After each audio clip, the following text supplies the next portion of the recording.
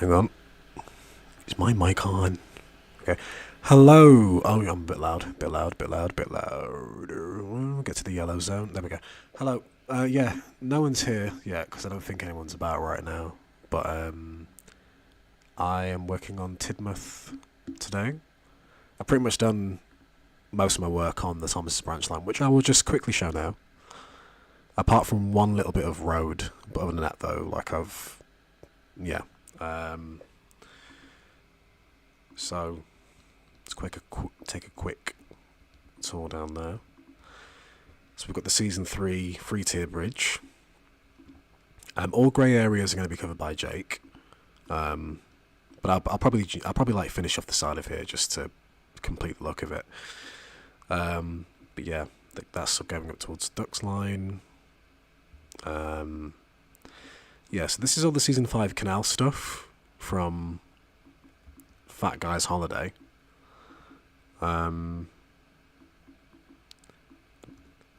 This needs to connect up there somehow. But I don't know. Yeah, these are all the canals. Come up here, and it goes into this pretty valley area, which is a concept art from season 5. Oh god, no! I'm talking to myself, and no one's here yet. Oh.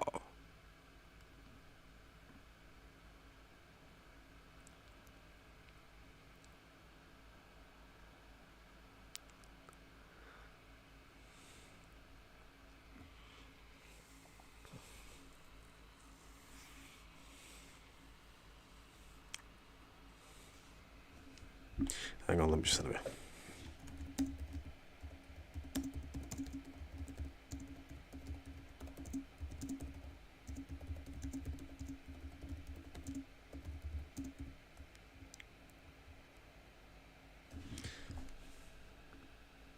And still, I'm the only one here.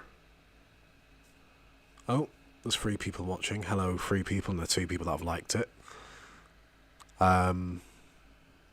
If you want to kind of rewind the stream a bit, I'm just taking a little tour down what I've been working on recently, which is all the...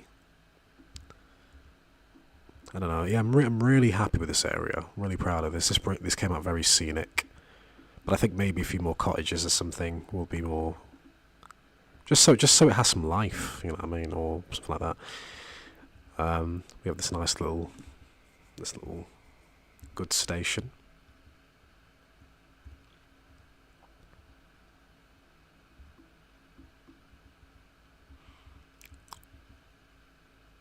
And then we have the Woolly Bear. Well, this is going into like Woolly Bear kind of area. And up the hill.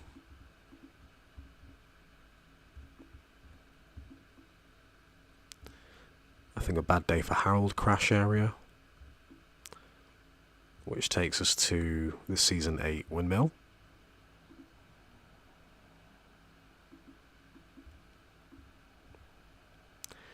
Across this little river bridge,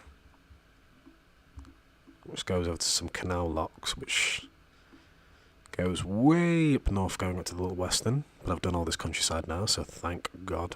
Well, apart from a few of these hedges, but we don't have to do that now. Oh, crap. Season 4, Paint Pots and Queens, whatever, or something like that. Yeah, it's Paint Pots and Queens. Queen Elizabeth Shed. Now, I think I might move this shot because there's another signal box near it, but this could be like a disused one. I suppose this could be I don't know. Maybe it's some disused platforms, like a station, like a halt or something used to be here.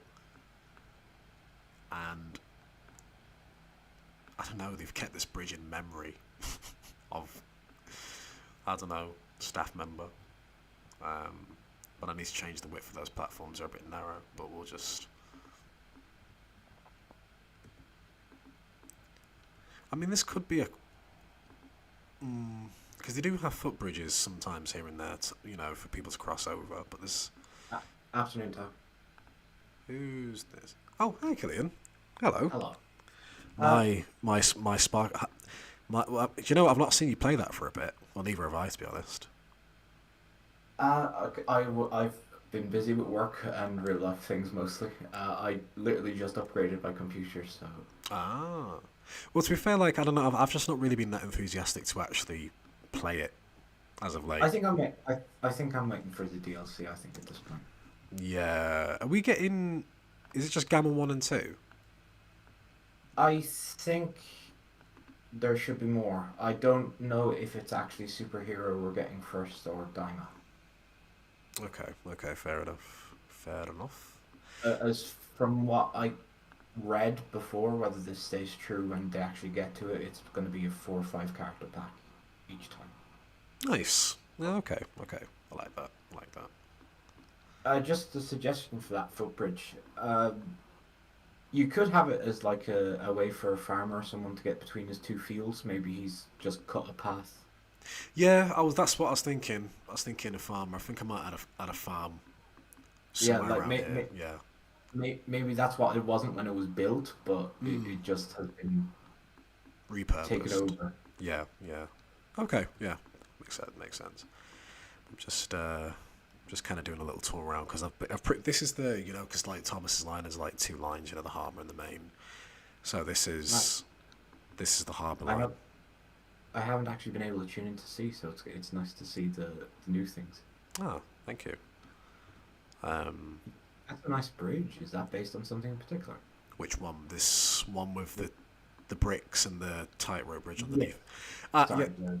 This is Owen Bell picture that Jake found. I Yes, I knew it seemed familiar. It is a very Owen Bell kind of countryside look to it. Yeah, and it's got like a barn and like very cozy. He likes cozy stuff.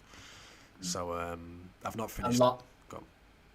a lot of the scenery Owen Bell uses would suit branch lines especially, so it's nice to see you pulling from it. Yeah, with that, we what we want to do is, I think we've used every calendar. We've used up all the calendar shots that are relevant that are not either an existing thing like a picture of Tidmouth sheds or something like that. With like any like random countryside shots or anything like that from like the calendars or annuals. Well, I think there's still some annual shots we haven't used, but we're really trying to get the most out of any TV series and railway series as well. Because I'll show you in a minute.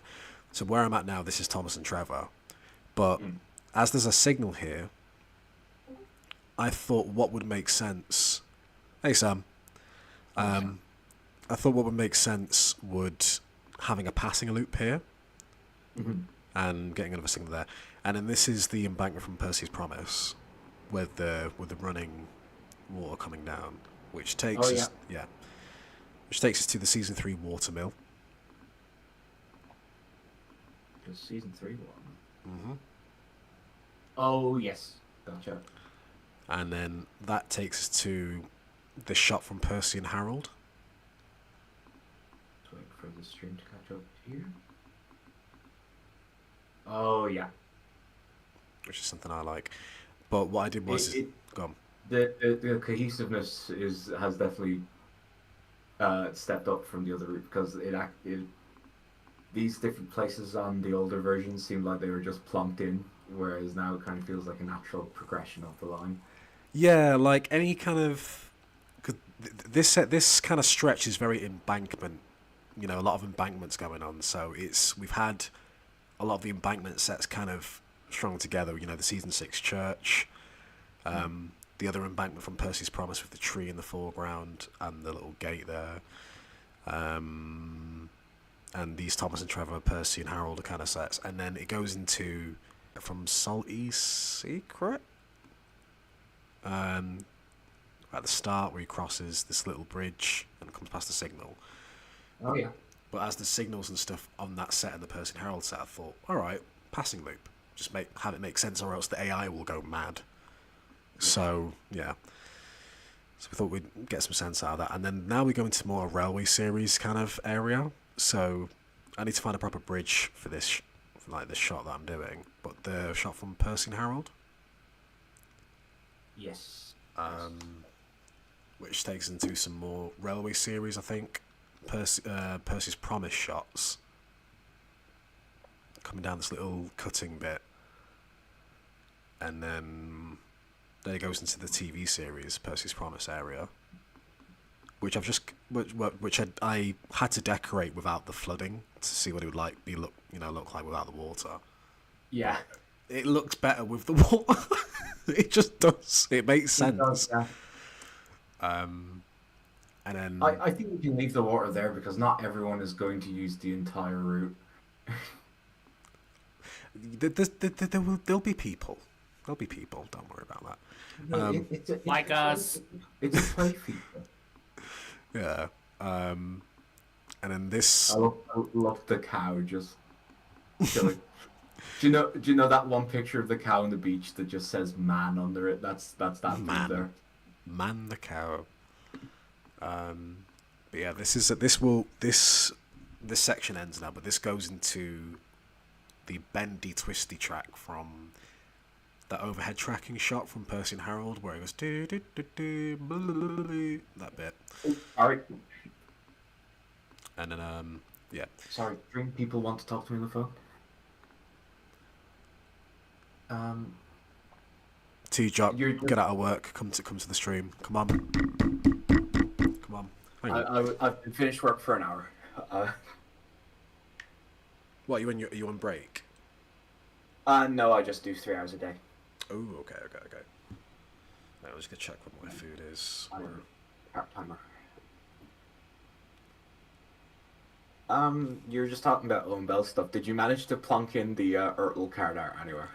That's going up towards Farquhar. I would thought so, yeah. Yeah. And one of the harbours, you could probably plonk in Bulstrode's one as well if you were stuck for something. What, the one from Special Attraction? No, Bulstrode has a special Urtle card art as well. That it's in a specific little key site. I'm gonna Urtle Bulstrode. To be fair, I think. Hang on.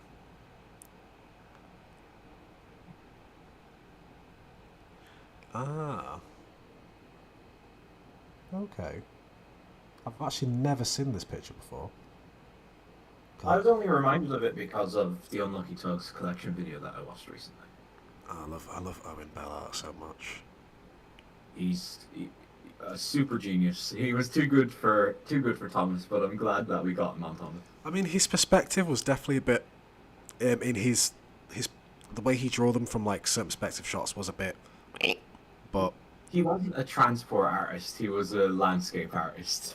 oh yeah, his landscapes were fucking beautiful, and we really wanted to try and get some of that vibe going on here as well. Like because I always make sure that at least in the background, a lot of the fields you can see a yellow field sticking out because it's just so Thomasy.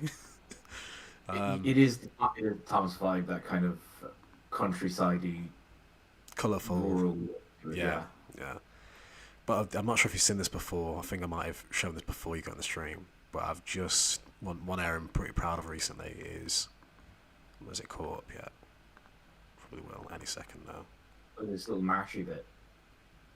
Yeah, it's the season 5 concept art from To Top and Pat's Holiday that they never actually put in the show. I've never seen that concept art actually, but you definitely bring a.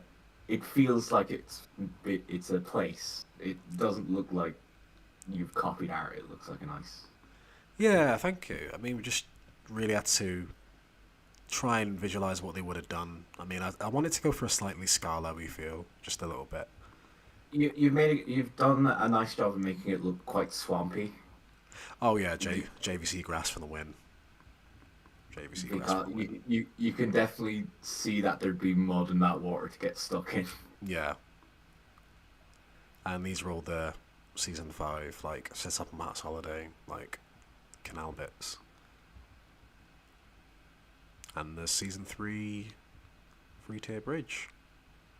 How wonderful. Okay, but we're going to go back to where we was meant to be today, and that is Tidmouth, because I'm going to work on the town. More curry.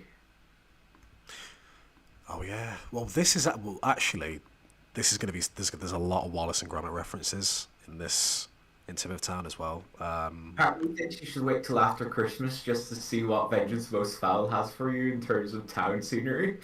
I am, yeah, I'm definitely, yeah. That's what I mean. I'm not going to be getting onto the Wallace bit just yet. But what I've done is screen capped most of the important town shots from like Were Rabbit, Trousers, Shave, and stuff like that, and Yeah.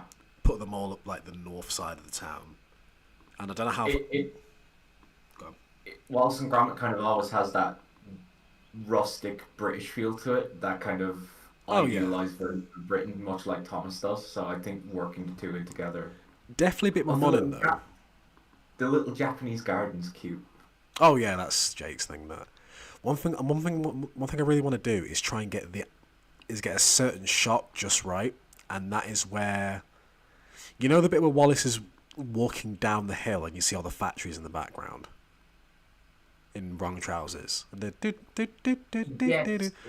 I want it. I need that to be like here or something like that, and then West Wallaby will be like, because this town's gonna be pretty fucking big. I think you could probably do, if you're on a bit of a slope here, you could probably do do you know the little corner where he encounters Gromit when he's in the trousers and he says, it's the Stop wrong them, trousers. Gromit! Stop them! Yeah, Yeah. it's that kind of little grungy alleyway. Yeah, yeah, oh yeah. That's what this. I'm really gonna try and map out their version of Wigan or whatever the fuck it is. Because we've got the Wendoline town square down here with the factory. Oh my god, yeah. The second I saw the clock tower, I was like, oh, that's it. Yep. Had to do it. And yeah, that was fun to put in. The pet food box is needed as Cab Jones said. Oh oh yeah, no, Cam, don't worry. Yeah, with the Metabix with the eye blinking animation. Me and Jake were talking about that. We do need Metabix. Just cramming as many Wallace and Gromit references as one can. Yeah, but I'll definitely after Christmas when Vengeance comes out, I'll definitely. If you wanted to go a bit darker and have a prison in one of the towns, you'd just do the Wrong Trousers one. Oh, with the fucking penguin on. Has to. I think. Do you know what we need as well? I want Teletubby House. I want You just hide that somewhere. I think you could just plug that out in the sticks. That'll be. Oh, we definitely need to. And the little windmill and the little things that come out the ground and shit like that. And yeah. Just plonk as much British nostalgia into it as one can. It is. We're trying. Maybe even the Bill police station. I know EastEnders is going at Vickerstown, definitely. That's going to be fun. I remember Totter's Lane is at Knapford for Doctor Who as well. That could be gone now, though. I haven't played on the route in a while. I know. I think I put Bannerman Road at Knapford. Excellent. Well, or something that looked vaguely like it. But yeah, that was. Once you have Sarah Jane's house with the trees along it in the little yard. Oh no, I've not done Sarah Jane's. Yeah, if I'm thinking when you put it that way, I could do with being a bit more specific. But sorry, I thought Bannerman Road was Sarah. Yeah, it is. But I've not really done a house that's directly meant to be like Sarah Jane's. I gotcha. Yeah. AA doing his best Clyde impression. 13 Bannerman Road with Sarah Jane. God, I've not seen that in years. It's hilarious to me that RTE, our state broadcaster, very often shows the Sarah Jane Adventures, but I don't think they've ever aired Doctor Who. So to a lot of Irish children, Doctor Who is the spin-off of Sarah Jane, which I think is very funny. Yeah, Sarah Jane came first. I remember that.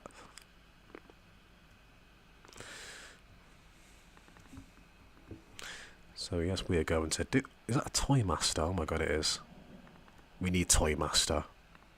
Oh, Toy Master was the master of Tomies. Oh yeah, oh yeah, and the little Hornby layout they'd have and everything. Yeah, we still have very few of them. Actually, most of them closed down, but the magic is still around at some point. The small local toy shop is unfortunately gone the way of the dodo.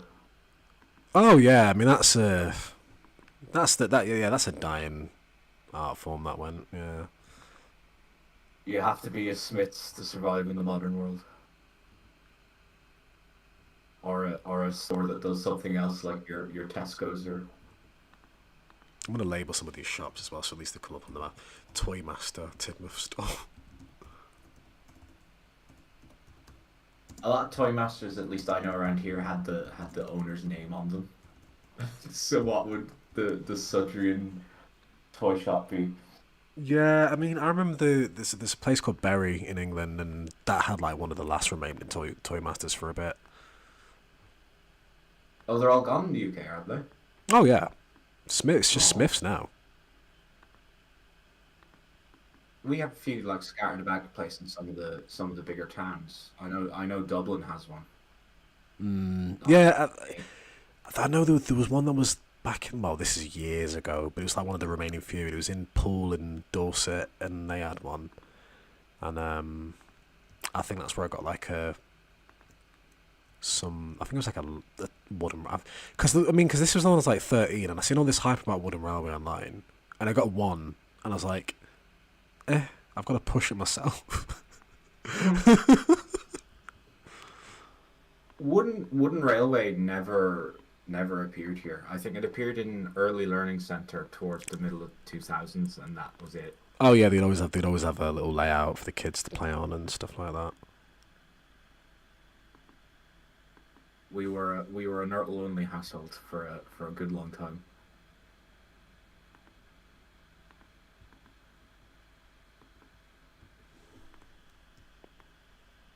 When the Urtles got discontinued, I was happily old enough for battery operated engines, so Tomy was. But I remember a Toy Master near me that did Tomies. A lot of Toy Masters here were like franchised into other shops, so the shops would do your stationery and books and stuff like that, and they just happened to have a Toy Master section.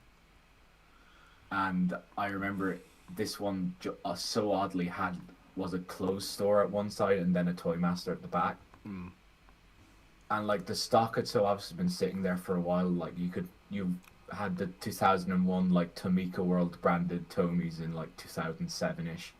Oh, those ones, yeah, I remember them. I think it was Boko that was there, but I ended up not getting him because Stepney was there, and I was like, if I'm choosing. Yeah.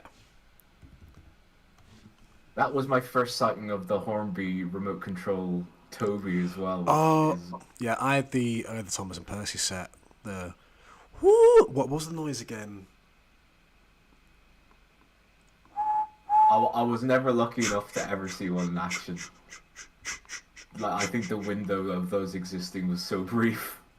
It had like a really American, like stock kind of sound for it. I remember. That's so Hornby.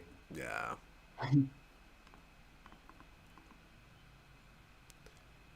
Mid-2000s Hornby was so funny. They were literally just throwing everything at the wall and seeing what stuck. Oh yeah, they were on fire back then. I think. I remember my first Hornby set as well. I remember seeing that in the Railway Inspector's videos. Do you remember Clockwork Thomas with the red track?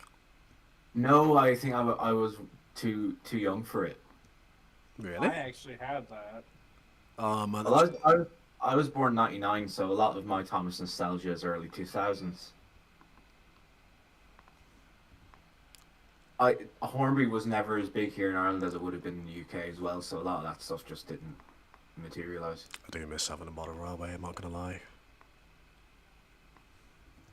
I won a Hornby TT competition last year and got fucking 3 engines and a train set and a shed and everything, and I only set it up once. I just don't have the room. Do you remember them? Yeah, you bastard. Do you remember them build your own model railway kits? And the first issue came with like that coach, and everyone got it for the coach. I remember it's Intercity 82's video on that is what I remember the most of it.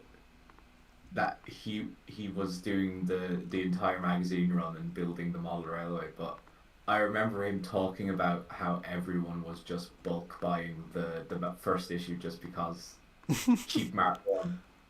Yeah, I mean I've got it in my cabinet. It's actually it's decent. The thing is with coaches as well is like if as long as you don't look at them for too long and everything's moving, who gives a shit how detailed they are? Sorry, pardon my language. Oh god, you don't know half the shit that gets spoken about on this stream. Like this is quite a nice, mature conversation today compared to what normally goes on. Yeah, that would be why I usually don't join. Bit too loud for my modern day sensibilities. Old man tendencies kicking in. Fucking, I'm only 25. I don't know how it's sitting in already. It just does, mate. I'm 28. I'm 28 next month. It's like your children. You've been pushing 50 for the past 10 years now. Shut up. Just because it's true doesn't mean you gotta say it. No, get it right, actually. I'll be 32 next year, okay? Jesus Christ. Honestly, honest question, how did turning 30 feel?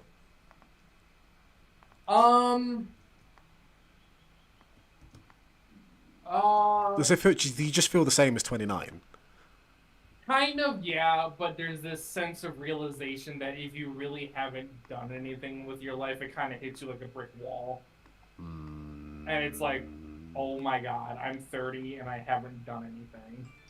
I think the whole concept of doing something with your life is overrated anyway. As long as you're good to people and are I think enjoying it. as long as you're healthy and you've got a good foundation enough, I think there's always time to visit countries and shit. Do you know what I mean? But I mean, I definitely get the whole thing because I've actually never been abroad, so Really? yeah.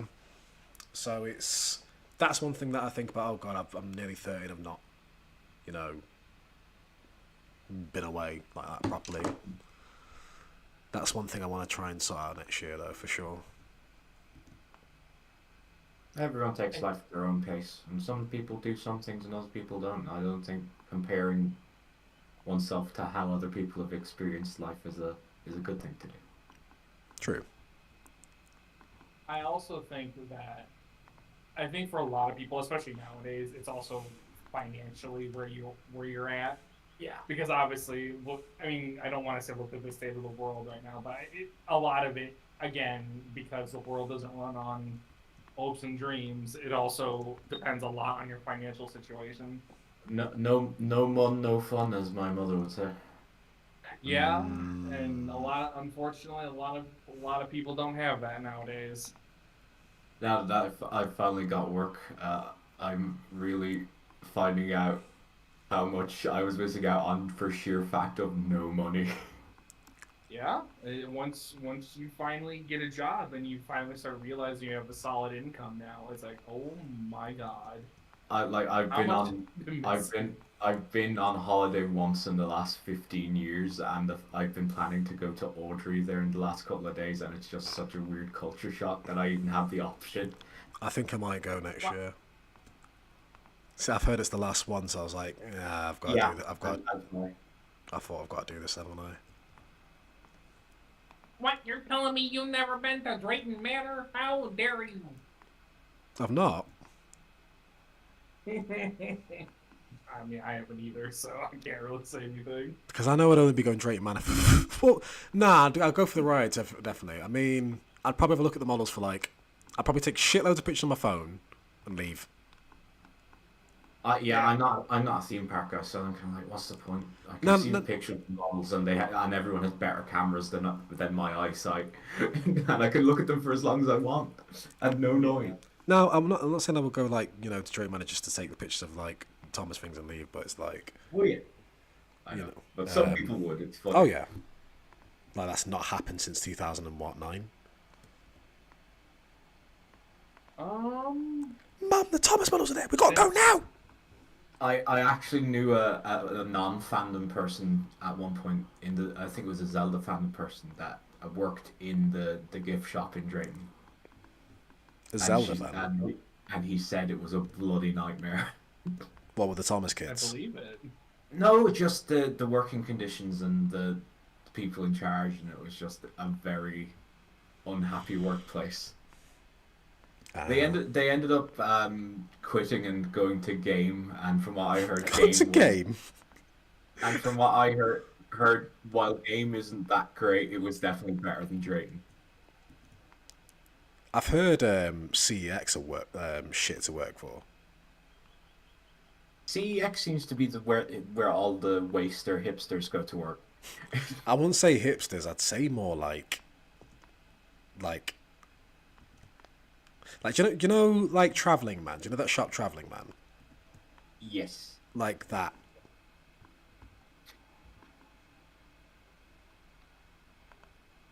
I don't think I've ever seen someone working in a CEX that doesn't have a piercing. Or smell of BO. My nose isn't that sensitive, I wouldn't really know. Oh no, you'll know. Honestly, with every CEX I've ever been to, whether it's Trafford Centre, not in Manchester or somewhere else, it just the smell of BO is mad.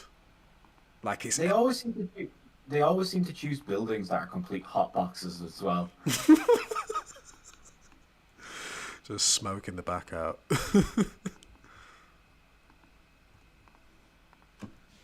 Cam Jones has a question. Does Wales count as abroad? Does what? I mean, it Does depends. Wales count as abroad? I mean, I could say that. I mean, if that was the case, I'd say does Scotland count? Because I went to Scotland once as a kid. Scotland would count more than Wales would count, I would think. Hang on. Got a notification. Just for It's maybe my distance, if nothing else. Oh, The furthest I've been was west of France. Was the furthest I've been. When everyone had money and French holidays were the in thing.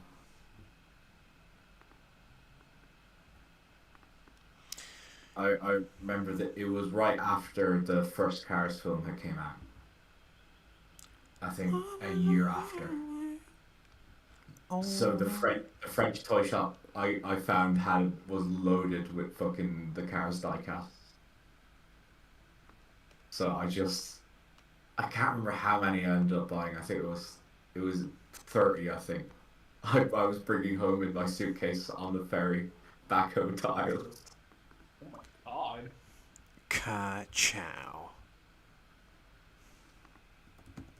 It's because I had like €100 holiday money, and like the Cars diecast are like £5 each at that time.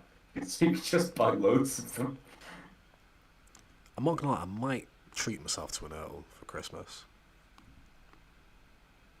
If it's not going to be this year, I doubt you'll ever be able to because those prices are starting to climb. Yeah, they was actually quite reasonable for a bit. I thought, yeah, £20 not too bad. But then when you actually look at when you look at how much they really was when it was about, it was like £4 or £3.50 or some shit. Yeah. So I remember what Tomy engines when they came with that would be an engine and two pieces of rolling stock or a tender engine and one rolling stock. They were only £12 each. Something like Whereas that. now- Yeah. Whereas nowadays for an engine you're climbing up towards 20, and that's a way less detailed engine with lighter plastic and probably only one little truck behind it. Well, that's not also just count the rarity of said whatever it is that you're buying either. What do you mean? Like Tommy / Trackmaster Oliver. Oh gosh, yeah. For some reason, it's skyrocketed to what? Almost 100, somewhere in the hundreds? 130 quid is the going rate. I'm from what I can see. For what? I don't get it. Just for the Oliver, for For some the reason. magic of it all. Oh hello, Nick. It's still so The fucking magic stupid. of it all. If I would have known Tommy Oliver was going to be so expensive, I would have, as a kid, seeing it in stores, I would have bought every single one I would have found. If you want to unbox Tornby Oliver for 700 quid, come on, take it. It's hilarious because like Oliver was one of the very few Tomies I had that I didn't really have much sentimental attachment to. So Yeah, he's kind I- of he's just kind of chunky. That's why he just. it's just I have no memories associated with him specifically. Like I didn't get him as a gift from somebody I loved. I didn't buy him when I was on a nice holiday. I just ended up with him somehow, and so I ended up trading the Oliver to Carson to get me a wrestling figure that was exclusive to Walmart. Oh my god. I still don't regret it. I really don't, because Tomies are very hard to display on like a shelf or something. They just take up too much they room. are. Yeah, they Like my room here in my new house is full of fucking my old Tommy stuff. are. Back in my day, I remember when all that stuff was still on the shelves. Back in That's- my day, That's just a lot of older towns in Britain and Ireland. They all just tend to be old architecture just retrofitted. should we have the And they Friends just cast have on this fountain? And there does tend to be a lot of heritage initiatives as well, so that they're probably being monetarily compensated to keep things looking like the 1900s. Yeah.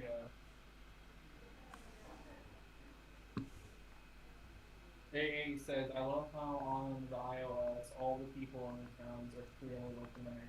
Oh, the people, sorry. Let's go. What?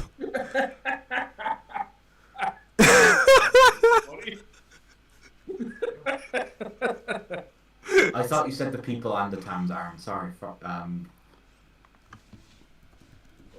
Tesco. And a blockbuster, okay. In Knapford. Greg's. Great, yeah. Wait, there's a CEX. I got that. Just speaking of CEX, where is it? 1 minute. There it is, next to the Thomas Wright. We gotta have a little Caesars in the Tidmouth. Did you Just saying. specifically find a Nintendo Switch banner to put outside? Is that like a separate thing? I think Jake did.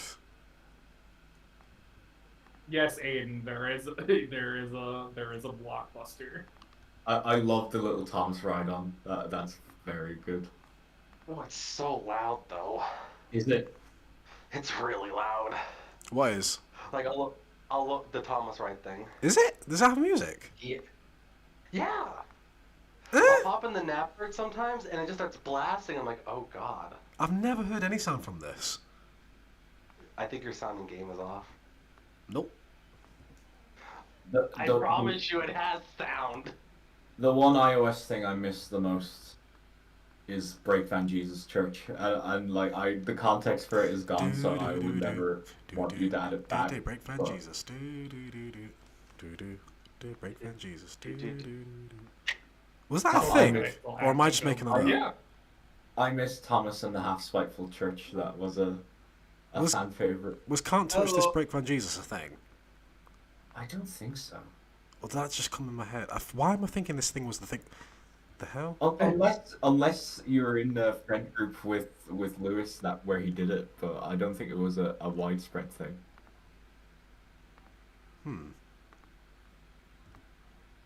We'll have all these soldiers walking through today. I know they're handing out. You know, like when you walk to town centre, and like like soldiers giving out fucking charity buckets for the army and that. Oh yeah. Yeah, there'll be these guys there. Nah, Yeah, usually those here they come to soldiers- your schools and flag you down the hallway trying to be like, you should join the army. And I'm like, no, thank you. I'm good. I'm trying to get an education. With a small metal bucket. Honestly, though, those soldiers look like they could use the money if they want to get out of the 1900s. Honestly, How does one get out of the 1900s without natural progression? They need funding to fight the time singularity. Look at their faces. Is it still Tony fucking Blair? One of them is. The one on the right definitely is.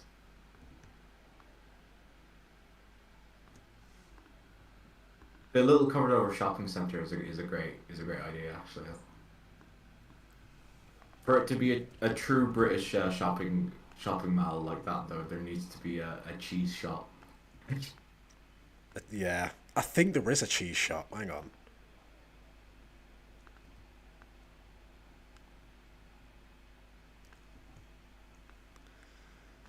Love scabbing some old lady. Culturally mandated roleplay kink.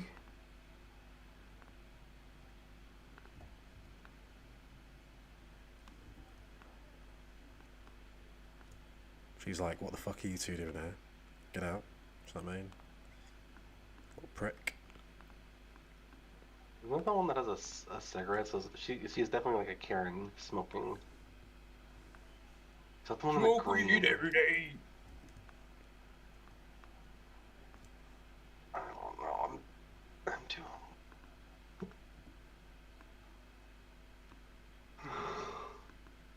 She does look a bit like Stacy from.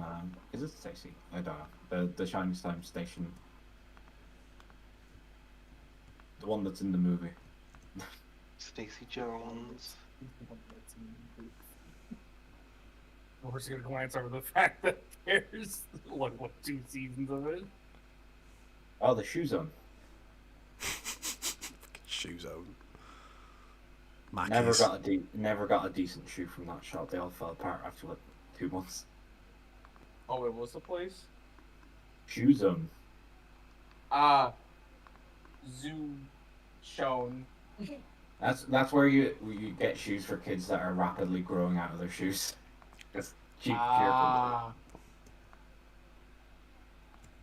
I don't think they've ever sold a decent shoe in their lives. No. No. No.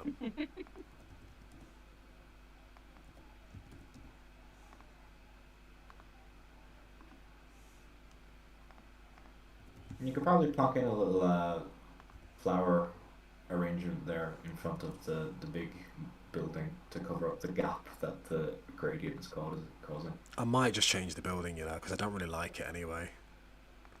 That's fair enough. It's not very photogenic, is it? No. No. If you like that something. You buy one, you get one free. You buy one, you get one free. Kyle Eaton in the chat, I imagine that was probably the intention. Oh, 100%. Back in the day, yes, that was 100%. Because Casey Jones is a big thing in America. Like I'd never heard of it until the last few years, but almost every railway, like the railway zeitgeist in America, is the little engine that could Thomas the Tank Engine and Casey Jones. Well, I mean, Casey Jones, at least in railroad folklore, yeah, is synonymous, but from what I've seen, at least Thomas-wise, it really hasn't connected a lot. I think Johnny Cash probably has a lot to do with how well known Casey Jones is. Yeah, Johnny Cash did play a very, very big role in that.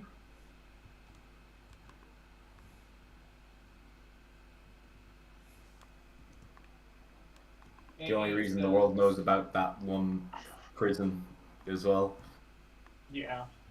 AA says someone needs to make a mashup of Shining Time Station song and the new school drop out from Greece for a joke.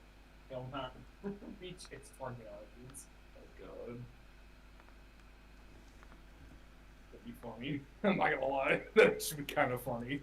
It feels like you've literally pulled a woman out of the Middle Ages there to put in the middle of your shopping center. What?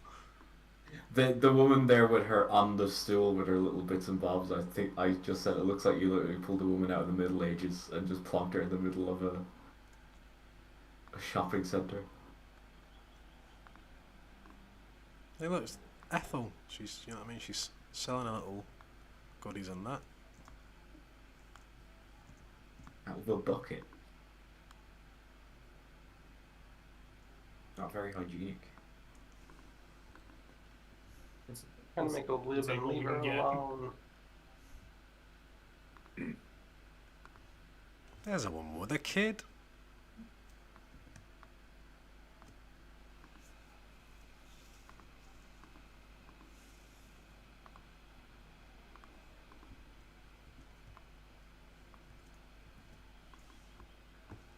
What kind of magazines is that fella selling? Has he got the Beano? I know the ones that you want to get on the top shelf. Don't be vulgar. You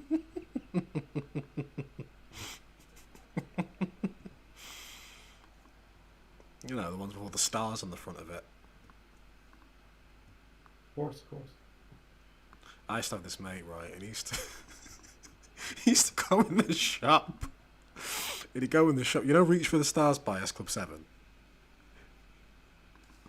I for know the it in stars. context. There's a song called Reach for the Stars anyway, and he used to like to try and piss off the shopkeeper. He'd be like, you know, putting his hand on the porn mag at the top shelf and singing that song at the same time.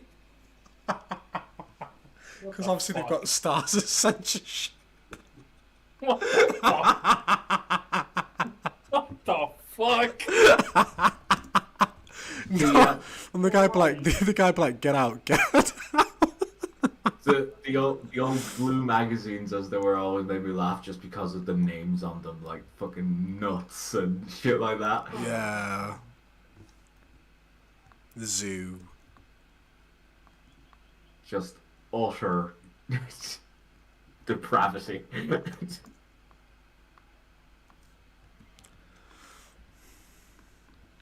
Shoes on.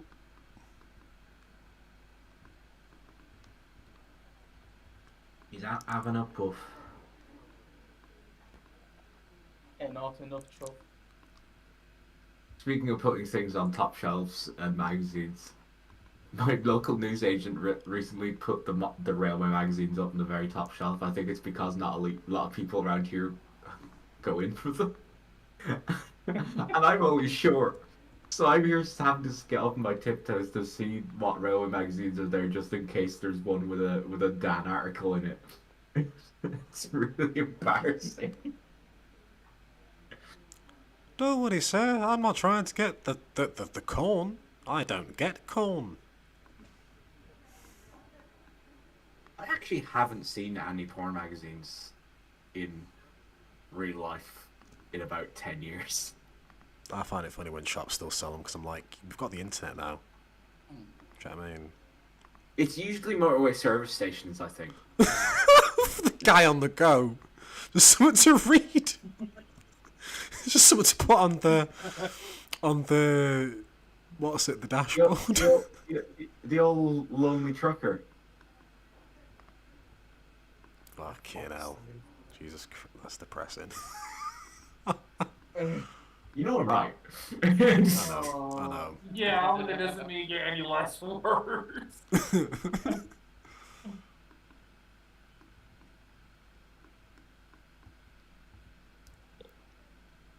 Oh I like how even though it's television series Tidmouth, you have the nice town down on a level beside the station. Yeah, I mean, because obviously, I think Mitten had it by the sea, and I think in the railway series the town was on the other side. But obviously the railway series there's a Tidmouth harbour, isn't there? So Yeah. yeah, and just kind of like this idea of it kind of being a bit like Manchester, where it's got the station up top there, and You know what I mean? It's all this and that. I think it's a good thing to exercise freedom on, considering how little you actually see of it. Oh yeah.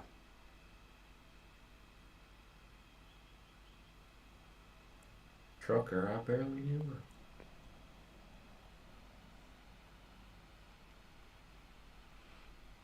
Is that algae beside Tidmouth there? Algae. Is he the blue one? He's the blue one with the white. It's similar to algae. Similar to algae. Algae's brother. These are like a new fleet of buses. Who made them? Handful macaroni. So we've got like a green and Handful of macaroni and Benny are a couple of magicians. oh yeah. We've got these. Oh, my favourite one is this one, red and cream Bertie. Well, that's 100%. very nice. When the stream is behind, so I'm like, Ty, that's a green bus. It's orange. Honestly, I'd honestly take the red and cream as actual birdie instead of what birdie actually is. Oh yeah. I could have sworn there was an illustration somewhere of Relish Bertie that gave him a bit more of a cream look. I think it was probably a Clive Spong illustration because he's always the one that does weird things. And then you've got this. White bus with the bread stripe. It's cool. We have different Berties. That's not the Fireman Sam one, is it? No. Algae. I think the most annoying thing about this town is having to put down all the people. It was one of the illustrators for the pop-up books gave Bertie a bit of a cream yellowy swish.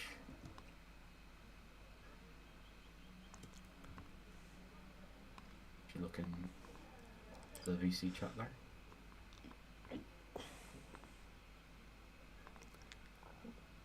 Oh.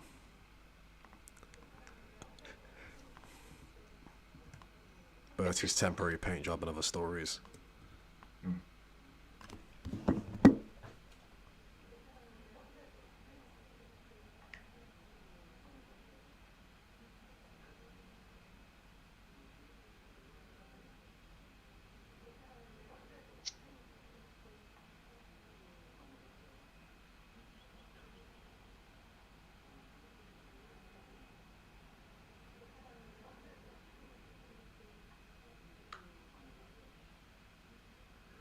Oh, I've never seen that before. No, a Rev sketch of our dear old bus friend. Meep meep.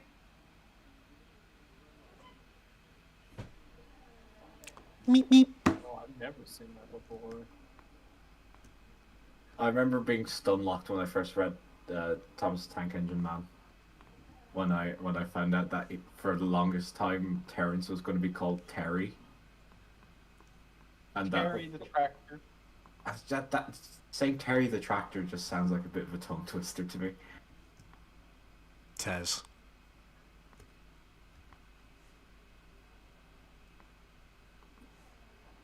Terry also makes sense though because I don't think you'd ever meet a farmer or anyone working class for that matter who would be called Terrence. Ooh. Real quick, Ty, since I'm on that side. Yeah. Did we fix the connection between Marin and my side, or does that need to be Ah, done? yeah, that's a bit. Forgot. Yeah, that's the track there is a bit fucked. Do you want to just send me that section real quick, and I'll fix it myself. I'll adjust it on my side real quick. What? So you can just have a look at it and just. Yeah, sure. Give me a minute. No, take your time. I'm trying to make your job easier. Yeah, because I mean, we've got similar problems on some of the parts around here as well, where it's like, yeah, it doesn't line up as well as you thought it would. But AA, I read Pheasant Plucker as the onomatopoeia that Pleasant Jake was doing fucker. for Terrence. I was reading it as the onomatopoeia that Jake does for Terrence. The pick it up, pocket up, pick it up, pocket up, pick it up, pocket up. Pheasant plucker.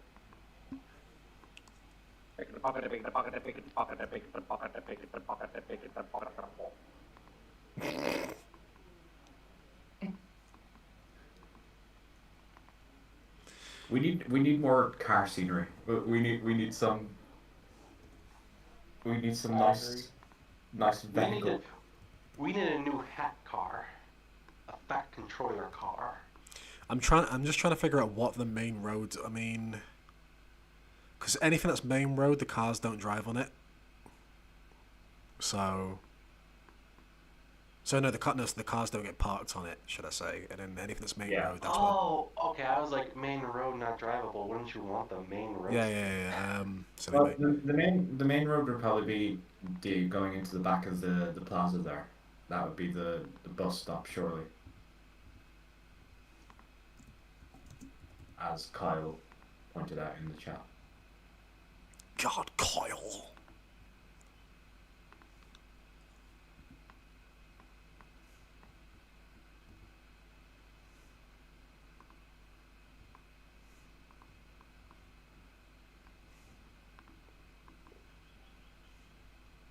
Doesn't Bertie end up in the station forecourt though? I guess so. Well, I just remember the shot of him from the runaway or whichever one it was. Yeah, he does. I mean, yeah. There's. And where's that tree that Nick was talking about? Where is it? No, too far. It's here. I like this tree. Very season 4 tree. Oh yeah.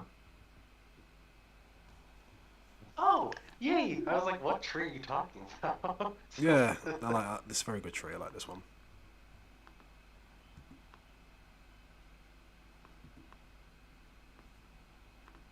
Oh, that ties it together actually, yeah.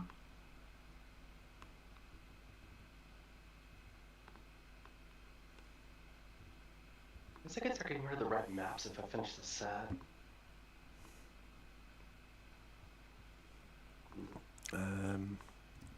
DS. It's a brick wall I want. Where is it? There we go.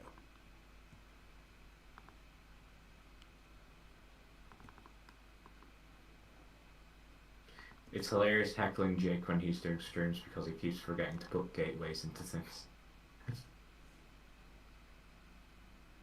I'm just there ripping at my haircut and going, no, there needs to be a gate. People wouldn't just leave an open wall.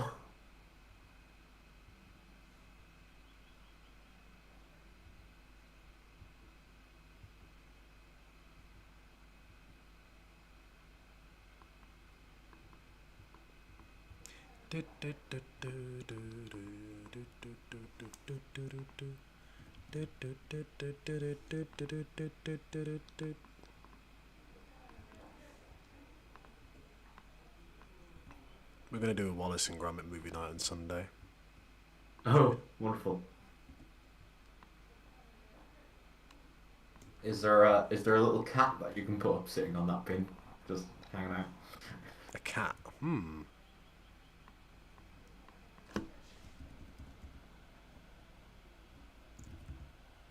That is not a cat, that is a caterpillar truck. Oh, that's a very nice building. How did I not know this existed?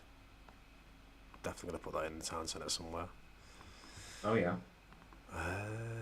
That's a very building that existed when the town first was built up, kind of thing. Yeah. Put it there, across from the hotel. Postman Pat lying on a bin here. That isn't very becoming of him. Get some traffic lights.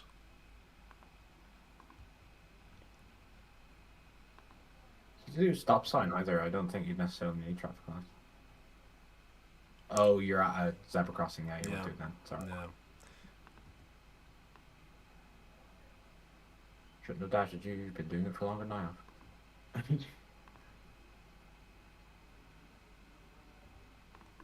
Is this would I call this a main road? I don't think any of the ones at this side are necessarily the main road. The main road is probably over at the other side. Yeah, yeah. Secondary road, definitely. Main road, probably not. Yeah.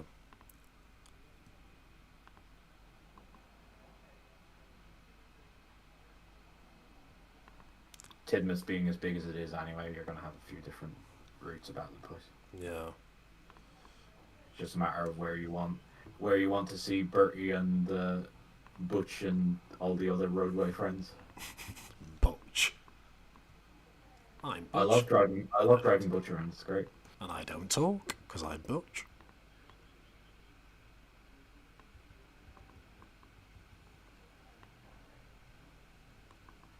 Good point, actually. Would you take the same road each time? Would you take the same road every time? So that's the thing as well, Bertie isn't necessarily the only bus. You're going to have a few different routes. True that.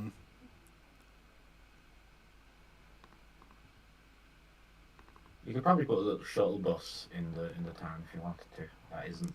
Do you know what, that that'd be a yellow bus. Yeah. Well, you already have a load of them about the place. Where is it?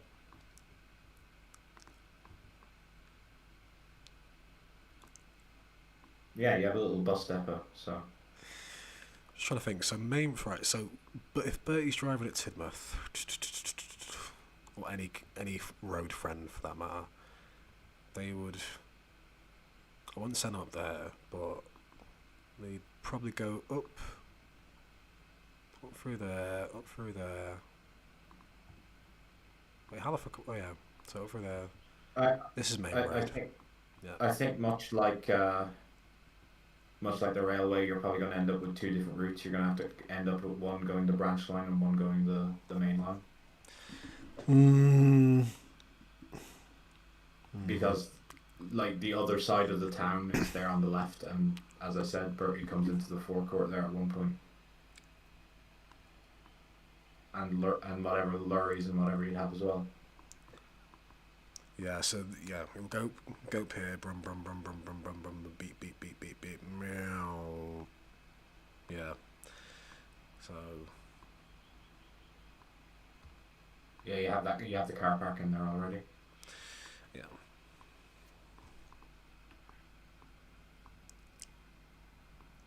I think you're just going to end up with a few junctions. Just trying to think what road I'd make Bertie ignore. So I think, yeah, he'll ignore this one. Get into that. But this road here, this goes out to. This will come round here. Would you ignore it though? Would you ignore it because you'd think that the shopping mall would be a no, well, no, I'm trying to. Well, I'm going to put the invisible track. That's what I mean. Oh yeah, no, I just mean. Oh, sorry, you're putting down the bus here already. Yeah. Okay. Gotcha. Because any invisible track roads will have no cars on them because I can't be arsed with all that, you know. Yeah, understandable. Plus, main road's a double yellow line anyway.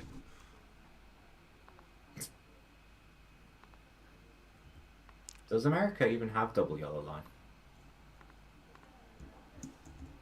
I know. Yes. You do? Okay, fair enough. We might view it differently as you guys do. No parking. No, you can't cross. Our double yellow lines are in the middle. It's for two-way traffic. Ah, right. Yeah, no, double yellow lines would be at the each edge of the road. It would be just you don't park. Mm-mm. Ours is for double two-way traffic, and you can't cross over. DS bus stop. I like this more modern-y one. There we go. Are you gonna have invisible track up onto the station there at the ramp? Probably not. Probably a good call.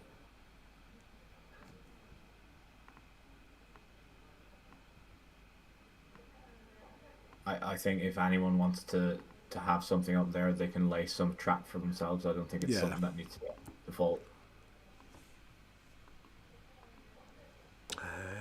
Guess I need a bench here, don't we?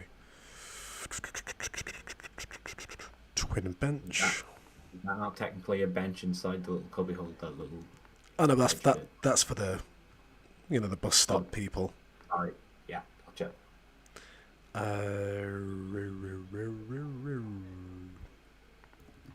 Seated man.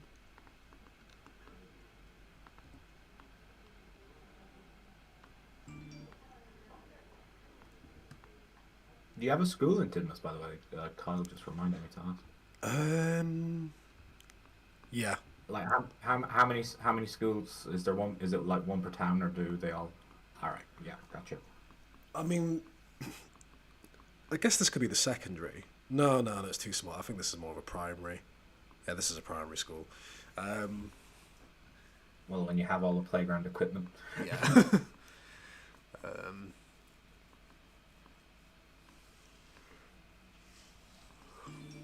Look, I imagine whatever school would be in Wellsworth, if that's still there, would be the religious school, the secondary. Sorry. Secondary school there. I'll be right back. Hold on.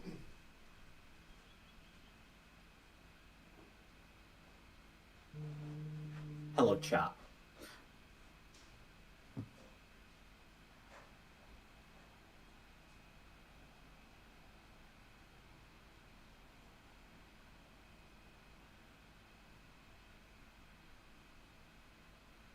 That was a little ship dock I didn't want. Oh, it's drastically less than what I had before. Jesus.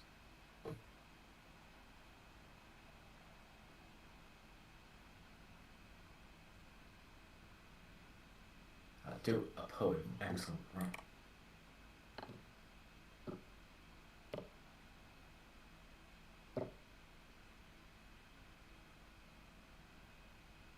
Entertain us. Okay, I'll read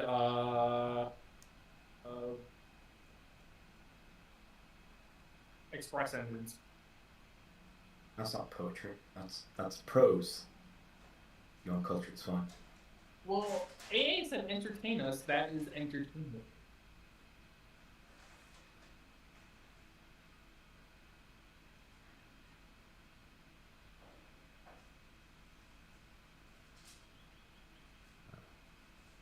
I'll go onto Internet Archive, look up poetry, and read the first thing I see. The other thing about hitting 30 is a lot of things start when they never used to hurt, now start hurting. Oh.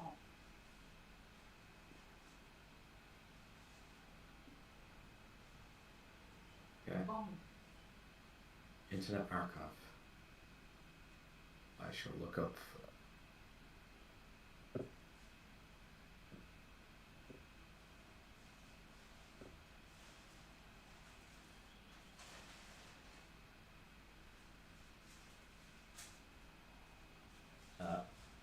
I know. I shall look up railway poetry.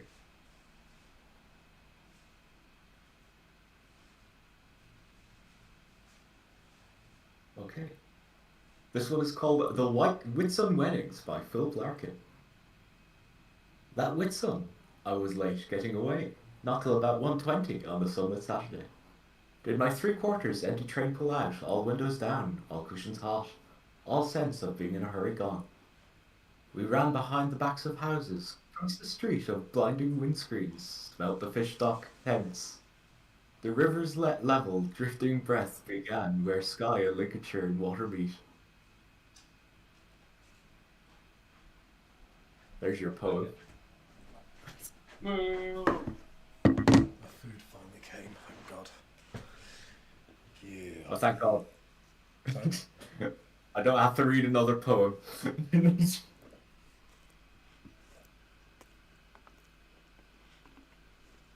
The punters demanded entertainment, and I was happy to provide.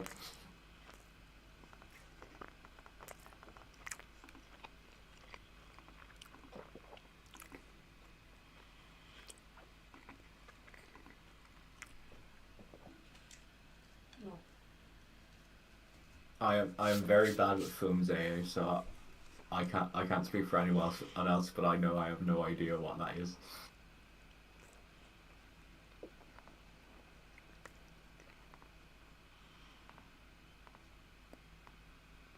You alright, Ty? I am just eating. Fair enough. But that's a big signal box. Like, fuck off, signal box is what that is.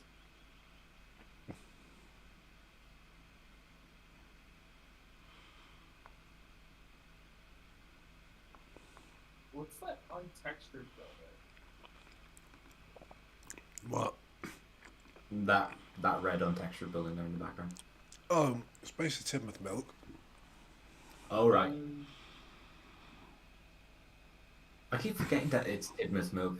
I keep thinking it's Ellsbridge even though it says Tidmouth.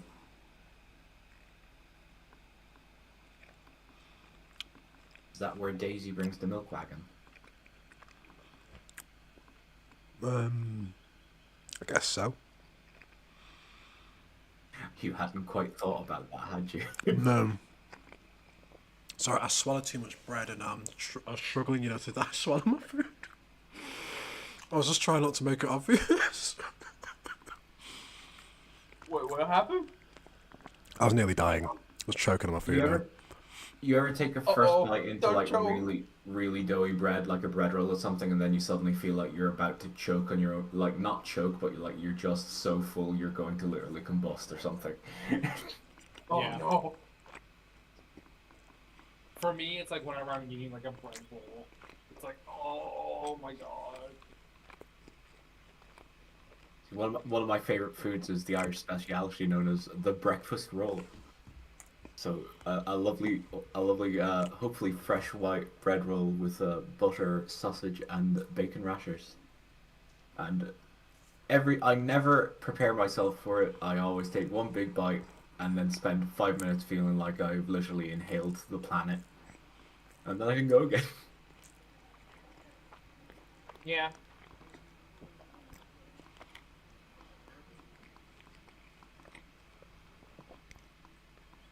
Isn't that West gone? No, No, still around. Okay, fair enough. I'm with them, but I will admit Oh, really? they're not. I think they are a shit bank because they don't allow weekend payments. Really? Yeah, it's so annoying. It is really, really, really annoying. You think you'd do more business on the weekend than you would during the week? During the week, no. I think it's just the whole working day bullshit. Hmm. Bring the body business governance. That doesn't bring the cat. You're very quiet, I'm afraid, son.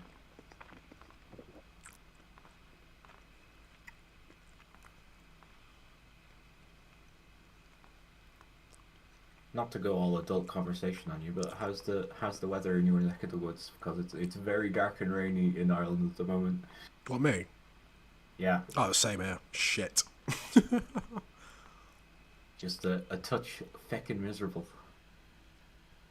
AKA British. Yep. It's all feeling very Commonwealth right now.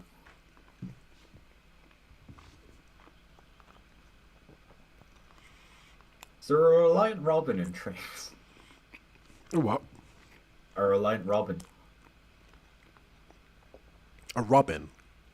A Reliant Robin, do you know the little three-wheeler that Jeremy Clarkson kept tipping over Ah. all the time? A minute.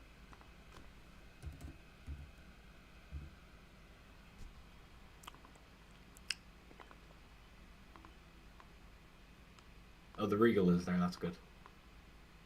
We also have the the forward Anglia from Harry Potter. I am not going to give my views on Harry Potter because they will be scathing. Oh. I think I know why. I think you tell me this. Hmm.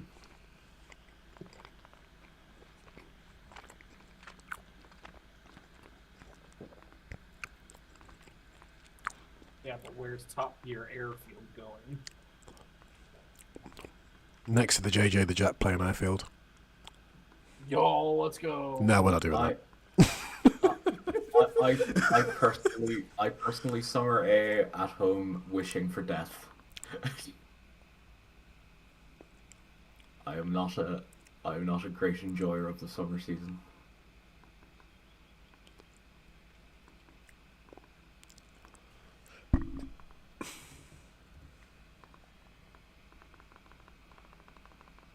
Alright, let's see if the scratches might do it or not.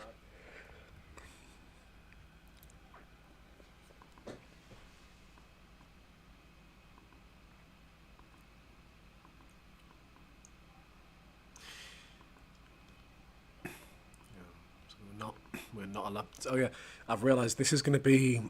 I've decided what I'm going to make this bit. So you know in Wrong Trousers where Gromit sleeps under the bridge. Yeah. Yeah. Oh, is that? You probably could do the little shop as well, where he Yeah. finds all the pictures. The jobs and that, or the whatever he's looking for. But I was gonna. Basically, this is going to be the start of Wallaceville. It's going to get more Wallacey round this point. But this is like the proper shithole, grungy side of the town. Well, not shit. Well, it's the it's like it's the town centre. Comparatively. It's the town centre, but it's like it because there's a thing here. What Jake's done, and I don't know, because he's done this little bridge bypass thing on here, and I thought, God, that would be perfect. But would it be weird to have the cars going through it? It wouldn't be cars, I don't think. I think it would mostly be lorries. I think the cars would probably bypass it somehow.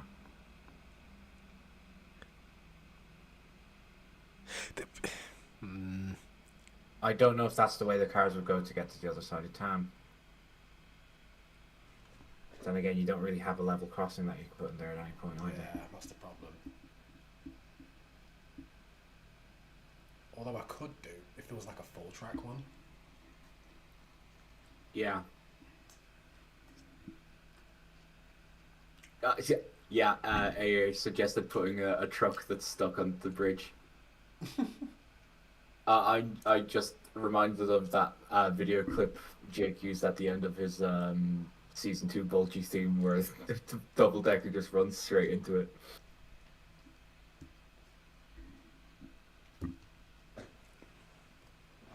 Because like, that shipyard isn't a passenger shipyard, is it? That's just cargo. Yeah. Shit. So that there'd hardly be cars actually going into the harbour. It would mostly be dock workers and lorries and whatever. No. Okay. Play with it. What can I do? It's a shame because this bit's 4 track. If it was 3 track, level crossing right there, and then probably get rid of these houses and stuff like that. If you were to get onto Benny, I imagine they could probably do some magic if needed.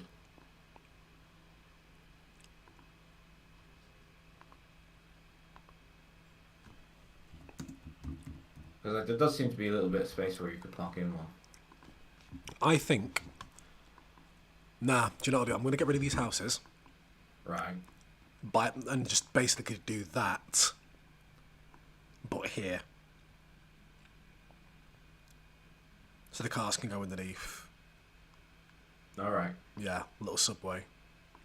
Yeah, okay. Yeah, we'll do that. SI3D style. Two traveling crossings. The old, not to open old wounds, the old Sudroom Community Special. Wait, did we do that? I think he did at one point.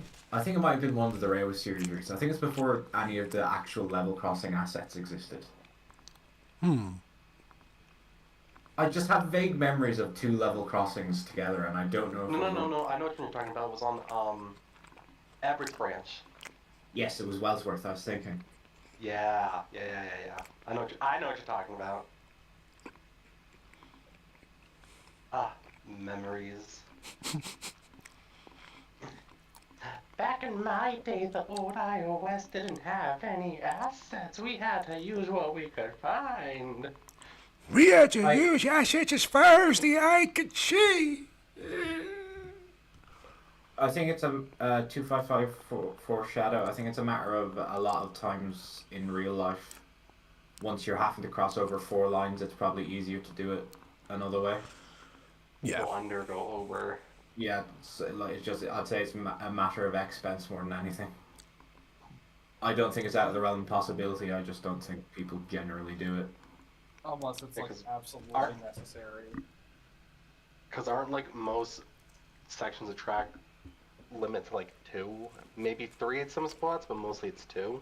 3 main line, 2 branch line, I think.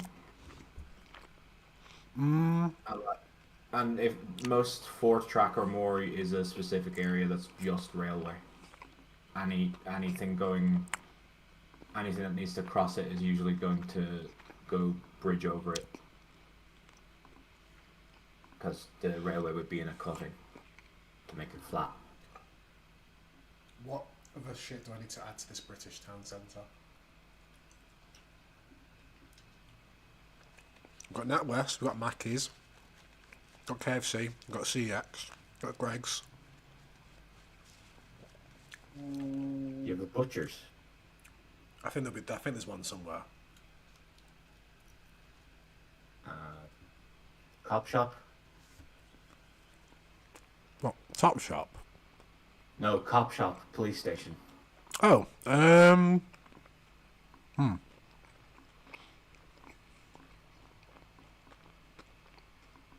just thinking of the 10-track yard at the end of Half Price. With the big walls either side. My name is Tobias. Toby for short. When I was a little steam tram engine, I gained all these superpowers. 13 Bellamere Road is where Sarah was shit. God damn it. Sorry, repeat that. I was trying to do the thing and I fucked it up. Oh. Will you cut that out? Oh, the Series 5 yard turntable. That's nice. Oh, yeah. I think I'll finish detailing the docks for Jake. Jake has a talent for dockyard. Oh, yeah. Crazy. I'm just finding the assets too, like... You have to clutter a dockyard, and you don't want to clutter it with like 50 million same things. Oh, yeah. It has to be really mixed up. Even here, like this little junk area. Look at this little... It was crap. The little gas canisters are good, I think. It's also a safety hazard.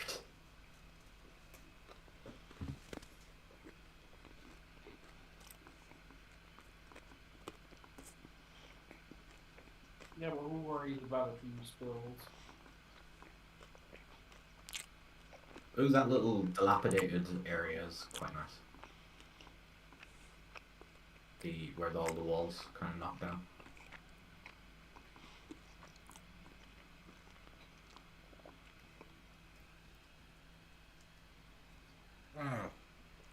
I realised what I need. A car park of some sort. Yeah. Jesus, probably a multi-story, no? I know, that'd be too... It'd stick out too much. Be too big. Would it? Yeah.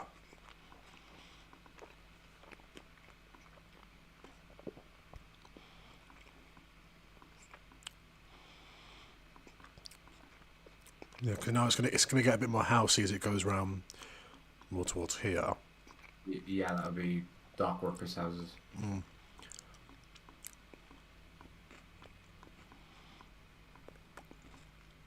But yeah, I'd say a lot of the main town is over this side. Even around here, it's gonna be crazy. Oh yeah, the CGI town hall set. I forgot about that. Nick's least favorite. It is my least favorite. I'm sorry, I hate it. Stop. We were talking in another server about it the other evening, and I was positing that it would probably be better as Sudbury than anything near Tidmouth. Just because it's Sudbury capital. Wait, does Tidmouth have an opera house? I don't know why it can. Exactly, why not? This is where Alicia Botti performs. Well, A, your opinion is valid, but mine is not, apparently, to Xavier.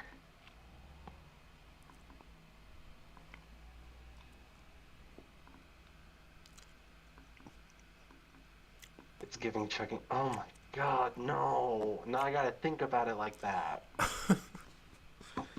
You know, you Americans are lucky because you guys get Philly cheesesteaks. Philly That was down nowhere.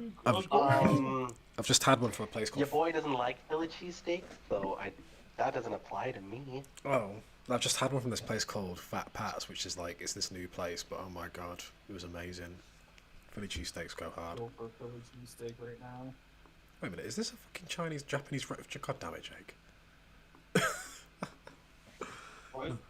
Got a Japanese restaurant next to the gardens. Do you know what? I feel like... Yo. If any of you were Yakuza fans, I would suggest putting Kiryu in there. I tell you what does need to be around here, if that's the case. I feel like those kind of like an Asian wholesalers where they've got like all kinds of veg and noodles and sauces and like. Oh, you know, like an H-Mart. yeah, like because Manchester's got quite a few now, quite a few of those places, and I just feel like Oh yeah. that'd be kind of perfect. That's another thing you could probably put in the town somewhere as well. An old Polski game.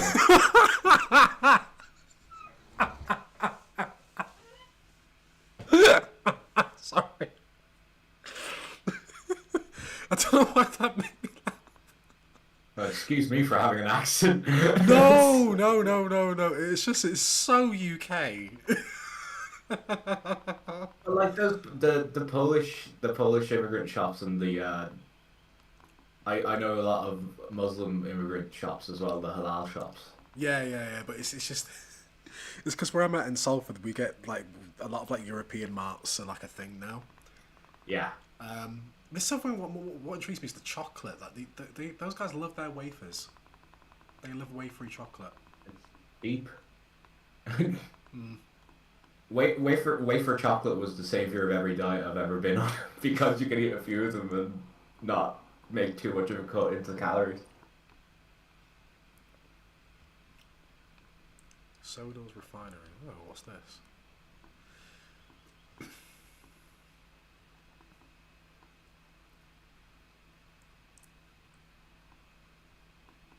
You should put the office of the Soda Yakuza there next to the garden. I thought he was going to select The Office, the one from, The Office. Is it Wernham Hog? I'm not familiar, I'm afraid.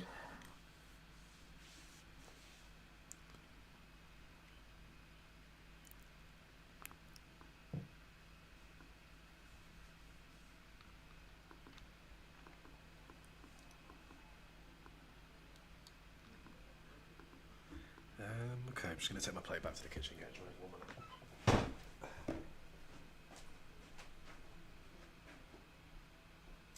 I mean, it's time for another poem.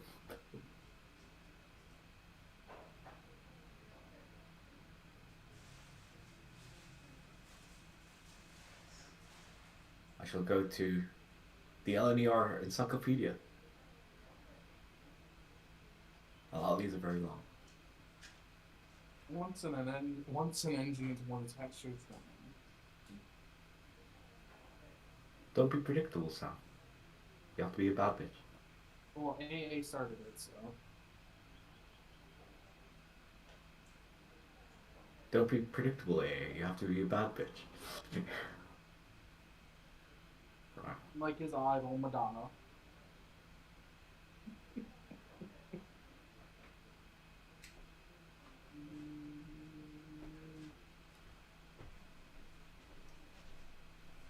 Oh, someone in 2010 on the LNER forums themselves actually put in the the Henry rhyme. I imagine that went down well.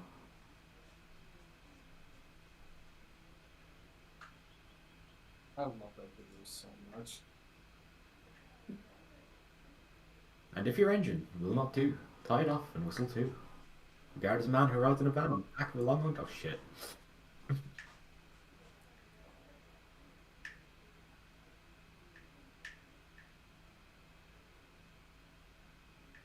Wait, it's tied back?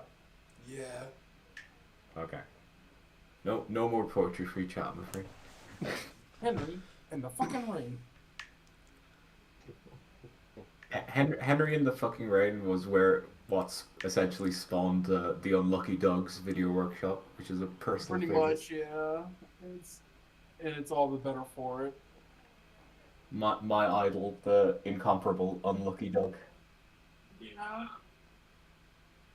creator of Percy and the Child Mortgage.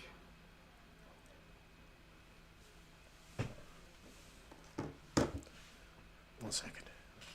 You were doing Stanley memes before everyone was into it, AA. You were ahead of the curve. A has always been ahead of his time.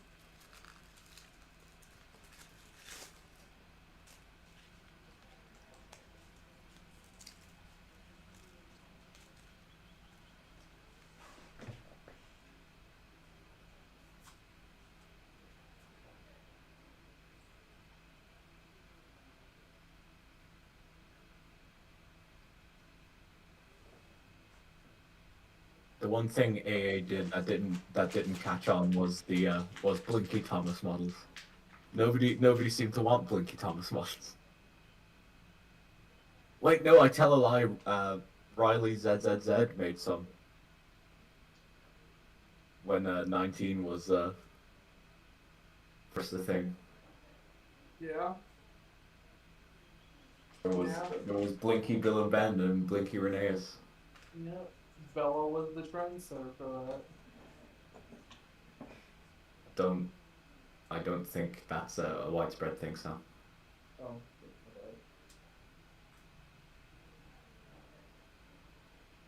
Yeah, wait. The only thing I remember out of those being released was just everybody complaining about it. That's the only thing. It was I 19 remember. exclusive, yeah. Oh my fucking god. First I don't know Thomas how- models for trains or for trains 19, everyone was whining. I don't know how the hell you script that in Railworks, Jesus, especially then. People have just learned how to do changing faces in Railworks. I think it was Handful Macaroni or one of those, did it? Yeah, it was macaroni that learned.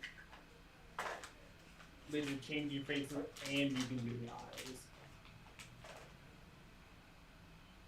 But not like as fluent as the TTE script though.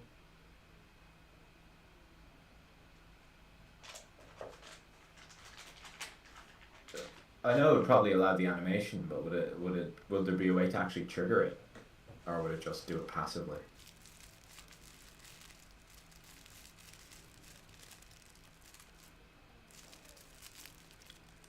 Probably be pantograph.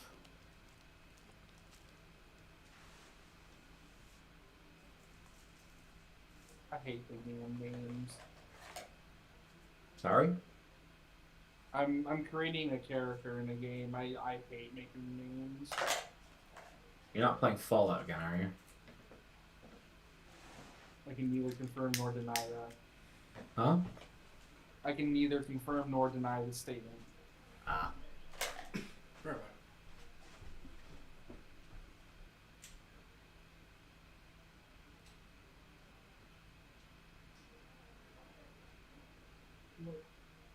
I like the shape of Blinky Thomas just because it was an illustration one, and that wasn't really a done thing. Everyone was either making an television series or E2. Not that E2 Thomas isn't good, especially the one that AA put out later, but it was not to my taste. Too long. AAE2 Thomas was the thing that got me back into trains, actually. Oh yeah, you'd been out for a good while, hadn't you? Mm-hmm. Yeah, because SI3D at that point was only really pumping out TV series models, and I was like, the burnout was already setting in anyway, so I was just like, all right, I'll just take a break, and then I can't remember. It was like a couple months afterwards. Ooh, shiny new Thomas model, and it's Railway Series. I'm like, ooh, I need that. Your patience for television series never went very No, never went very far, did it? no, it still hasn't. Like, I mean, I'll do a screenshot or two every once in a while for TV series, but I'm so Railway Series pilled at this point that it's not even funny. Andrew enabled us. Yeah, yeah, they did.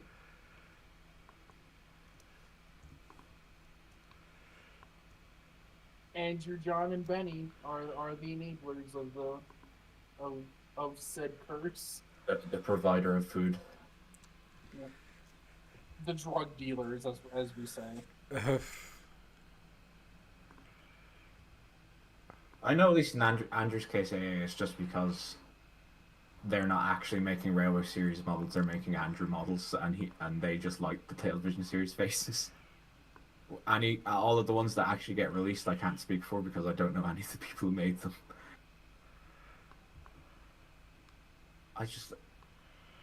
The thing is just effort more so than anything because face design isn't necessarily a strong suit of the wider fandom. I think it's that, and honestly, it's just genuine research. When people say that they're going to do a Railway Series Gordon and they want Railway Series faces, I think once they start realizing that there's only a handful of faces that you have to work with, it's like, Yeah. well, screw this, I might as well just use TV series faces because there's hundreds of them. It is probably a matter of compatibility as well, yeah. Because a lot more people are willing to make TV series faces than they are Railway Series faces, is what I found out. Like when you have a range of stuff, you kind of want everything to at least be in the same style. Because I know Luke tried to do kind of CGI-ish faces when he was making his, Yeah. and people just changed them back to the television series ones because that's what the Walner Wester ones were, and that's essentially what you'd pair with them. Yeah. Yeah, if you really think about it, Wildner Wester actually kind of was the trendsetter for that. Putting TV series faces on Railway Series models. Yeah, and it's hilarious as well because essentially what spawned Andrew's models and Luke's models is not liking Walner Wester's interpretations very much. Yeah. Oh, wait, he was about to take exception with something one was said. I'm scared. Oh, same. Fair enough. Nope, we're safe.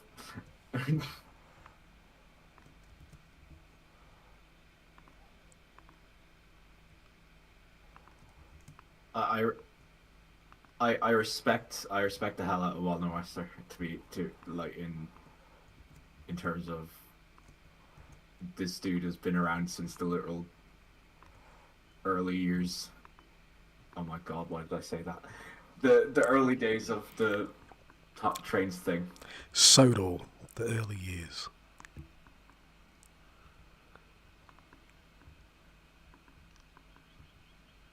Not only that,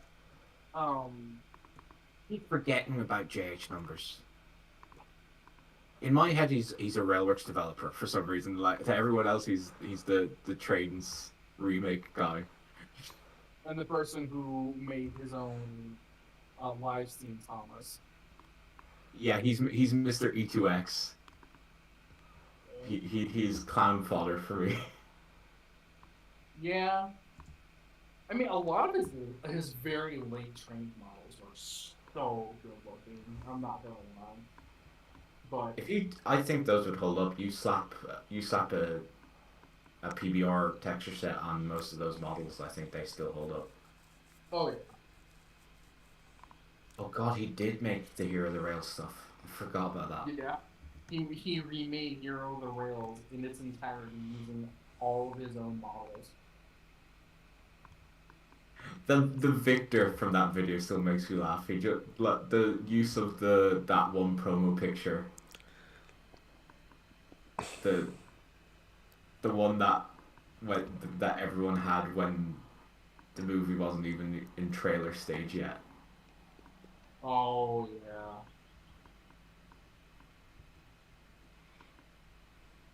Yeah. But then we got Hero out of it. That hero is probably a better proportion model than the actual one. Probably.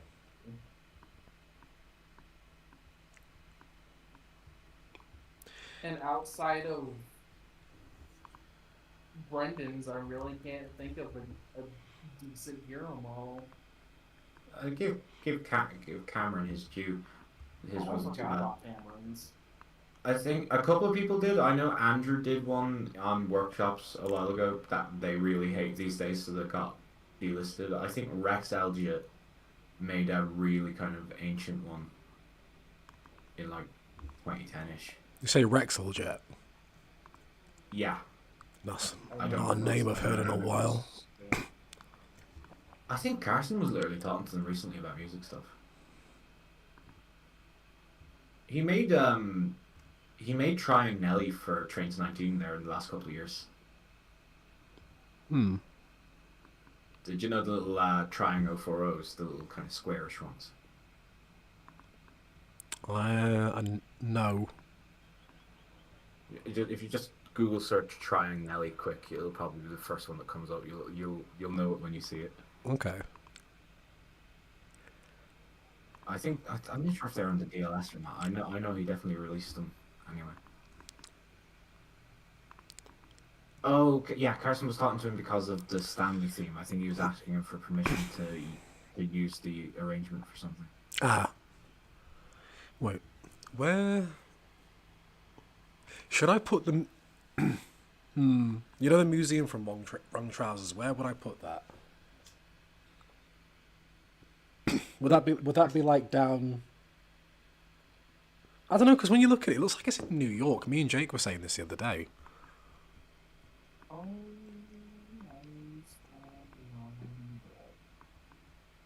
That might be worth waiting for actually, because that could appear in the new film. Hmm. And I imagine the set would be a bit more populated. Hmm. I'm just looking at this shot. It's definitely near one of the kind of flat-sided buildings. Let me find the shot. Hey, how long ago was this Dolby Thomas made? So if it's the one I'm thinking of, Scott made it a long time ago. The Dalby one? I know Andrew made a Dalby one. I didn't think Scott did. Andrew made a Dolby one, but then there's Scott's old one that's still up on workshops.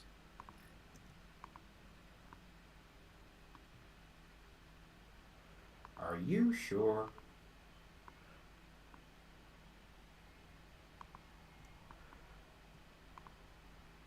Because I would have thought I would have remembered taking the thumbnail for that if it was when we were redoing them.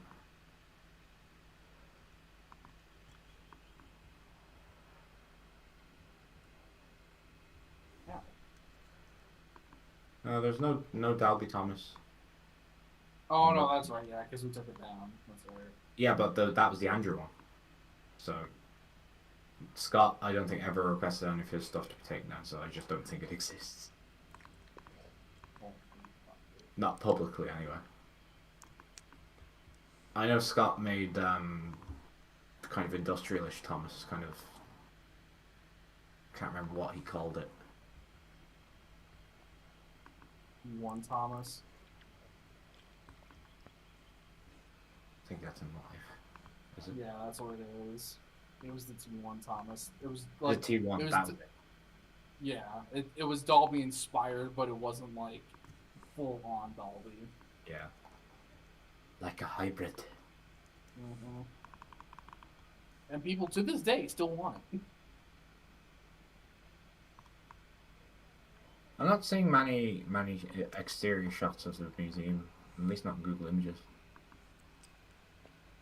Everyone is sharing the interior shots.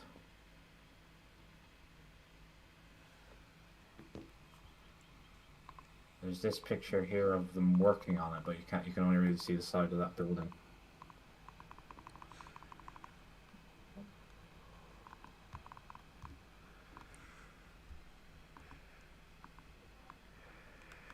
It is a very American looking building, though. I think you and Jake are correct in that one. Which one? Who are you speaking to?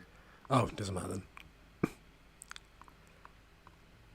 I know AA was asking about an airport in the chat. I was wondering if that's what you were responding to. Oh, no, it doesn't matter.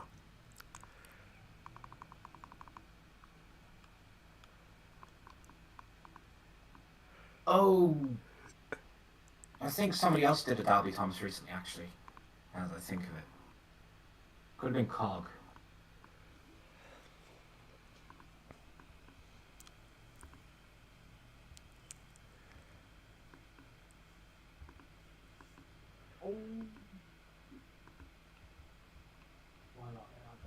It mightn't be Cog anymore. They have a Railway Series Thomas that's Dalby-ish, but it's more just Railway Series.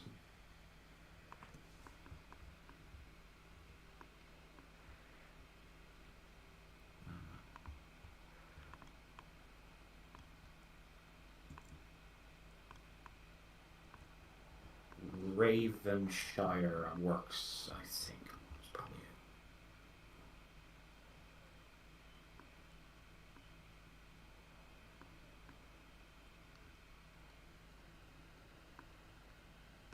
No, okay, I'm wrong. What am I thinking of?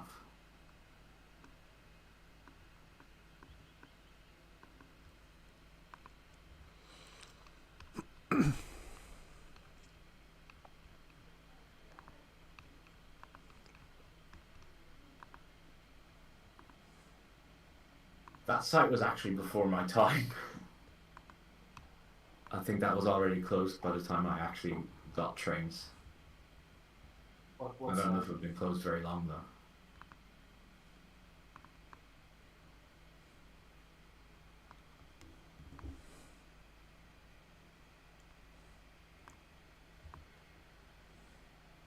What other train sites are there? I can see a people. Train 4755 was Lewis's old site. Before he joined SI3D. Yeah. I remember that.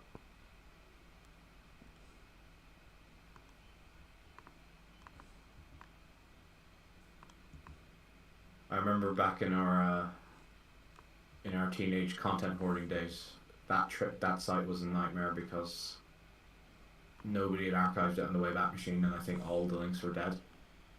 So if you needed any of the stuff for like dependencies or anything, you just couldn't get it. And everyone I knew wasn't around at the time. Yeah, it was rough. My biggest cringe moment was when I was 14 and was first getting into trains and all the rest, and you have that bit in when you're that young that you want all the trains bits you can possibly get your hands on. And I found out one of my friends, Napford Productions, had the old '09 snowplows. And I remember I was asking you constantly, could you pack them up and send them on? I want to play on the snow. And he just fobbed me off, and it ended up being a birthday present in 2014. It was the snowplows for Killian to play with. Wrong trousers. Museum. I don't think I ever had on anything like that in terms of getting like anything lost time in terms of train models. You were also older when you first got into it, Sam, I think is a big part of it. Yeah. Well, let's see. I was already, because my first trains was 12. Oh god, that late? Yeah. The only reason I bought it because it was $7.50 on Steam.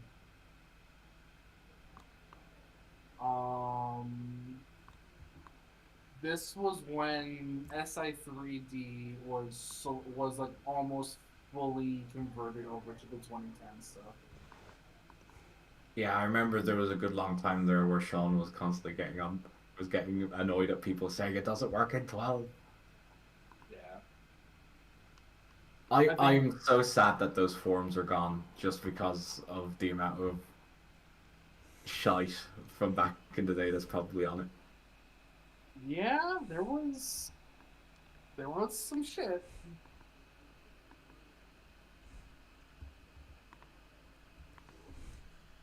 A lot of good roots in that were lost too.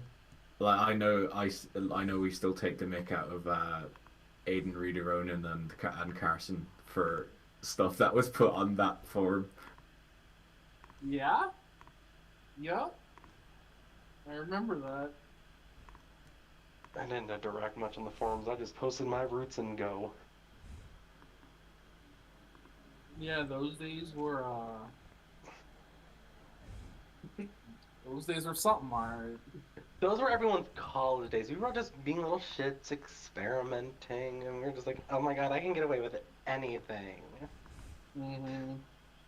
Not everything. You get a warning level. What? I don't know what you're talking about.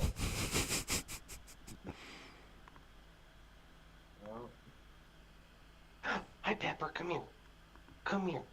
I still remember my very first strange post to the SI30 forums. It was a screenshot of A.A. Thomas, Annie, and Clarabelle with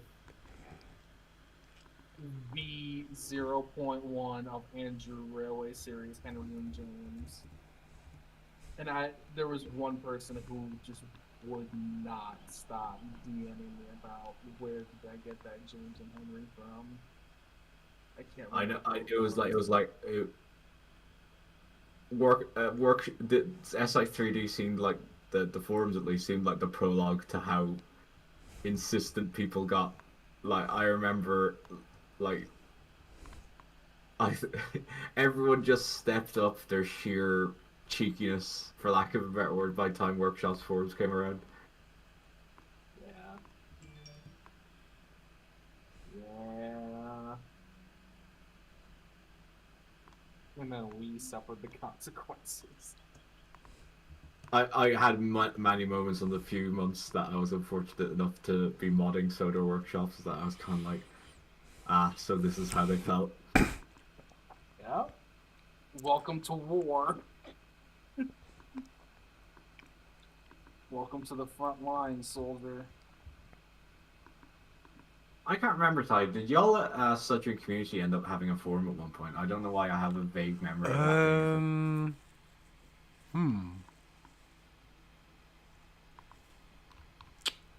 Maybe? I think we did. I think it would have been a very brief time window if it did exist.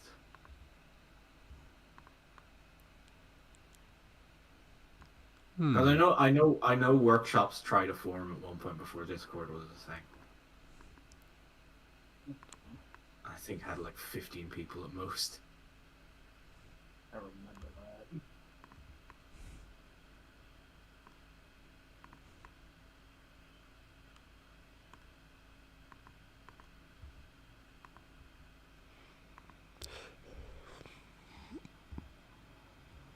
Sorry if our reminiscing is distracting you, Ty.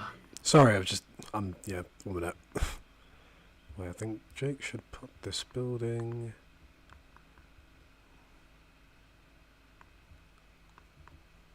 Is that an embassy building?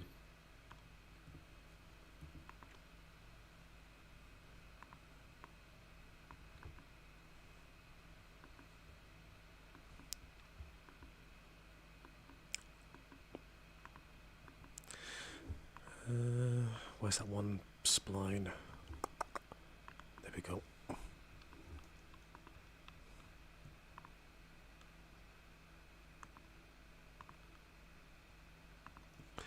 it's not going to work.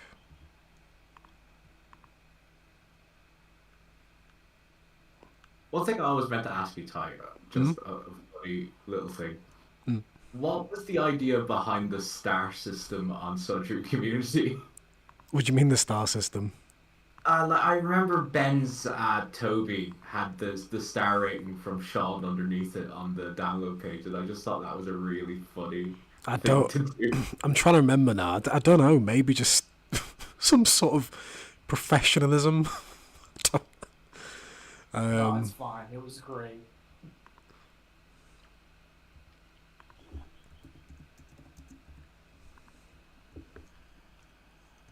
It was fine. It was fine. It was just funny. We was young and we needed the money. What money?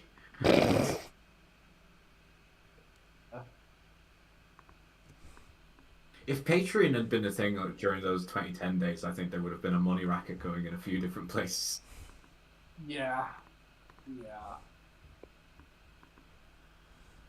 I think if Patreon existed in the early 2010s, I feel like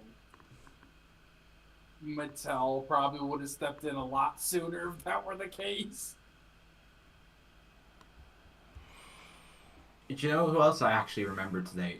Nico. Oh, Nico. Yo. And they just disappeared off the face of the earth there at one point. Wait, who's Nico? He was somebody on DeviantArt. He'd made a Nofa quarry route and loads for Sean's, or was it Richard's? One of the 2009 wagons. He made a small China clay truck that I think everyone used at one point that had a 3D face. Who? Nico. Yeah, I remember. The transport lorries too. He did, yeah, it was the transport lorries. I think some of those ended up on the iOS at one point before they were replaced by Ben ones. I just remember his Croven's Gate route. Did he make Chrome's Gate route? Yeah, I did. Uh-huh. I knew he made enough for Yes, Quarry, sir. and he had like a separate download for the bridge. I think the bridge was animated as well. I can't remember. I don't think it was. I don't think it was. No, it could be. A lot of that stuff's kind of lost at time now because I lost a lot of my files of that stuff. See, now that's where you're wrong. It's Because I still have a good chunk of Nico stuff. it's safe. But never forgotten. I'm just gonna tap my nose and just say that it's not going to be lost at any point. It just might be available. Yes. Fair enough. But yeah, no, he just fell off the face of the earth. I feel a lot of Trains content creators, or a lot of Thomas Trains content creators kind of did that though. Once they finally got their like fix of what they wanted to do, that was kind of just it. Oh yeah, but a lot of them moved on to other things. Like you could at least keep track of them in like other fandoms or whatever interests or whatever they ended up getting into afterwards. But like Nico literally just disappeared. It was. Hold on, let me look at my folder since I'm here. I think he deactivated his DeviantArt a long time ago. I don't think there's even a Yeah, he trace did. of it left. Yeah, I had to find his stuff via the Wayback Machine, and again, the Wayback Machine stuff is now long since gone. What was that route site as well? The was it Sudrian Railways or something? Oh, such a new railways, I remember that. The one that had the Alsdale and the MSR, that they were just essentially the same route. Oh, Richard Sudrian. Yeah, such a, yeah. I'm just trying to remember the name of the website. Was it like Sudrian Routes or something like that? Yeah, it was Sudrian. It was Sudrian. Yeah, it was Sudrian Railway. Yep. That That I other dude- still use that Mid-Soda route. Well, when I'm not You playing. know, Well, I'm not playing with yours, Nick Uwu. okay. That other dude who was on that site, the what was his name? The other guy who helped him with routes. He was on Discord for a while, and then he disappeared too. He was like the H or something.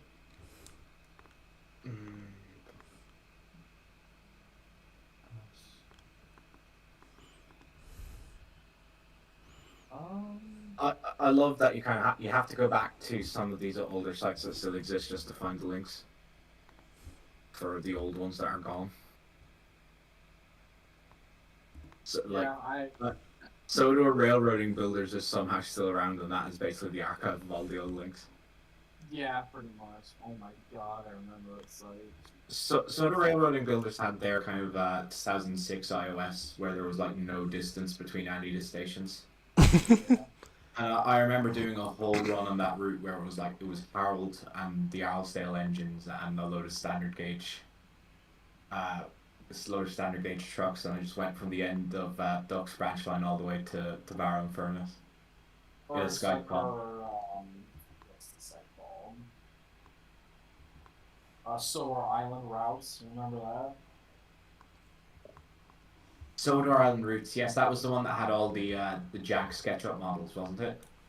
Yeah, they're the ones that also had that quote unquote modernized Island of Sodor. The 2011 one or whatever it was. Really? Don't remember that. Yeah. Yeah, I tried editing that so many times to try to get it looking somewhat decent. It just never worked.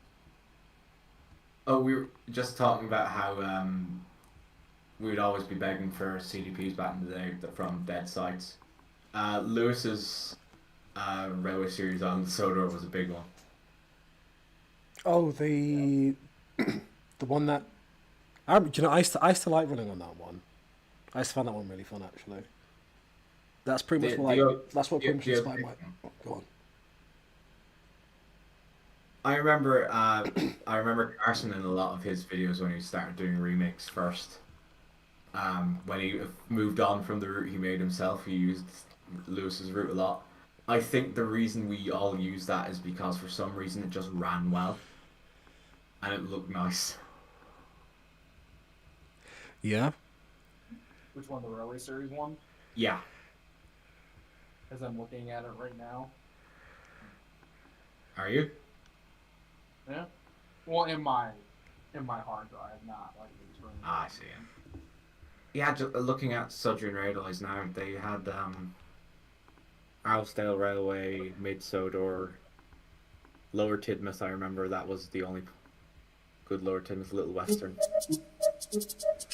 I used that Little Western. It's Leo. Yeah. Hello, Leo. Hello, Gorn. Did you say Gorn? Oh, you don't know about Jubal Copper? Gordon Hearn and Wood. Jubal Copper is, I think, could be Russian Thomas YouTuber. And his English is very spotty. I get the feeling that he passes his scripts through Google Translate. And just, it's so nonsensical. But it's in trains. And I think he was doing a story with Charlie and Gordon. But Charlie just goes up and goes, "Hello, Gordon. You want to hear a joke?" And Gordon was like, "Oh, what is a type of joke?" So yeah, he just had a really distinct, funny voice that we all just spend a lot of time doing an impression of. I think these days he uses Ringo Starr AI. Ah.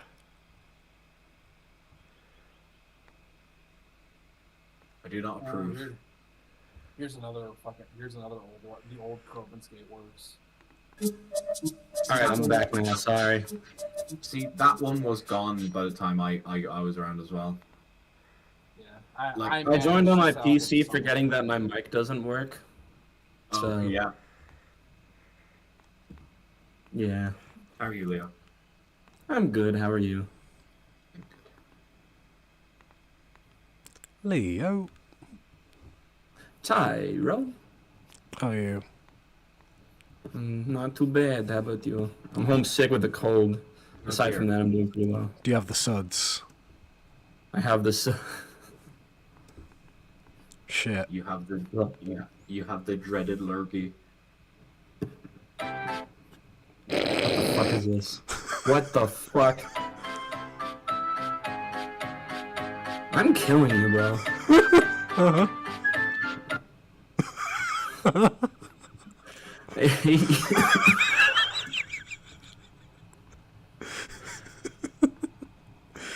Oh my god, that's so cursed. That's so deep fried. It's Why it's would you do that? it's drip tank. Come on. Dripped. You're a drip.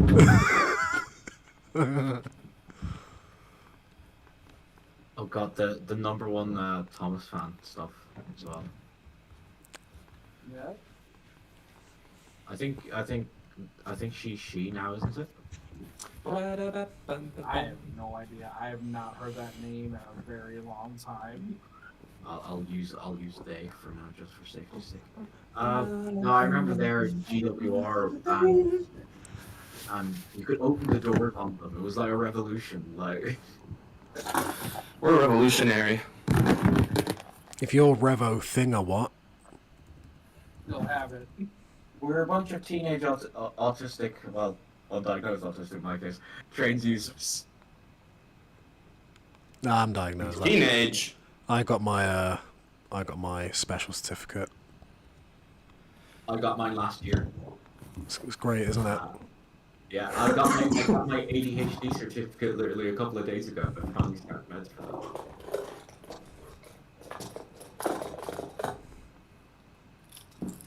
Oh shit. It's nice to join the club with the rest of my Tom's fan compatriots.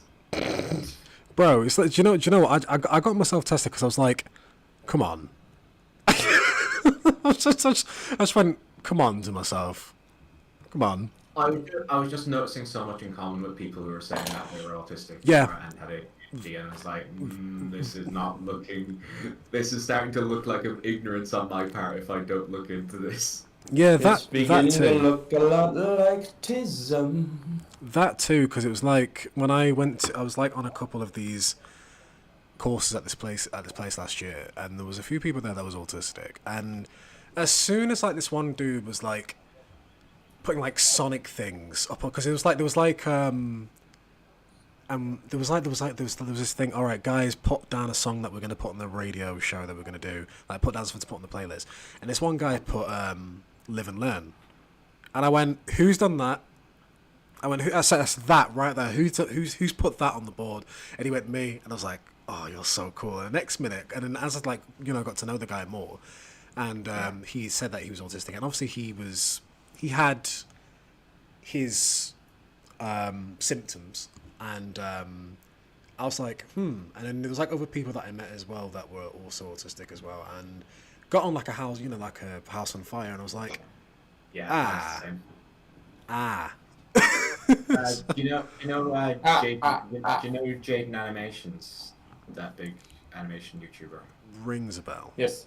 She did a video on getting an ADHD diagnosis herself, Right. and also, well, an autism and ADHD diagnosis.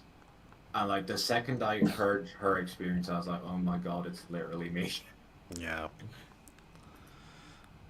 Like somebody in another fandom server told me one time that people who aren't autistic generally don't question if they are. I get what you mean. Yeah. Well, not to the degree.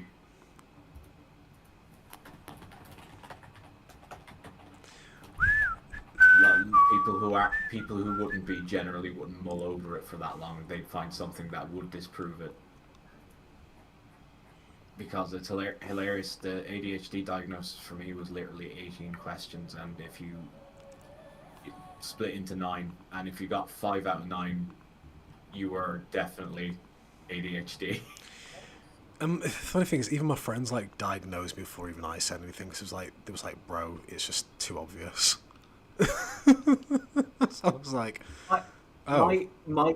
My aunt blindsided me with that one as well. Like, I remember it was a big thing to say, oh yeah, I got an autism diagnosis, by the way, and my aunt just turns around and goes, well, yeah. And I'm just like, oh, fuck you too.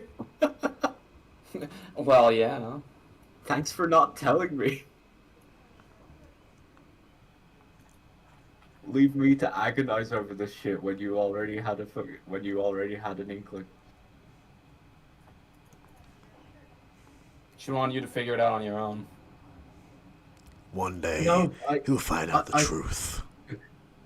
she's just one of those people who thinks people should deal with their own shit. Unless, That's what I just said. Oh, no, it's kind of a thing of you should deal with your own shit, but I will help you if you ask me to. Again, pretty much what I just said. She wanted you to figure it out. It's not even a wanted me to figure out. It's more of a I am not going to interfere with whichever way here. It's funny because Fucking tomato, bro. it's funny because I feel like we was all raised in a time when I feel like in terms of some cases it was ignored unless you was one of those quote unquote naughty kids, as they would call it back then. But now it's like my cousin who's 9. He's being diagnosed by my auntie, and it's like took some people in my family and many others till now to start being more aware of this kind of shit, to the point where they're starting to diagnose their kids. But it's like, it's took me till 27 years old to get a diagnosis because it was very, I'd say, and not in a, and I'm not saying this towards any of my family members or anything like that, but it was kind of ignored or not understood. But now, because of awareness that's been brought, to modern society, I just find it mad, really. Yeah, I think it's because so much of it was focused on children who were acting out, who were having like active difficulties. And even the ones that were kind of coasting their way through that early childhood and were generally well behaved, it generally wasn't seen as something that could be possible. Yeah.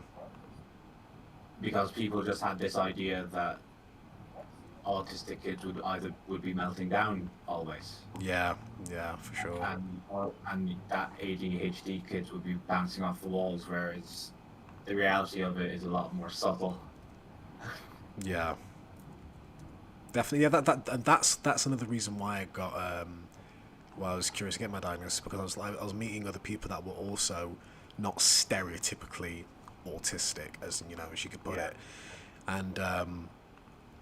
and considering it was so such a blind eye was turned to my to me being autistic for many years, it made me think, oh, let me go check this out. So crazy. There was a lot of unlearning of stereotypes that needed to be done. Definitely. Because, like, as with everything in life, you just kind of get an idea of what things are. I'm lucky that, at least in my regard, we were always very receptive to mental health things. I dread to think what it would be like for somebody in a family where things are a bit more, I don't know if conservative is the right word, but a bit more old school. Less understanding and compassionate, I feel like, is probably the best way you can describe it. I was a lot of open-minded. it is lack of education as well at the same time. Yeah. So I don't want to say it's lack of compassion. It's Lack of, I think. Well, I don't know, because there's some people that don't know a lot but are willing to learn more. Other times they're just not willing to do it. a lot of people are set in their ways, I think. Is Yeah, old school. Yeah. Old school. But the times they are changing, and thankfully. Oh yeah, definitely. Times are changing. I'm not afraid. If somebody says, "Oh, everyone is autistic these days" in front of me, I will spit on their shoes. Because that is one of the most irritating things I ever hear anyone say. What? Oh, everyone thinks they're autistic these days, or Oh yeah. Well, people. I love that. Well, that's not what they said when people all started having polio. It's literally a thing of they didn't know how to detect it properly before then. Like, it's not a special. Everyone's got polio these days. It's not a special cool little club. It's literally just, I don't know if difficulty is the word, but like a thing that people might need a support with. Well, it's spectrum for a reason, because there's a spectrum of difficulties of how people have it. You know, you got people who quote unquote act out. Some people are going to need a bit more help. Definitely. And you know, when I think about that, I always think of school, because I always think of, you know, you always had them kids that really need the extra support, and they were very, yeah. And I think a lot needs to be done with kids as well, because like those kids always, I remember at least in our case, they always ended up having a bit of a, not a reputation, but a kind of a what's the word? That the kids didn't really understand what was going on, and so they kind of resented them a bit for the treatment that they were getting. Yeah. The extra attention that they would be getting. Yeah, because, you would get them ones where the teachers would just literally do the work for them. Yeah. Sit there and just And kind of... and you know how susceptible children are to anyone who's vaguely different, and like children I find are very adaptable. As if you tell them why someone is the way they are, they will accept it, but like when you're leaving them in the dark, they're gonna get ideas.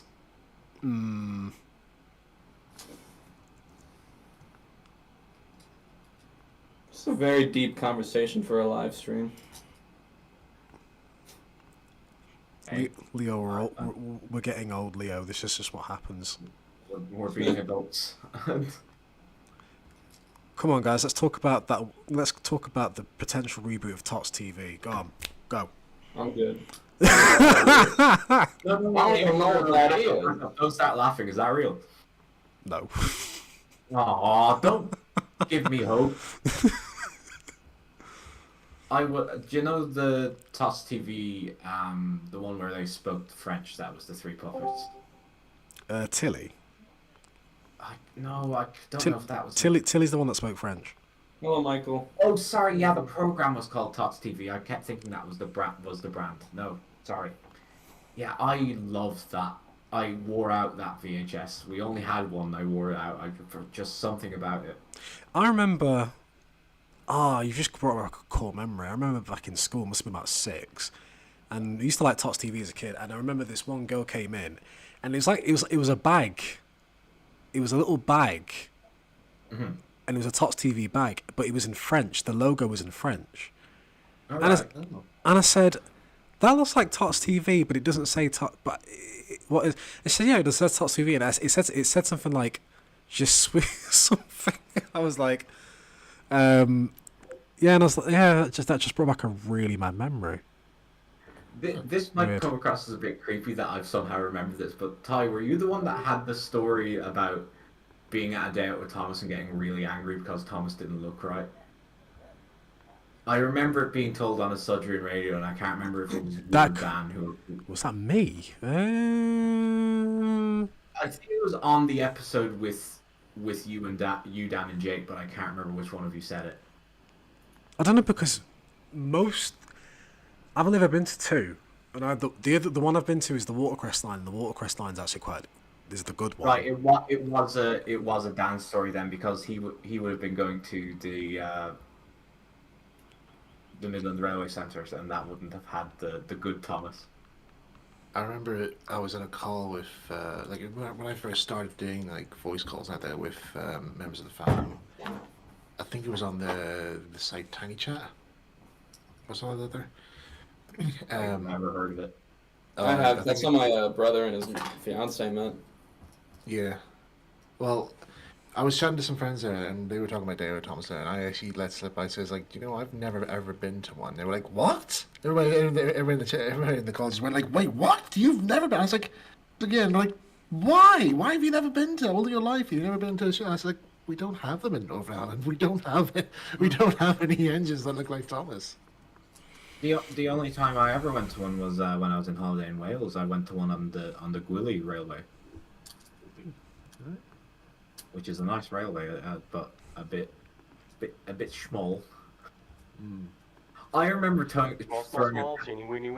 I remember throwing a tantrum that day because going to the day out with Thomas was a surprise, and for some reason I got it in my head that we were going to a car boot sale, and I really didn't want to go to a car boot sale, so I spent this whole bus ride crying, just to randomly stop when I realized, oh, there's a steam engine over there. Wait, that steam engine looks like Thomas. Wait, it is Thomas.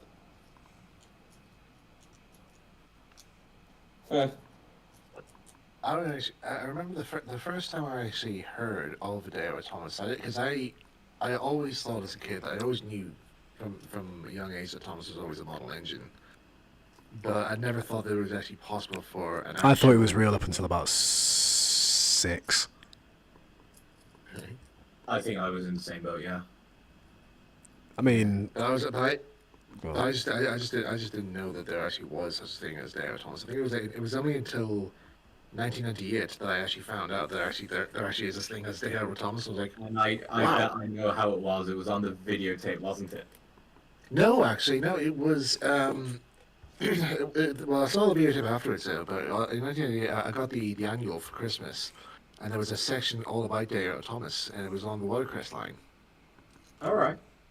and it had the austerity Thomas and the James, and then there were like another version of Thomas as well. I think it was the what's the smaller version of Thomas that doesn't, it's not like, not the Huntslet, but the other one. Jesse? It could be that one for all I know. I forget what Jesse's origins are. But it's another like small 6 done up like Thomas, but anyway. Yeah, so that was my first time ever seeing it. Then, and my parents got me the Great Christmas bumper collection VHS. Well, when I was at my grandparents', and they had the Scout song, which featured the austerity Thomas. And I thought that was pretty cool.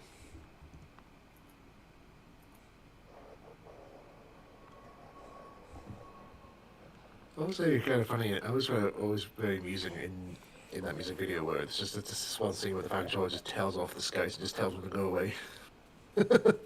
he just takes his hat off to them. And he's like get the sod all out of here. I like how this looks now. I'm trying to think where this reminds me of. I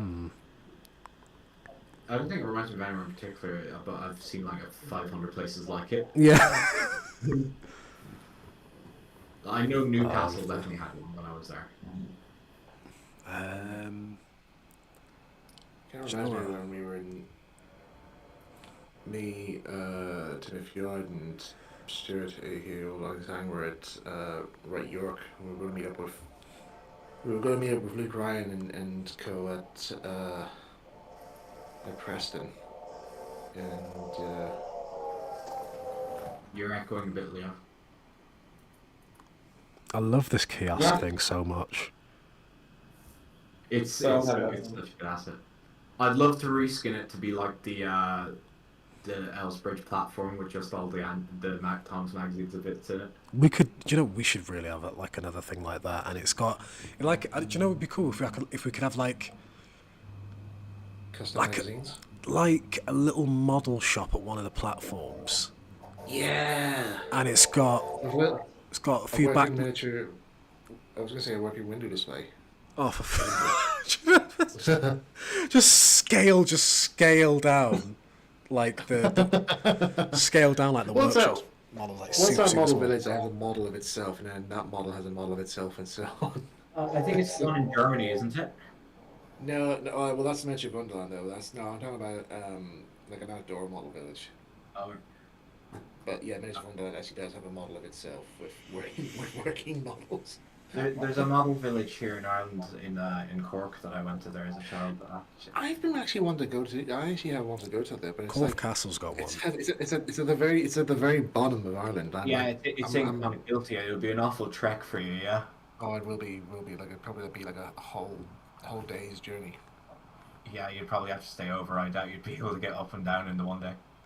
No, I think the furthest down south I've ever been was either Killarney. I mean, not nowhere near my neck of the woods. I'm even further south than that. But I'm just on the northeastern side of Northern Ireland. So up north. Up north. Did you ever listen to that audio with the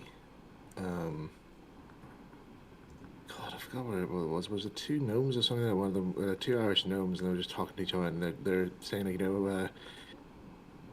like, all right there, hi, how's it going here? What did you do for the weekend? I didn't even see you. Oh, I wasn't here. Where were you? I went to up north. What were you doing up there? just hanging around. Went to all these different places. I went to 943,776 shopping centres, which is not that far wrong, depending on how many there Was are. that one where they said that everyone in the North talked like Situation. People up, yeah, people that down here one. never say the word situation as much as they do up there. That one ended up on everyone's phones when I know, Bluetooth was yeah. a thing. We used to have It a. was that and the adult Postman Pat video somehow. Oh my god! Ryan Higgin loves that. He absolutely loves that. Every time he sees me, he always quoted it. The most crusty quality, and you're hearing this little Nokia. Yeah. Showing people Postman Pat going fucking meow. Me, fuck meow. Hello, hello. That's Yeah. that's the bar. What's it called? eBay again. Borrow pad. Oh, you've chopped your gyro fucking hell, Pat. Good. I told you not to address him like that. He's ginger and as bad enough as a bloody is. Tweet, tweet, tweet. Yeah, go fuck Leave the yourself. child alone. Dad, my dad says you're a fucking knobhead. Fuck off. But do you ever see that? Was the person Patrick? Do you ever see that one? That's the one that Ryan likes. I seen one the It other. was good. I seen one on Instagram called Tommy the Tank, and Fat Controller goes. Oh, is that it?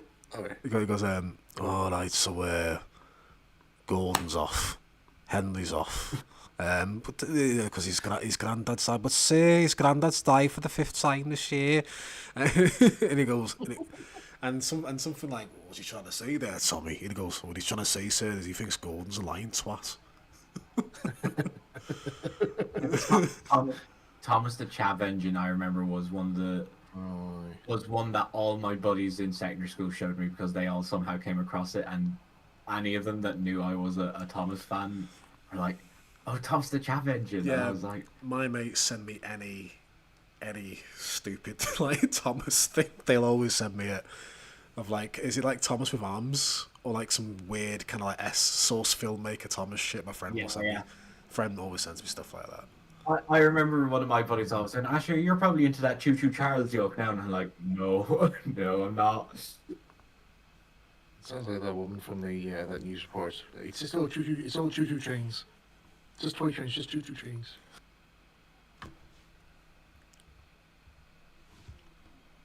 But I know I watch Thomas the Chav Engine once every year or so because I just love it. Just watch. I think just some of the lines in Thomas the Chav Engine just fucking get a belly laugh out of me. The fucking you is a pin. I love it. We used to go around the schoolyard in fucking secondary school quoting Thomas the Chav Engine. Used to watch the one Thomas Blows His Stack quite a lot. The wee Tomy or Tomy Playreal things, yeah. I only really gained an appreciation for that later on. I definitely saw it as a kid, but like, I didn't think much of it until later on. Yeah, I think it was a bit dry for me at 10 years old.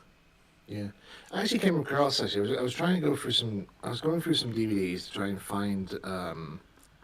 There was a DVD from Railway Modder that I got. It was to feature. It had a feature on an old vintage like that. Me and some friends have been.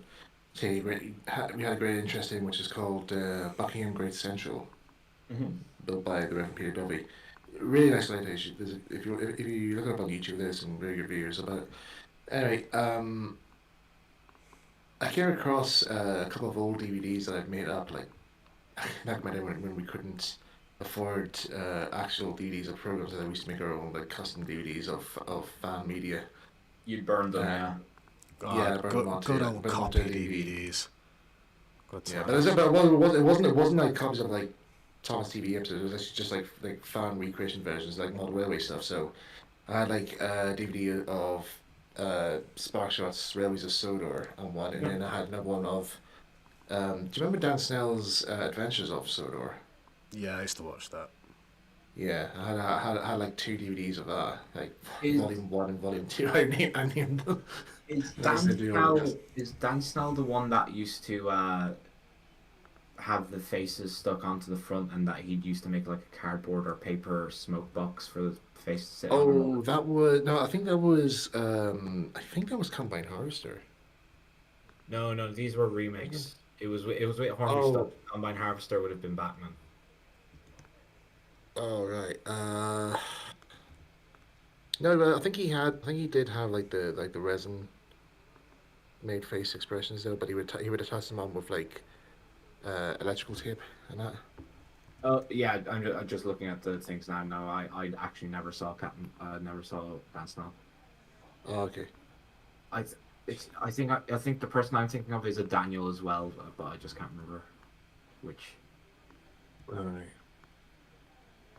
I remember who I was big into. I was big into Moab and Train Over 476 because that was the element, that was the primary school humor. The secret tender club and Yeah. how the Mike stole Christmas and that's so shebang. Big Mikey was the funniest thing ever to me as a 10-year-old. Yeah. Many Erdl crankies got sold out just to make customs.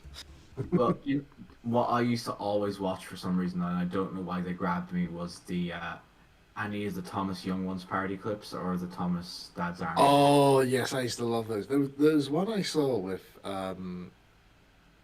somebody did one with the Asterix films. He took like the audio clips from the 12 Tasks of Asterix and put them in. I thought that was great.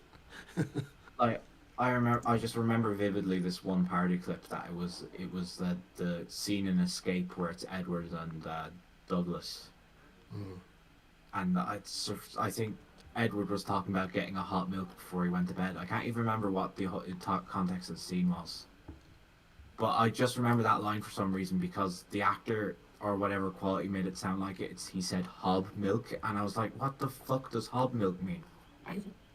I remember bothering me for days for some reason. I don't know what it was about it. That was like, what the fuck is hob milk? Milk made on the hob. Well, I know that now. I didn't know that at 9 years old. I didn't even know what a hob was. But I love these walking men assets. they're good. Oh Jesus, does the stream stop? Just randomly walk to a certain location and then just like, turn around, change your mind. But It's like when you walk into a room and then you figure out why the hell you walked in there. do any of y'all remember the Thomas Celebrity Jeopardy? No. I think the dude was doing. It was like there were parody clips essentially, but it was with Ertles and HO models. I think it was the same person who did the Young Ones parody clips where it was Ertl Jock. I think it might have been the same person, but I'm not certain. I remember seeing somebody did like a fan art cartoon of Tugs, but they're like humanized characters, but they're on a game show, and the host is like interviewing Tencent saying like, so Tencent, what's it like working on BC Port? And you man just take any of the audio from the show, and just Tencent's just going, well, there's a say here that you and Sunshine have been going out once in a while. To which point Tencent just retorts by going, "Oi, you navel!" And it just starts swearing. You just hear fighting going on off screen. I was never. My first go of Thomas fandom, I wasn't into Tugs at all. It wasn't until when I got back into it in my teens that it meant anything to me. Yeah, I think like Toast was the only one that actually do. I remember watching the clips on the Tugs multimedia website, and I was watching them on the school computers during lunchtime there. And one of my mates was behind me, or was on the computer next to me, and he saw what I was watching. He says, "What are you watching?" I was like, "Oh, it's this old show I used to watch as a kid there, and we didn't have I only had the VHSs of at the time, but there's just like some clips over there." And he was watching with me. He's like, "What's the context here?" I says, that Tug there is basically set fire to this boat, and it's full of explosives, and so they have to get the hell out of there and try and stop the fire before the whole dock explodes." And and then next minute, and I realized that everybody in my class, like who was in the computer world at the time, we were all looking around and watching the clip with me. It was pretty much like the most extended version of of the episode Munitions, and I was watching it there, and everybody's like fixated on like oh my god, and it's like they were like, when was this show made? And I was like, oh, years ago in the 80s, I suppose. And they're like, why have we not seen this? you have more confidence socially than me, because if that happened to me, I would literally. Well, I used to be the one that used to get teased like for liking Thomas stuff, that kind of stuff. But so did I. Yeah. when the guys saw it for the first time, they're like, wow, and they're like, who made this? And I was like, oh, the same people who made Thomas. And they're like, they made this? Wow! And next minute, everybody was asking me for the link to the Tidmouth Media to see the rest. It's a very impressive production. It's. But it's like it's all like the experiences like from with David Min working on the Jerry Anderson series and how far they can go with like story plots and out there. There is definite spark of Jerry Anderson and Tugs, yeah. Yeah. Well, I was actually watching a couple of videos there relating to Jerry Anderson, mostly regarding to Captain Scarlet and the Mysterons. Because that's pretty much like my favorite production out of the series, really. Because like when I first saw it, I was like, at first I was saying to myself like, right, this is a is this like a Power Rangers type thing? Because like they all have different colors, not they're all different. Is Kevin Scott the leader? No, it's a whole different thing entirely. And then when I actually probably sat down and watched the whole thing, I was like, okay, this is actually better than Thunderbirds in some regards, because every episode a guest character gets killed off and you don't know how until it actually happens, and it's like, wow, this is actually for kids. It's actually quite terrifying, but I enjoy it. Jerry Anderson stuff never grabbed me. It's only in the last few years that I've actually gained an appreciation for it. But like back along, for some reason, it just never caught my imagination. It just never latched in. Yeah. And I really don't know why, because I would have thought that it would be, because it's practical stuff, and I love watching stuff that's made practically, like your Thomases, your Walson Grammars, your Tugs, etc. Yeah, I mean, I actually had a book written by Derek Meddings explaining like how they did all the practical and special effects and all for like the likes of Thunderbird, Stingray, and Captain Scott out there, and gave it all like details and like how they were made, what issues they had during the construction. So, for example, the rolling sky backdrop, they had some issues with the canvas sliding off the rollers, so they had to have like a certain tension on the chain belt, so that when it was revolving, it didn't, the canvas wouldn't slide off or anything like that there. But I lent it to Dan a couple of years back there, just because he said he'd been looking for the book there, and I said I had a copy, so I'll let him borrow it there for a while. So. Yeah, Dan and George are the biggest Jerry Anderson fans I know of. Yeah, I mean he I was on one of the few calls I'm in with Dan. Sometimes after they sometimes play Verdun or whatnot here with the others there, and maybe after they have a game, they sometimes watch a Jerry Anderson series of some form, either Stingray, Thunderbirds, Captain Scott, or a popular favorite is Joe 90. They love watching Joe 90. You've left out Terrahawks there, which is a disservice, because we watch a lot of Terrahawks. Yeah, I mean, there is some parts of Terrahawks I actually do enjoy watching. Like I sometimes enjoy some of the action shots. I'm trying to think. There were a few episodes I quite enjoy, but I actually do remember somebody was asking for a stewed apples impression, and they were asking like it was like part of a group, and they were asking like, does anybody in this group do a stewed apples impression? And I sent him a voice message back by just saying, so I'll tell you what this is like. So what's happening here is like I would do this kind of voice like this. I'd do something like that there, and they're like, shit, that's actually really good.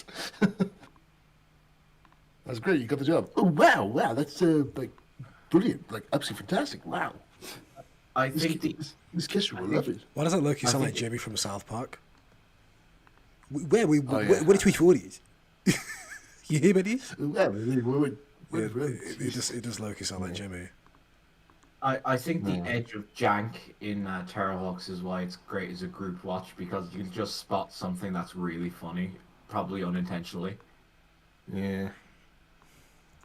It's just you kind of, when you're watching all the other stuff, you just have to kind of stay quiet and watch it, because you're wanting to either follow a decent story or you're wanting to look at all the pretty visuals. Whereas with Terrorhawks, you can at least have a bit of a laugh and a joke while you're watching it. Yeah, I think like one of the few jokes I remember liking was I think it was in episode 1, Expect the Unexpected, there when they find Zelda's ship and it's like in disguise and they're like, it's Sergeant Zero is just like looking for it. He's like, he's under this furry hillock. Hang on a sec, zooming out here. The hillock's moving. My God, it's underneath a giant spider. You just see this little toy spider jumping up and down on the set. I'm like, that's actually pretty fun. The Terrorhawks that keeps getting come back to is the one with the killer teddy bear, which I think is very fun. Oh, what's it called? Is it Yuri? I think Oh, so. that's the one I had to cover a theme for. It's not. I forgot. That's not weird. That's that telekinesis power, isn't it? I think so. What was the name of the Time Lord character? What was his name again? I have no idea. Mind, He looks like a mafia gangster from an old black and white film, but talks like El Nombre. If you remember that show. I remember El Nombre. I used to hate it. I used to find it a bit annoying now, but because like I always often used to think like, is there any other times where he actually misses the rope that he swings in on? There actually was an episode where he does miss it, and he looks like, and he's like so embarrassed, and like Small Juan just sees him and he's like, "You failed," and Number's like, "Get the fuck out of here, you little." Did you just say Small Juan? Is that his name? Small Juan. I think that's what his name. I think what the young one was called. I think his name was Small Juan. No Juan and Mama. God damn it. I know. And he had a wee pet tarantula as well. I forgot what the tarantula was called. I want to put a Coke vending machine. Oh, it's from the 50s, so it's alright. That's handy. Oh, that's sick. Coca-Cola, things go better with Coca-Cola, things go better with Coke. But we will How have you to. doing, Pepper? How you doing? We will have to put the Mars vending machine next to it as well because. I think at the other side of the doorway, trying to. Is there any Pepsi vending machine? I think at the other side of the door you should have Pepsi. Which way, Western Man? Right for Coke. A Coke vending machine, but it just vents like Pepsi. that's the troll. The old Pizza Hut. Because it's weird, when you're ordering a drink at Pizza Hut, they'll never tell. If you order a Coke, they'll never tell you, "Oh, we're giving you Pepsi." By the way, they will just give you Pepsi. Can I have a Coke? You're having Pepsi. Oh. I saw something there with on a website that has a few posters that you might find it interesting. Ty, because one of them is Feathers McGraw. Ooh. I'm not gonna putting the posts up as a pain in the ass. Fair enough, then. No, I mean no. They're all right when they're like more 3D, but these flat ones like this, that's horrible. Yeah, in old Surveyor, it's hard to catch a point where you're able to rotate or move it about the place. Yeah.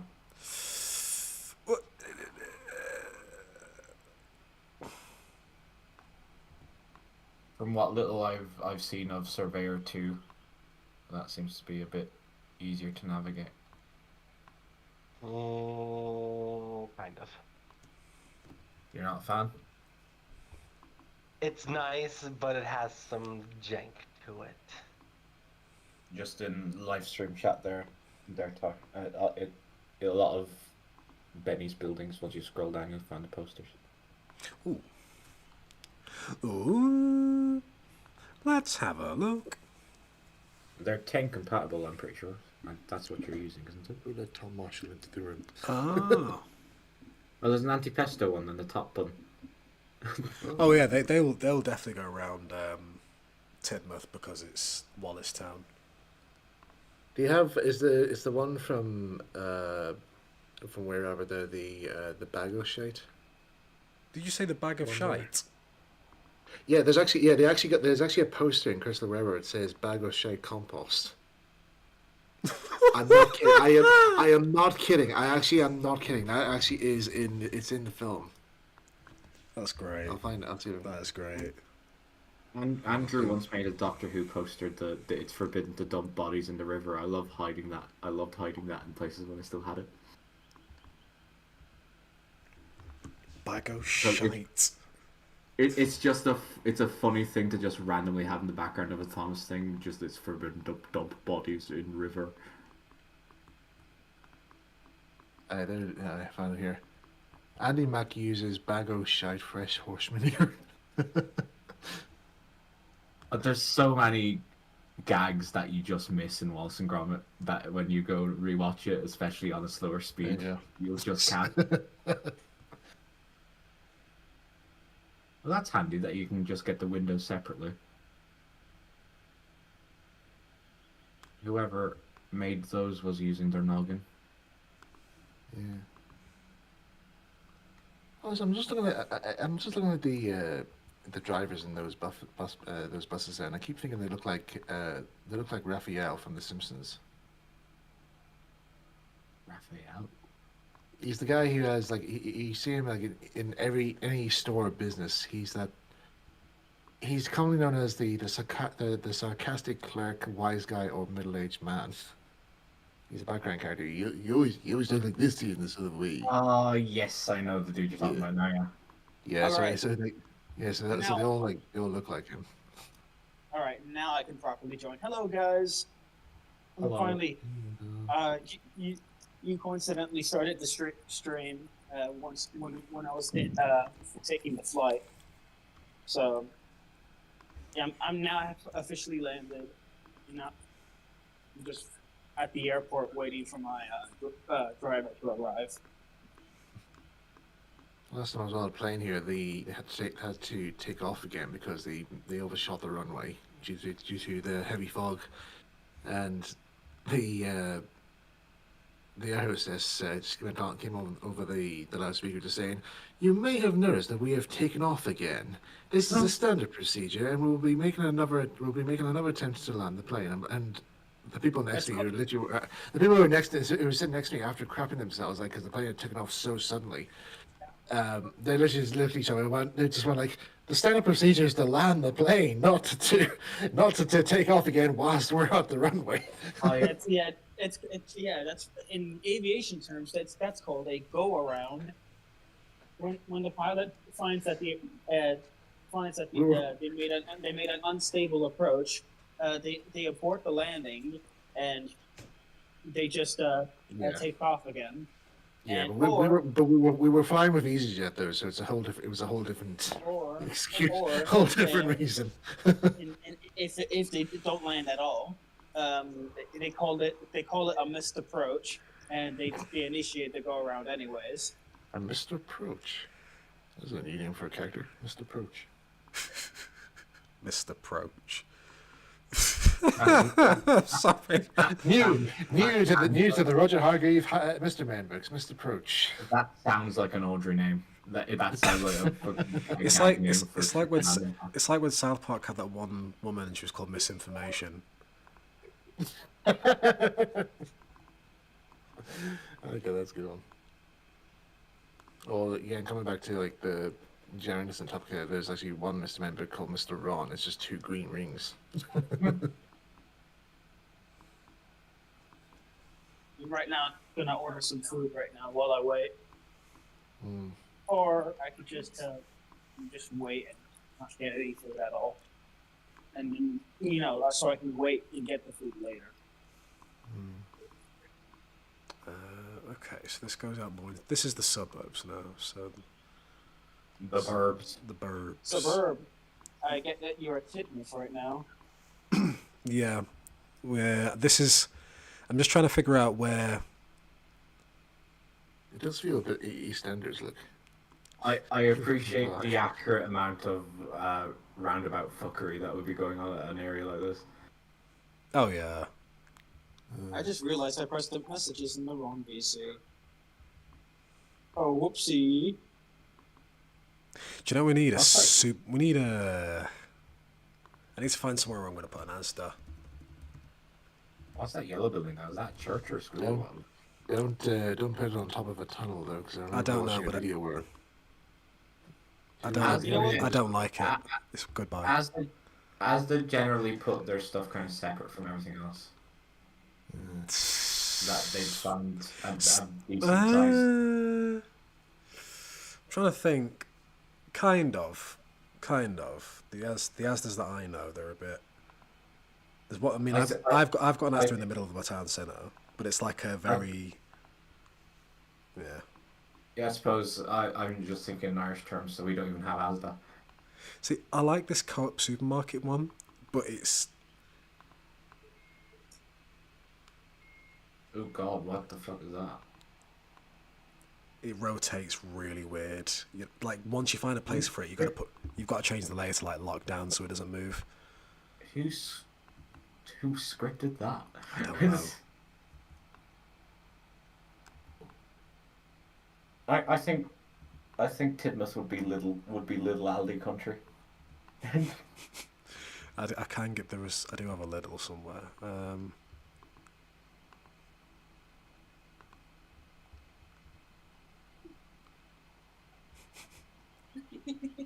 If it weren't for I'd like it if it wasn't for the windows. But maybe we can look past that. Let's have a look at it. Lidl Supermarket UK. This is mod Lidl. I think the thing is with Lidl's might also pull themselves up next to something else. So if that one with the shit windows, you could probably put another building against them. True. I had a little interesting conversation about how Gordon would appear and how Gordon would perform pre-crew and post-crew. I kind of agreed with an individual from another server that Gordon would, when he came to Soda, would have appear with the standard slope Presley running board given to every A1 Civic. It will basically just look like Great Northern, but blue. And the square buffers that Gordon would get prior to Thomas the Tank Engine, because Gordon's accident with the buffers and giving him square buffers happened between both Free Railway engines and Thomas the Tank Engine. Mm. And let's see. Let's put an SO petrol. Sorry. I would say the Gordon did probably have a straight running board, perhaps like from the 1920 outline. Maybe during testing, Gordon did have that, but it was soon changed for the normal stock standard A1 running board, and he probably was tested with a six-wheel tender instead of the normal 8-wheel. So and then you know what I mean. That tested with 6-wheel tender, and then once testing was complete, he was given the normal Presley 8-wheel tender. I see. It's only until the Gresty rebuild, not Gresty, crew rebuild, where Gordon's modifications become apparent.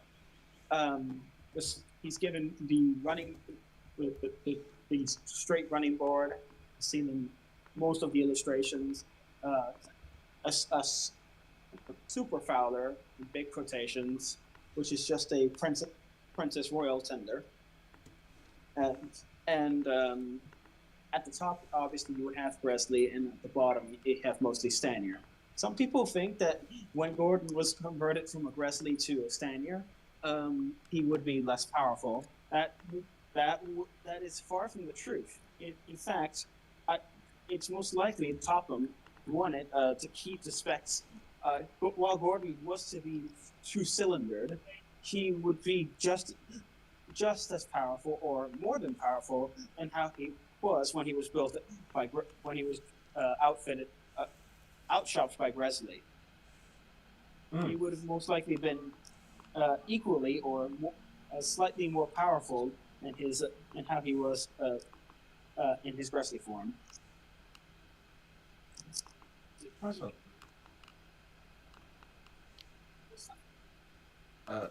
Yeah, the placement of the petrol station type, because generally you'd have them at like the turn-offs or roundabouts is generally where they plonk themselves. Yeah, yeah. I did that in Natford too. Good plan. Okay, so the wall. So this is. I've put a wall here because so I just know where the buildings, like the main town buildings, are cut off and where it goes into the more industrial bit. So yeah, I'm going to focus on this inner layer. I feel. Hello, Wallshark of gear in the chat.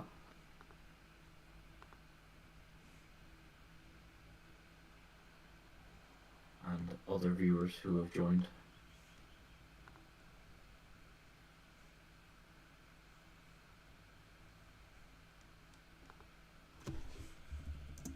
I always like it when you kind of have the road or the railways beside the brick wall. Oh yeah, Yeah, it's sorry about it's really cool. Sorry about that. I was taking a picture for someone. Well, yeah. Anyway, in short, Gordon would not be weaker. He would actually be a little stronger than his Gresly form. So that's a common misconception.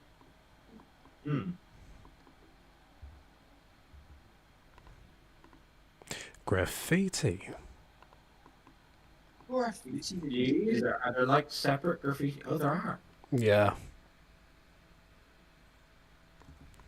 Alright. Make my way downstairs.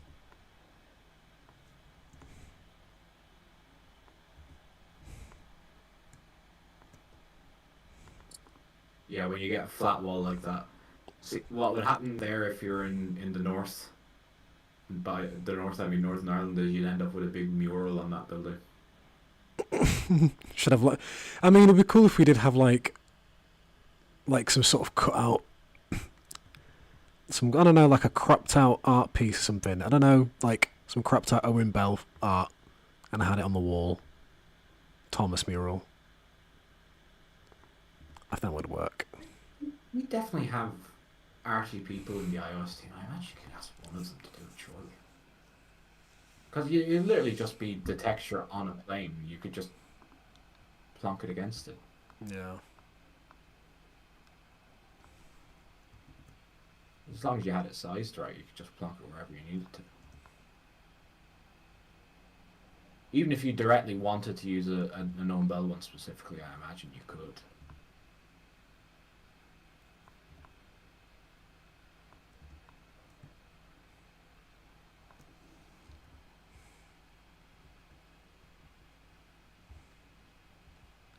There's people on the DLS just make some handy stuff. Yeah, definitely. Since it's Tidmouth and Tidmouth's got a bad reputation, it should have some graffiti. Right. So the rears of these offices. Just trying to think. Because now that these are all like these are the dock people terraces. Mm-hmm. And oh yeah, I think what I should do is say what I was going to do. Goodbye, street. Bye bye, Stepney. Bye bye. So we'll just copy and paste this shit. Well, copy and paste it. You're just bringing the underpass down further, is it? Well, I'm gonna keep that underpass there for the lorries and shit. Obviously, you're gonna put Lorries and shit. but I do think it's a smart idea to have to bring everyone on a lower level down here, and get the. Do you have a like a truck or a lorry asset just to test if that one on the left there is actually high enough? Because I get the feeling it isn't. I think it's quite squat looking. It is, isn't it? I'll have a look. I think you might need to bring down the elevation of the ground underneath a bit, maybe. I don't know. That's just my eye from the angle you're showing it.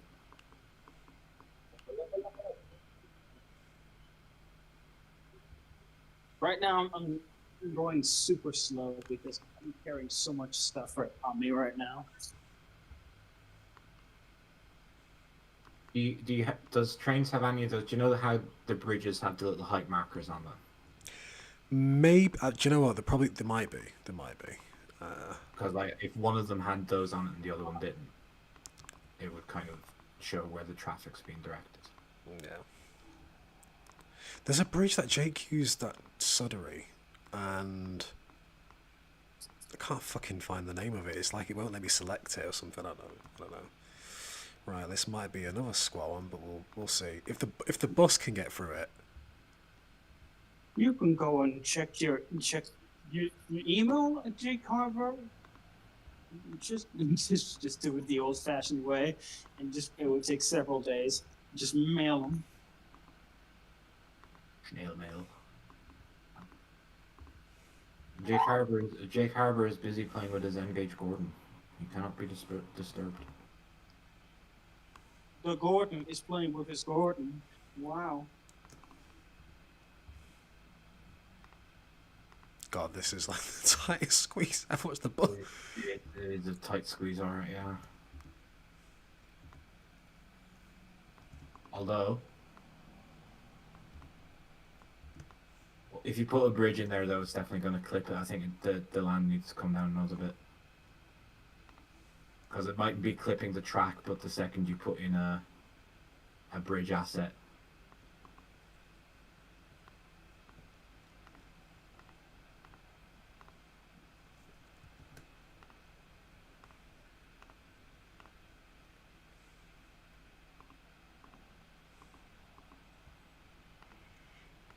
Well, what I was going to do was.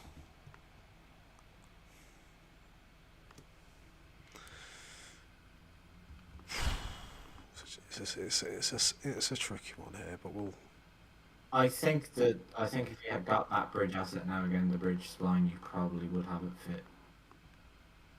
But you'd probably need a sign or something out saying the height limit. Well, oh yeah, sorry, no, this isn't the height limit. One of the other ones. Or is it? Can't remember. Never mind. So I've put this track bed thing.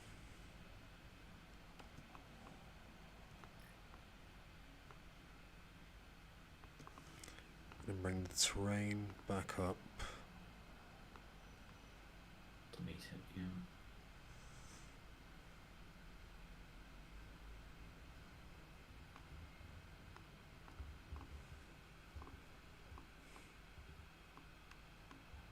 Oh, the Railway Series turntable. That's cool.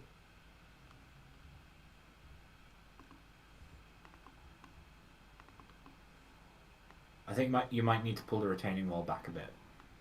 I think that's throwing off the view of it. Oh yeah, no, just a minute. If anything, I really should be using the wider ones. Hang on, what am I doing this for?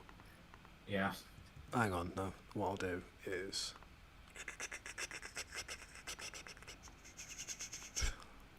They probably wouldn't be identical anyway, because I imagine one would be built at a different time to the other.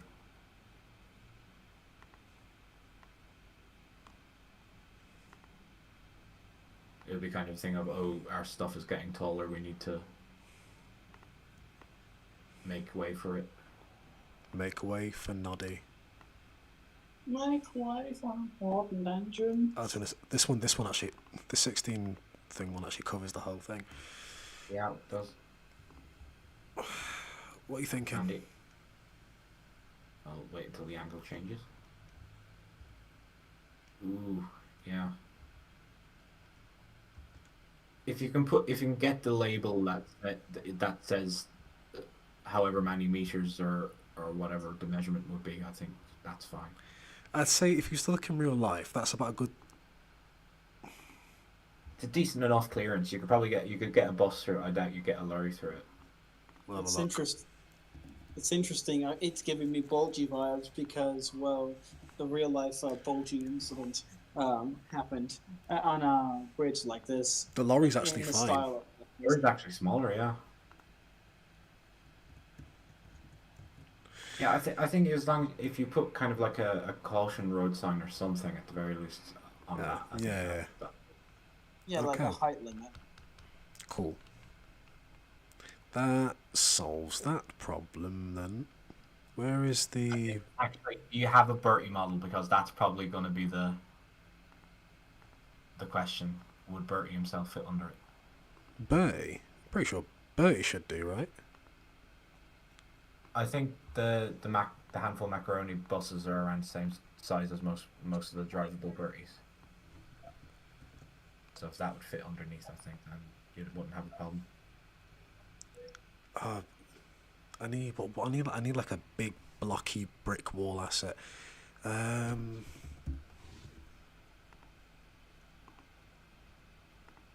what's the what?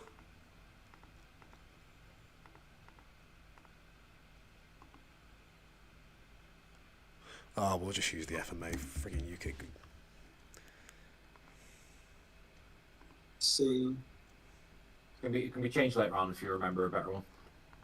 Yeah.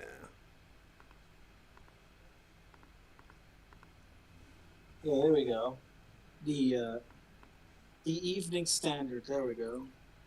A trolley bus being towed through Lees Highway Street, Sussex, had its electrical pole get stuck on the underside of a railway bridge. That's probably a good shout, Ty, because that kind of matches the other brickwork stuff that you're using throughout the town. True. Very, very true. Just gotta leave enough space for the sidewalk.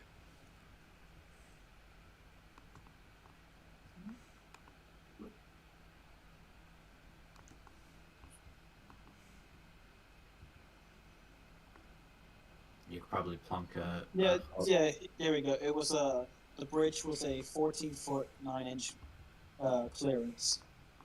Do you know the little maintenance huts that they be scattered along the line? You probably put a little one there on that curve. What I'm gonna do is... Hello, Aiden. Aiden? Hello, Aiden. Aiden. Hi. Hi. Aiden Spielberg, here he is. Hello. How are I'm you? at the airport. You home from work, Aiden, or you still there? Nah, I don't work today. Oh, right, yeah, sorry. You guys have no idea what Aiden has in store. Oh, I got stuff in the store. I got stuff. Yeah, he has the stuff alright. What are you saying? I can't say it yet. I can't say it yet, but I got stuff. What are you selling? I know. What are you selling, store clerk Aiden? I knows. You guys, I knows I got stuff. you guys wait and see, but trust me, your kids are gonna love it. Yeah, I got stuff. From what very little I know, I think we're in for a treat.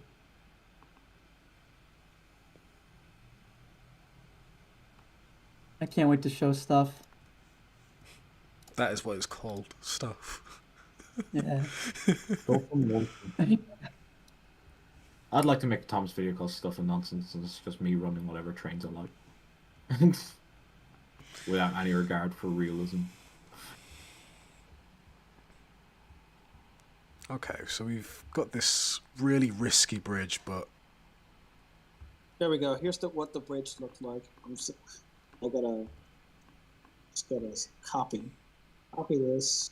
I don't think the incline back onto the road is out of the question because like you always have those areas in towns like that where you just have to go fucking first gear and full pedal. Looking live stream chat. right now under T-Doc's message. And this is what the bridge looked like. This is where the quote bulgy incident occurred. There's been many a bulgy incident over the years, I imagine. As long as there's been tall vehicles and people with little sense.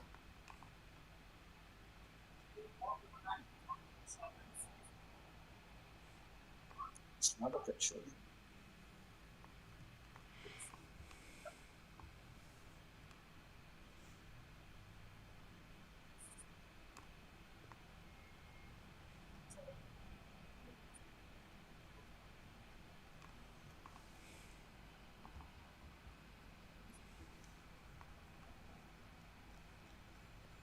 That's what made Bulgy so annoyed. He wasn't able to navigate Tidmouth properly. Yeah, this quote unquote shortcut that he's never been to. It's why he hated the railway. It's because it's blocking his best route around Tidmouth.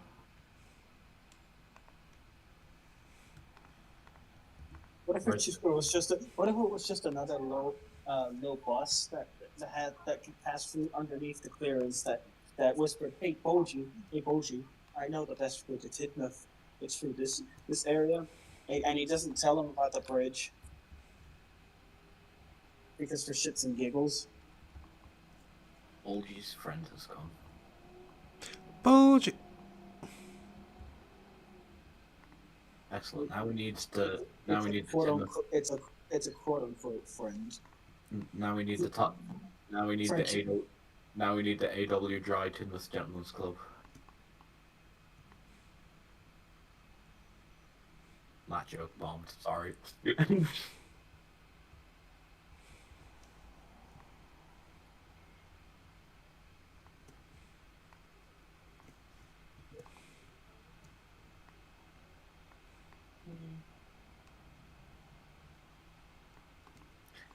The Ben wall, it just looks weird because it's just so high quality next to the JVA or whatever it is. Mm. I'm just gonna put a tree there and just block that bit.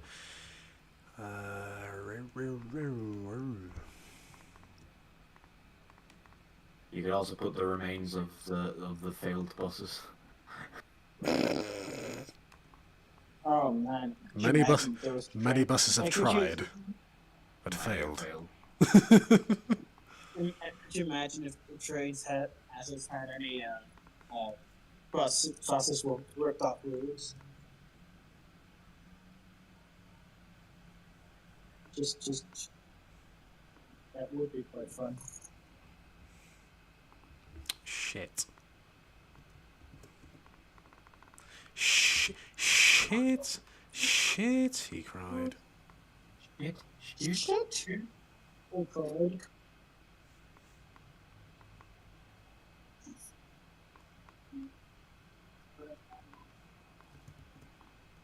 No, if I was you, those splines would start appearing in my dream with the amount of precision that's needed.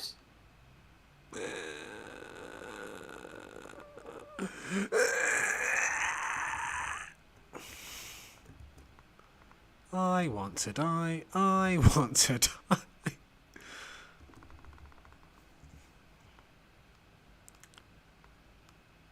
Call me spline point the way I won't let anyone move me. That was tough. Was that a bar, Aiden? Yeah, that was a bar, bro. You got that one. There we go.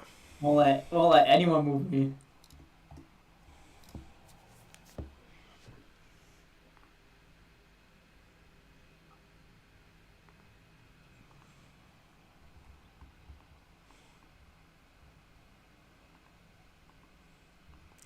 And then we need because it's got that nasty. Apparently, Ty. Yeah. Screenshots of the next Sparking Zero patch are coming out. They took Zigogita's melanin. They made him white. Why would they do such a thing? Wait, why have they done that? Don't know. Why is he not tanned and golden and all Hercules anymore? I think it's because of woke. Oh, for fuck's sake. I hate that word so much. I fucking hate it so much. No, it's probably It's- it's probably Toei kind of going, hey, this isn't what he looks like in the movie. Please fix. I mean, yeah, he wasn't like that in the movie, to be honest. No. No, he was the same. He was the same skin tone as That all the word others. is so overused by the internet at this point. Like, why?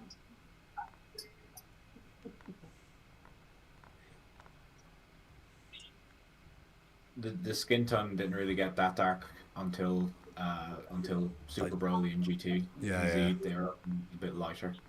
So I see the reasoning. I just don't like it. Oh, thank God for this gravel spline. I didn't ever realize that was a thing. That's handy. It's handy for these kind of annoying situations. Was that for Apparently, TLS? Because I thought it was a Curtis reskin. No shame in that. I'm just saying, like, we might want to double check in case we have to package it with the root. look into it. You got hands. You can do it. Well, I'm not on the iOS team. Yes, you are. Yes, you... Well, no, Ty's threatened to fire me many times. I'm on thin ice, man. He just doesn't get the corn dogs when I tell him to. Do you know what I mean? I'm like, bro, I'm hungry here. Where's the chili dogs? As I said in another group earlier, I am the iOS team's token Irish pal, cheeky Irish pal. Irish? Insert stereotypical quote here. Faith and Bigara. There's a bomb in me potato. Situation. No, the situation is for the Northern Irish. I can't claim that one. That's for Michael and Cara and those Oop North. This area looks so good. Thank you. Very well done. Because I've like done Thomas's Harbour Line stuff now. Like I don't need to go back there apart from just a little bit of road bit near the watermill. But yes, I'm just gonna focus on Tidmouth. It's how like it looks so like dude so good. Oh my gosh. I think Tidmouth will tie everything else together because 100%. But central, you kind of need that right first. In the next 2 weeks, because we will merge in 10 days, but I'm going to see how much I can. Because I'm going to do this. I need to do this area as well because a lot of this stuff I'm going to leave to Jake. But I will finish off. Basically, I'll just complete Tidmouth. I mean, I'll see what Jake wants to do with this side. I'll leave this side for him because he's Mr. Industrial Man. But that's it, his baby. Yeah. We'll discuss Town Hall and other bits around here. Yeah. As I said, my suggestion is move it to Sudbury if you don't already have something in mind for it. The Town Hall? Yeah, because Sudbury is the capital, so technically Town Hall would be there, you'd think. Or any big municipal building to that level of fanciness. Because the building wouldn't be a new addition, it would be something that was there very long and probably predates the railway. You got a point there, man. I can't really argue with that. I mean, I do like it being. I mean, I don't mind it being at Tidmouth. I mean, Tidmouth has a lot of like substations, loads. Oh yeah. I was more so suggesting it as Sudbury, that would work as Sudbury, just because I don't know what else you would do for Sudbury. Because you have the 2 Sudbury stations. No, we've only got one Sudbury station. We've not pulled a mitten. You've not pulled a mitten. Okay, fair enough. Yeah. Then. I thought you were adhering to the holy Bible. No. The Holy Bible. That's a bibble. I always say bibble. You question the Lord of the Mighty Jimmy? dare question the words of the people? I remember I made the fatal mistake first day of secondary school when I saw the Jesus statue that was in our schoolyard. I pointed at it and go, "Oh, it's Jeebus." Jeebus. No, Jeebus. It was I was thinking of Simpsons Hit and Yeah. Run. Is literally what I No, was thinking. no, it's not Jeebus. It's Jebus. Jebus. I just called it Jeebus, and someone happened to hear, and then oh, he's calling it Jeebus. That was the first of many instances where I was the butt of a joke, and at the time I was just happy to be noticed. Oh yeah, on the topic. Notice me. No. You're just making because you're making. I think because Ty, from what, yeah, you're just making lower stuttering, right? Yeah. Yeah, fair. I'd like to think personally, because Metin did a little funky and made lower stuttering and actual stuttering in a thing in a map. I'm just like, you know what? Lower stuttering might just be the older station because there's no harm. There's no real harm in just making lower stuttering canon with the actual stuttering station. Unless if you want to go for the rule that Lower Sudbury was the older station, it's just a request stop. If you have any of Jake's sections, Ty, you could probably find a lot of shit to spread about in his little industrial areas. All right, all right here. I've literally got the perfect area for. No, not that. Ooh, I like this pipe thing. Beams. Oh. Jake really knows how to pick assets. I said, how does he do that? And it said he types them in like the ones the foreign ones. Yeah. He just translates it. Which is so smart. Big brain maneuvers.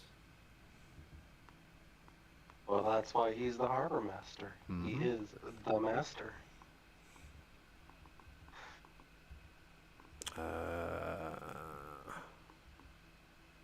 Lower Sudbury and Uppy Suddy. Shut up.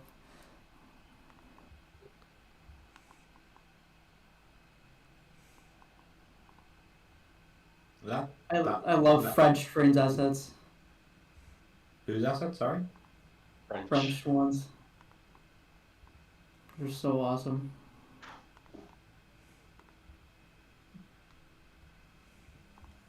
I love the idea that just people in Tidmouth are just dumping all their old bullshit at the abandoned station just so they don't have to go to a landfill. If that's the case, we'll put a derelict bed down, derelict bath down. Yeah, The derelict fridge. Yeah. Like the back of the coal stage would probably be the most accessible area, so you'd probably have a lot of house litter behind that. See, the problem is that this is kind of like. Oh, there's a track there. I didn't notice. Sorry. Well, it's where's the canal wall that Jake uses now? There we go. V-fuck. There's a canal there, right? All right, I'm now. But basically, this one's disused, so. Sludgy. Well, it's locked off here, so if we. You have an area near. You had an area near Napford. I don't know if it's still there. That you kind of had a load of stuff in an old pond. I think you'd probably have a similar situation here. Oh yeah, good idea actually. Tipping ground, Tidmouth tipping ground. Because like, if you're just kind of going for general time period of around 70s, 60s, 80s, people are just going to put their shit in random places. Oh yeah. Thatcher's Britain. Pretty much. Okay, so I like the way that really sits there. Made for it. Shit. Stop it. You get very easily distracted. You probably shouldn't do streams when you're doing routes because all of us are just gonna divert you onto other things. Oh god, yeah, because this is like an abandoned. So what we'll do is we'll connect all the canal walls up, Mm. and then it'd just be done for the shit, like proper. I mean, really, the council should do something about that. I'm pretty It's sure. Tidmouth, they don't give a crap. They're a government agency. They're not going to do anything about anything. Oh. And there's the T. Oh, It's the same in every Look, country. it's nice that there's still some canals, because I ripped the one up by Kronk, so that's not there anymore. oh yeah, no, don't get me wrong. I mean, Nick, there's the whole of like the north section of this route has got rivers, canals, and everything, all leading up back. No, I don't mean that in a... Oh, I didn't mean that in a bad way. Oh no, yeah, no, no, I mean, but like, at least with canals, we can use the fucking walls to fence it off, and that takes care of half the problem. Any That actually reminded me of something I wanted to ask. What did you guys end up deciding to do at Kronk? railway I'll show series? That railway series, yes, I remember now. Okay. Yeah. Let me just pull up the route. I was working on Farquhar. Just in more Sparking Zero news, Ty, they're finally adding it so that all the forms aren't listed out separately. It's you click on the character and pick which one you want. Fine fucking Lee. Yes. What is there anything else being patched? Not that I have seen talked about. I think it kind of leaked in Spain, but I'm not sure why or how. Some people just have. Can Kid Goku get his blue shirt removed because it pisses me off? Oh God, I hope. Literally the first mod I installed. Yeah, I've not done any of the mods yet because I've not figured that out. But Quite easy, actually. It's just you download a few bits and just plonk in files. okay, because I used to mod Sonic games quite a lot. It's Game Banana has all the good tools and shit on it. Okay. Kill Which it I'm in my glad for. stream. Which I'm glad of because Game Banana is very organized. Okay. I mean, I'm just gonna. Ooh, I like that it. is very nice. That's Kronk. This will be Kronk. It's nice to have. It's a good thing that it's not the television series one. That doesn't really suit mainline very much, does it? I almost suggest using that Ellsbridge concept art they had for Kronk, but I was like, nah, I like this better. What Ellsbridge The concept signal- art? I like the really squat signal box. It's very Settling Caroline. And I'll show you. Very The whole kind. the whole eastern area of the route is very Settling Caroline though, anyway, isn't it? Yeah. Once you get into like before Henry's Forest, it gets Yeah. very, very, very, very valley-like. I'll be right back. I think it's a good shout because that's the landscape you'd be dealing with on an island like that.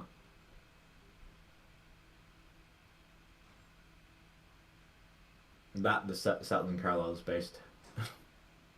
You're based. So are you, Nick.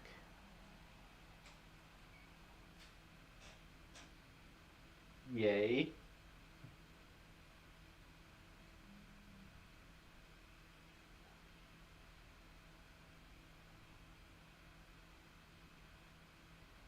I am, however, going to close your stream for now because my internet will kill itself. Ooh. That's fine. I just need to stream on my own time, but it's like... I don't know what I'd do, because I don't want to talk on stream, and I don't want to use music and risk getting it copyrighted. And I don't want there to just be this awkward silence of a stream going with nothing else. Hop into a call with me and Ryan Soccer going brain rot. I can't trust you two. I can be good. I don't know about Ryan Soccer. I can be good. I'll take your word for Straight it. out, just call that. Can't trust. I've been very polite this call. I don't know. Seem a little mean to me. Well, that's just my mean girl personality. Boss bitch energy.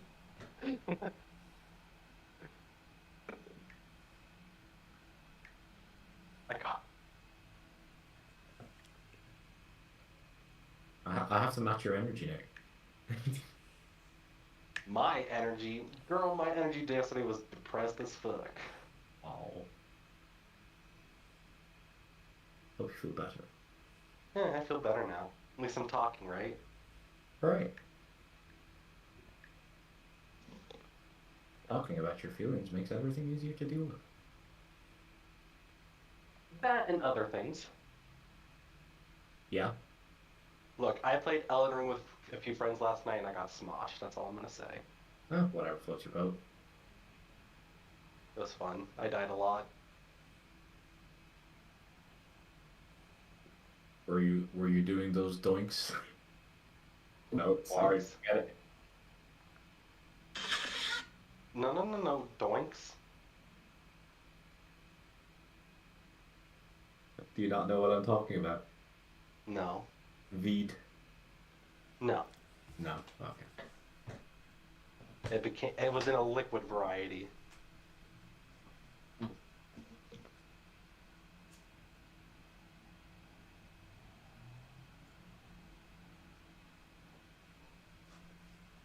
In a way, yes, my social blundering is like poetry.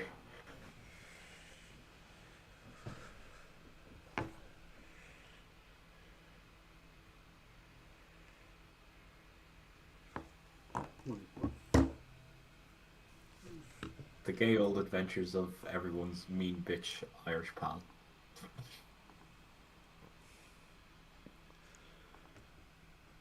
And Nick and Sam and everyone else. Who I'm not going to come up with adjectives for because I do not want to upset them. My adjectives Look. are We just haven't hit Sassy Nick today. We're just not there yet. What do we need to bring that out? Because it's very entertaining. It is funny.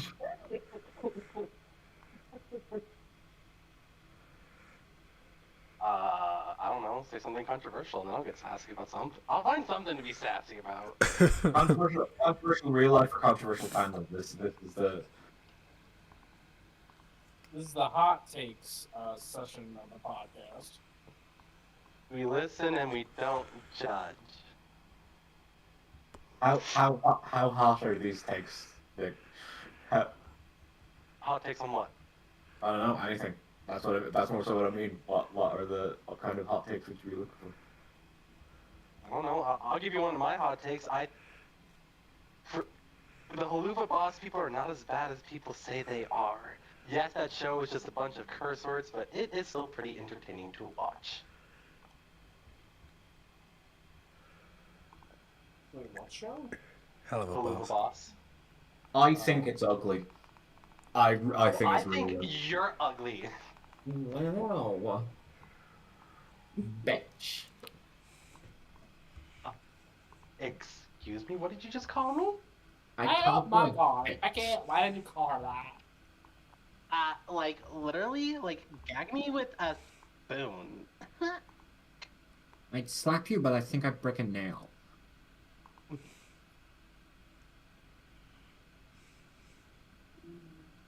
You're not even worth the effort.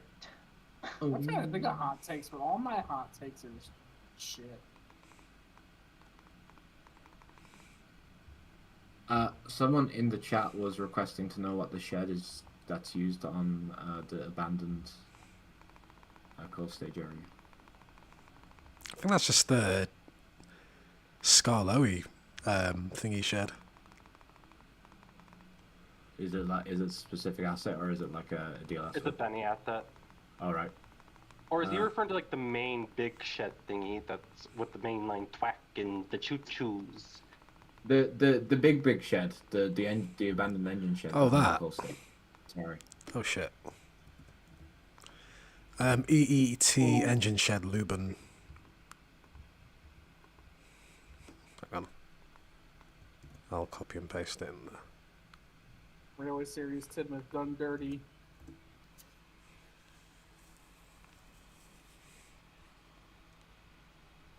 Thank you, Todd. Sorry for distracting you.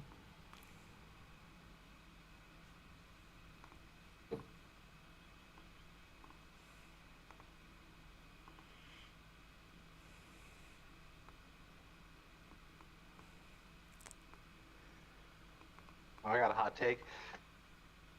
Go on. I think in movies, sometimes the villain should win. I think that'd be a more interesting movie to watch.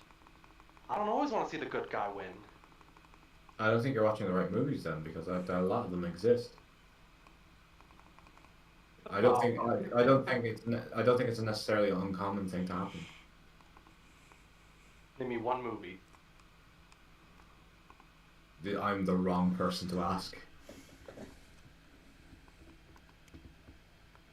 Well, because if you talk to anyone who I've talked about movies with, you're going to know that I've seen nothing. look, I don't even watch that many movies in the first place. I am a cartoon person still. I will still watch my cartoons and laugh my ass off.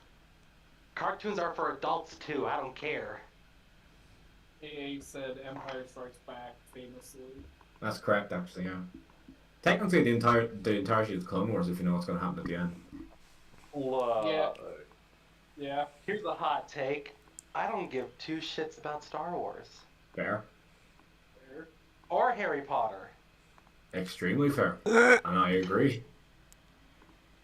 Star Wars people are cool. I'll give them that. But Harry Potter people, oh my god, they are a whole different breed of cringe.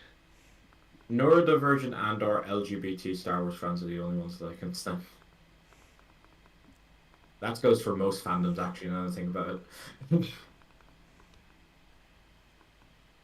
I just want a Transformers movie where Megatron just rips Optimus' head off. I think that'd be funny. But think of the children. They'll never do that because it'll scare the little itty bitty kids. Ooh. As George Carlin once said, "Fuck the children." We'll never have a. I thought that was Michael Jordan. No. No, I was honestly thinking about that Vine. The whole, what would you do if there's a child right in front of you? Smack that bitch. There's only one thing worse than a child molester. A child. Boom. A child. No.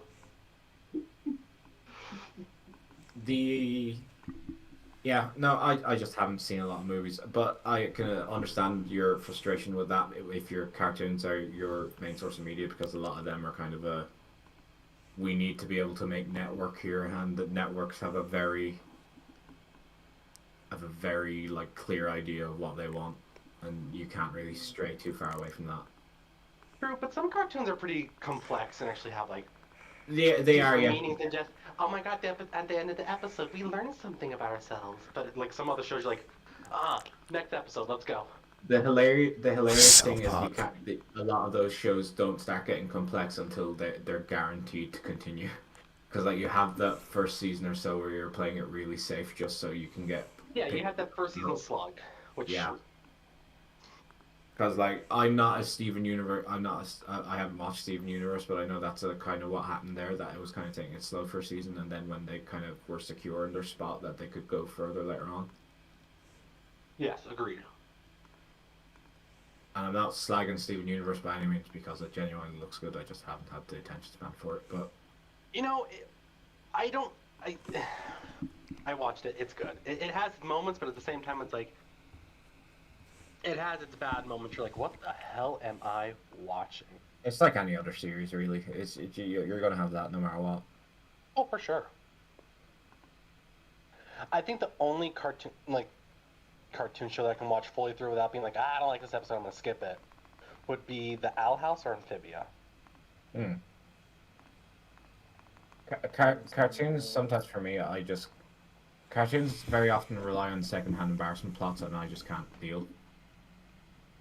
Or deal with plots where a character is lying, or a plot where a character is misunderstood about something, and I don't know if it's a phobia for me, that kind of thing, but I legitimately can't stand watching media when that happens. It's overused is the problem because it's just an easy trope. The whole Yeah. character A lies to character B, and character C has to convince character A to own up to character. It's overused.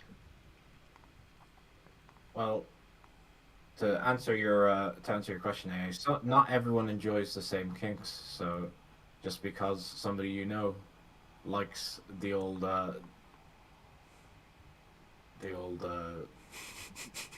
baby play doesn't mean that you need to. What the fuck, man? Baby play. Kink shaming me. I Kink just- shaming is my kink. I just wanted to confuse and abuse the streaming audience. I don't want to know what baby play is. I don't know if it's called baby play. It's age play. That's it. Is that a fancy term for paedophile? Pretty much. No. Well, yeah.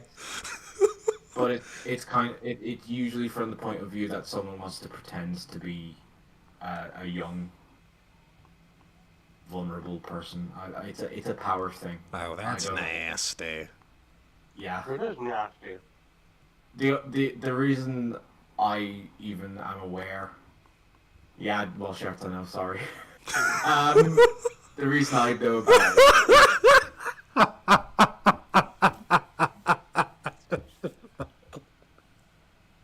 Look, I'm on new medication. My brain is just fucking. My brain is just. God. Do you know those generators that are just keep spewing smoke? That's just my brain at the moment. Welcome.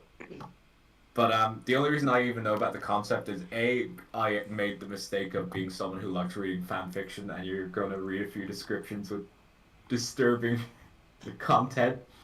And the other is Yakuza 2 has a whole sub story about you find out some Yakuza boss is really into it, and that he and all his goons are dressed up in nappies with this woman pretending to be all their mothers.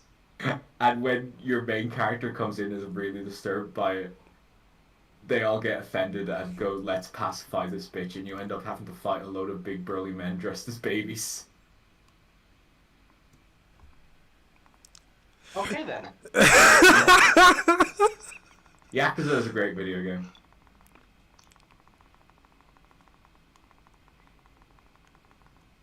Look, Nice. life is weird. I'm not gonna pretend these things don't exist. Well, I'm gonna pretend because. let's see. I went on a date with someone.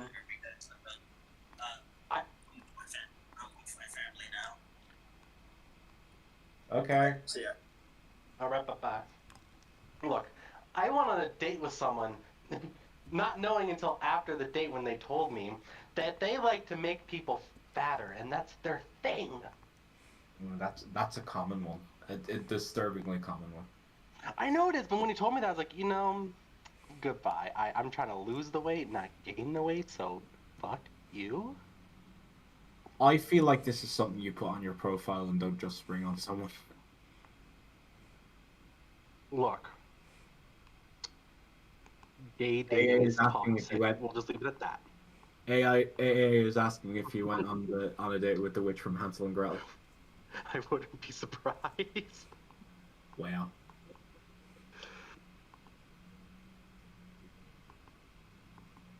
Also, sorry, Jake. The iOS YouTube channel will be taken off YouTube because the funny Irish man was talking about weird things that happen in fandom spaces.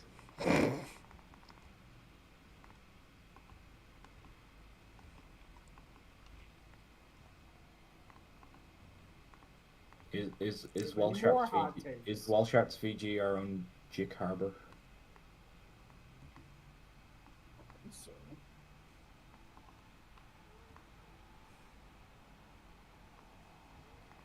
Because no, I think Jake still has Napa Harbor, right? yeah, but people have alternate accounts, Sam.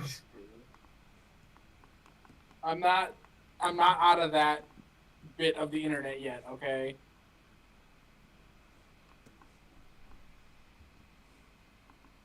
What do you mean that bit of the internet? It goes back to back in my day when we Oh, when, you're when cold. Okay, gotcha. Walshart's Valve Gear isn't an Enigma. How does it work? How does Walshart's Valve Gear work? How did they do it? Mechanisms of my mind are now an enigma. magnets.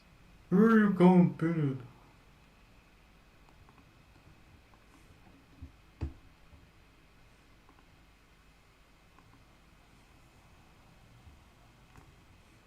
I just had the impulse to say something really out of pocket. I'm very glad I decided against that.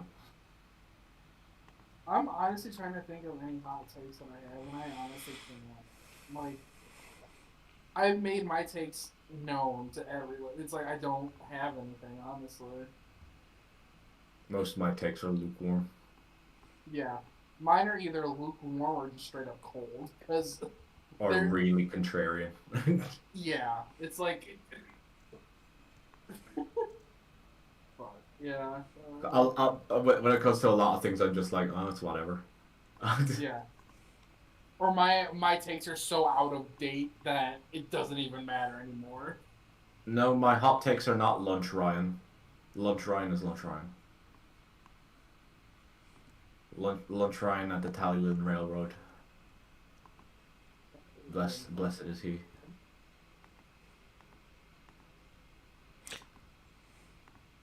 Oh yeah, that's right. The big fall telephone railroad. Oh my god. Skakaloi Railway enthusiast, Lunch Ryan.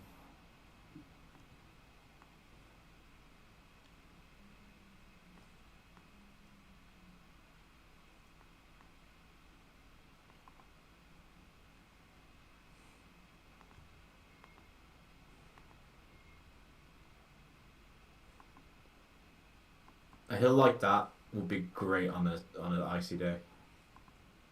Yeah, I need to fix this. Well, Oh yeah, So you you need slide to, off the street. you need to shape it a bit better, yeah. But I think you should keep the elevation of it, just because you always end up with a few places like that.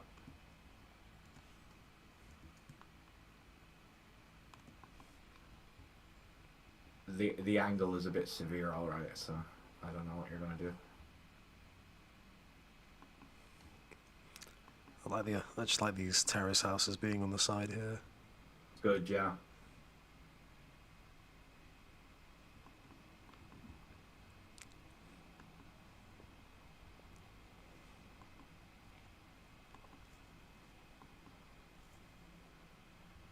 This is going to be crazy when it's fully done, Tidmouth, I think.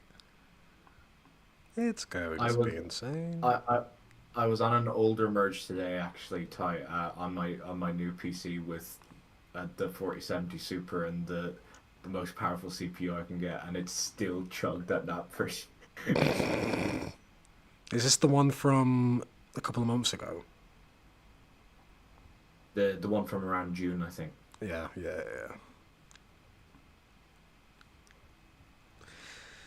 10 more days and then we have a new one. Oh shit, the road's not on center. Well, also to be fair, Kelly, you're also on 19. I'm not, I'm on 22. Same thing. You're not on 10. I mean, yeah, fair enough.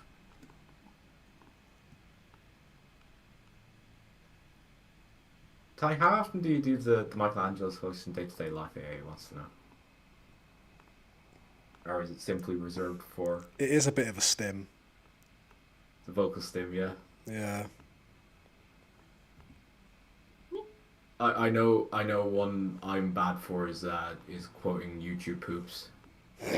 Don't. I'm not gonna. In here it gets it gets bad. It gets bad. It gets really bad. See, I just quote vines and memes. That's pretty much my vocabulary. Oh, he's stealing. He needs some milk. Yeah, for me it's YouTube poops and basically anything only place has ever taken the piss out of. So, the likes of your Nintendo shit cube and your other shit like that.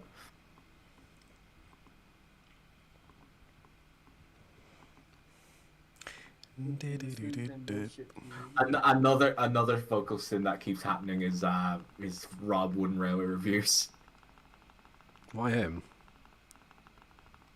It's just funny. Told me to get a girlfriend, so that's what I did. It's so funny. That's one of the funniest videos. Want to go dancing? It's Sure. particularly that era of when the Sudrian radio war was occurring. Oh god, that. Flashbacks are happening.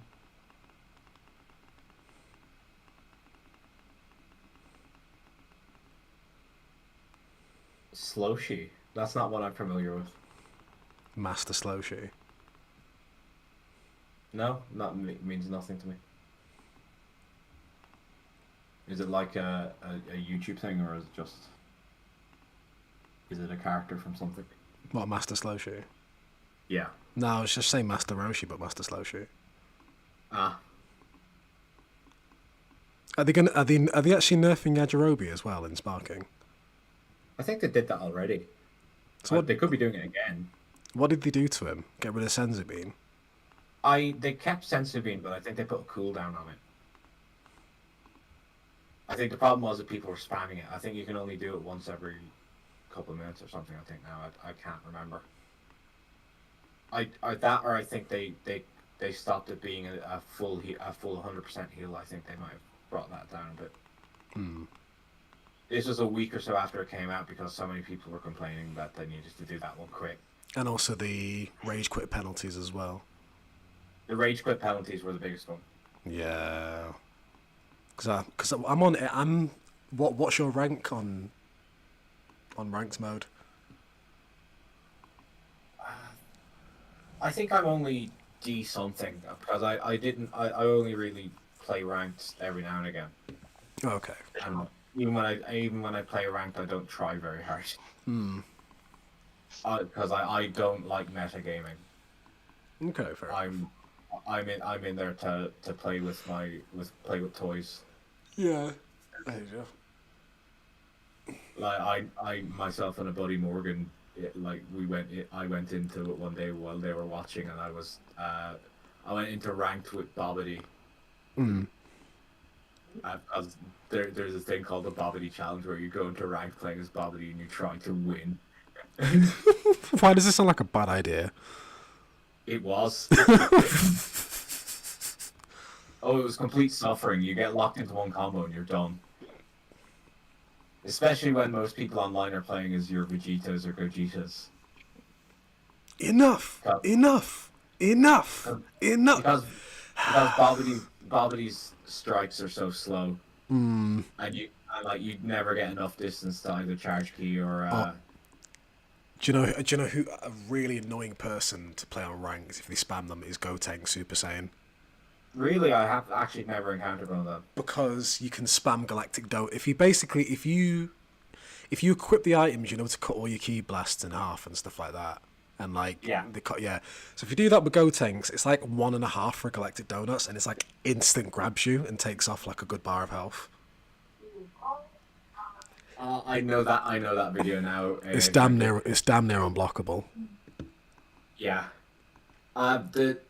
Another one I found that was really hard to fight with is Super Saiyan 2 Vegeta. Okay, why? Because his strike combo is so quick. Essentially, if you get locked into it, it's hard to find a dodge window.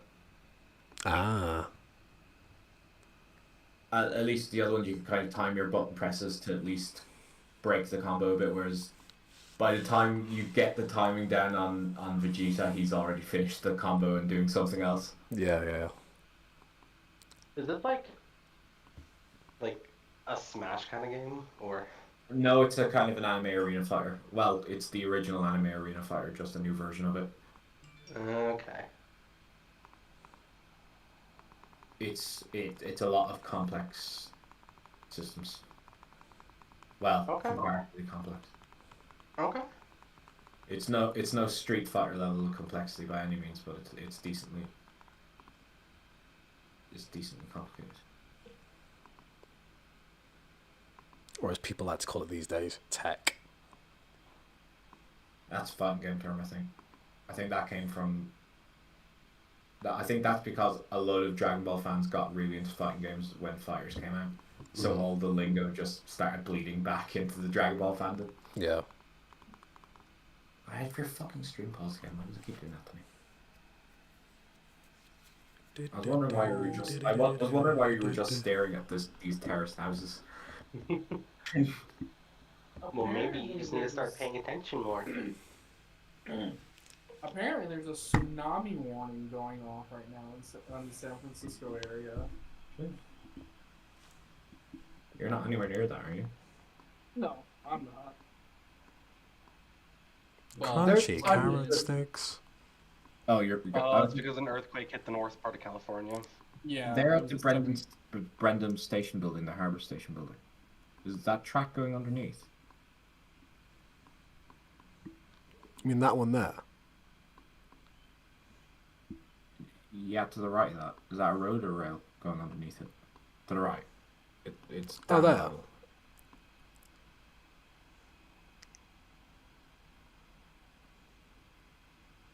Oh, it's a little tram, I think. Yeah. Which takes us to... Oh, it takes us to... God damn it, Jake. You've done such a mad job around here. To the special attraction bit. Just zoom out quick. Oh. Oh, just zoom out quick, if you can, please. No, you don't get that special view anymore. Okay. Just go back to those stations again, because I just want to make sure that I actually directed you to where I was thinking. 1 minute. Yeah. Fill in your grid texture. I feel like this is not meant to be here. This lump on the side. But you know what we'll do? We'll just turn it into a big pile of sand.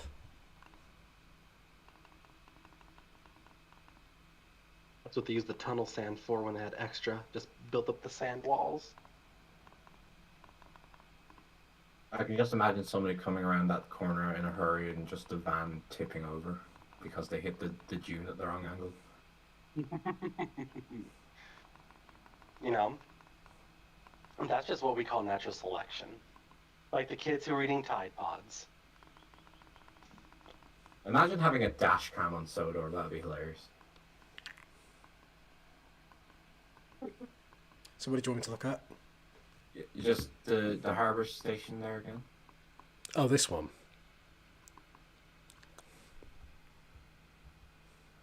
No, to the left there, it looked as if something went underneath. I don't know what. I think I was getting an awful optical illusion.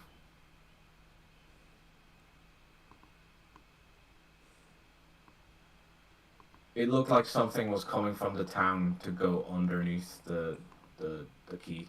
Ah. The base bit. No, that's my beat. Sorry. I love the season 3 yard so much. It's one of my favourite sets.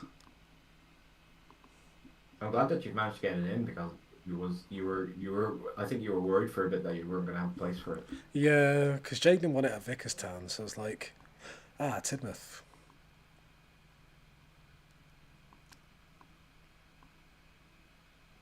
Undeniably one of my favourite sets.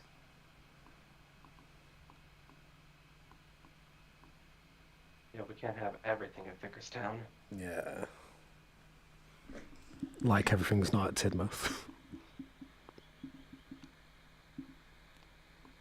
I mean... Look, I don't need the sass right now. That's my job.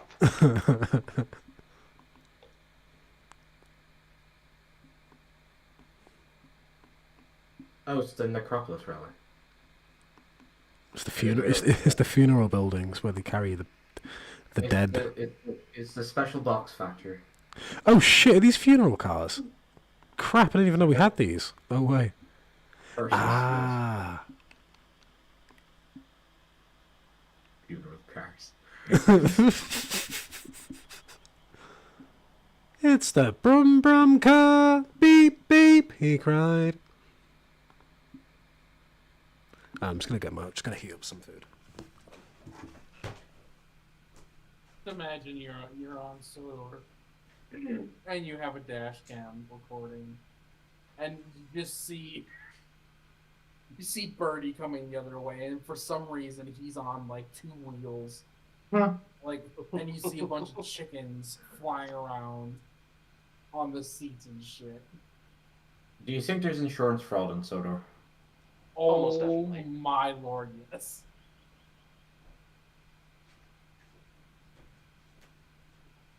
There's no way Pretty sure that... the entire island would be bankrupt if there were insurance on the island.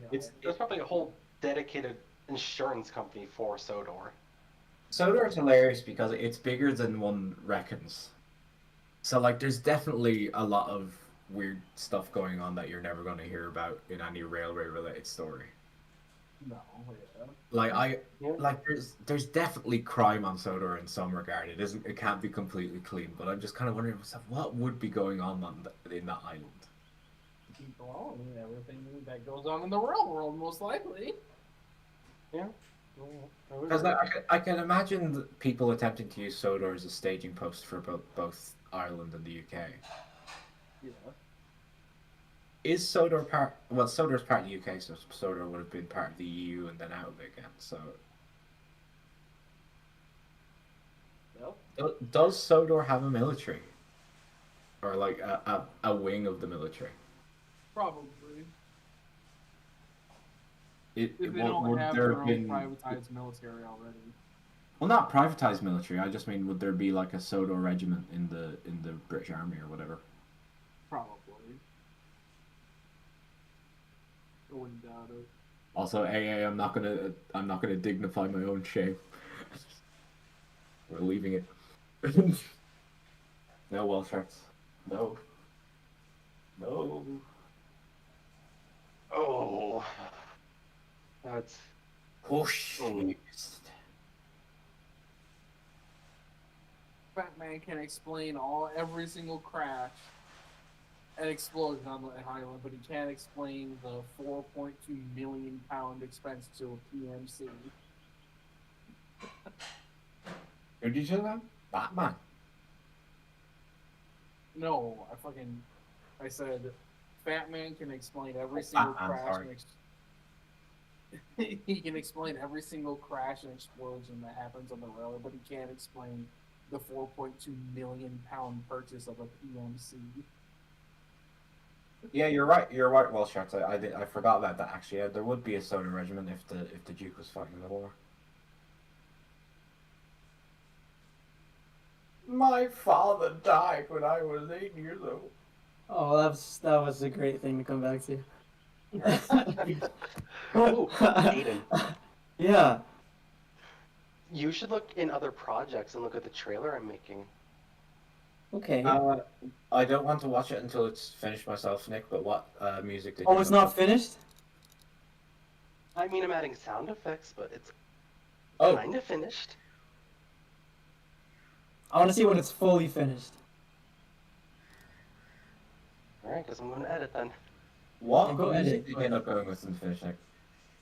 Zelda music. Could you type to me which one it is? I'll just...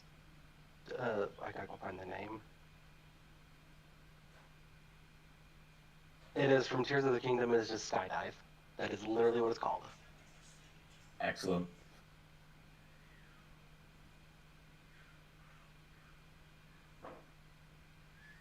My new monitor should be arriving tomorrow, so... Trains in 180 hertz. It's going to be a trip.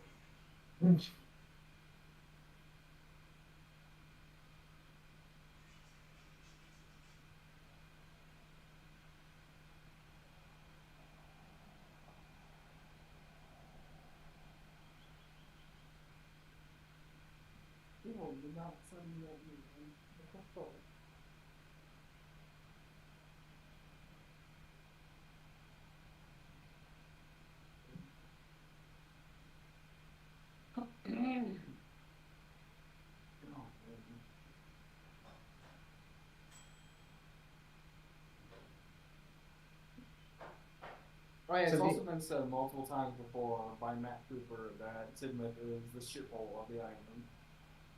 Well, it would be because it would have been the industrial hub, so that's where all the kind of the working class poorer people would have went. Exactly. And it's just going to keep getting bigger and bigger, and the houses cheaper and cheaper. So you're just going to end up with.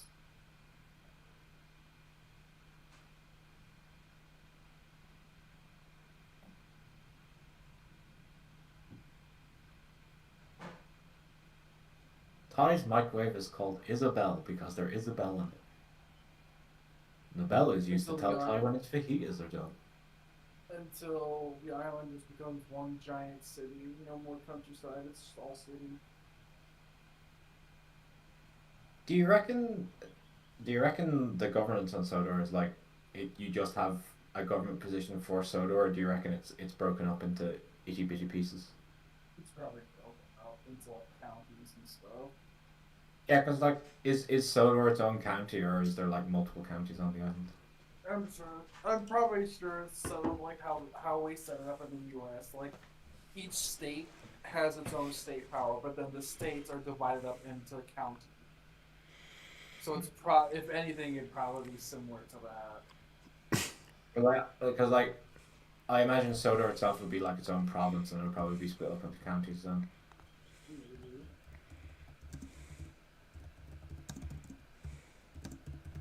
Yes, a Sodor is ruled under martial law.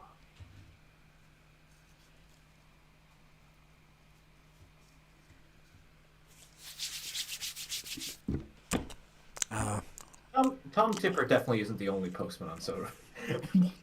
He is. If he is, he needs like the highest raising known to me. He's probably the most senior postman, but I doubt he's the only one. No, yeah, there's no way he's the How rich do you think Topham is? very.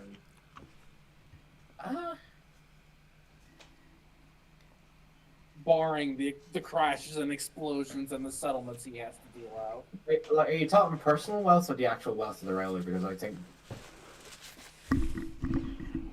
because like, I don't know if the railway itself would be very profitable, but I think it would be relatively.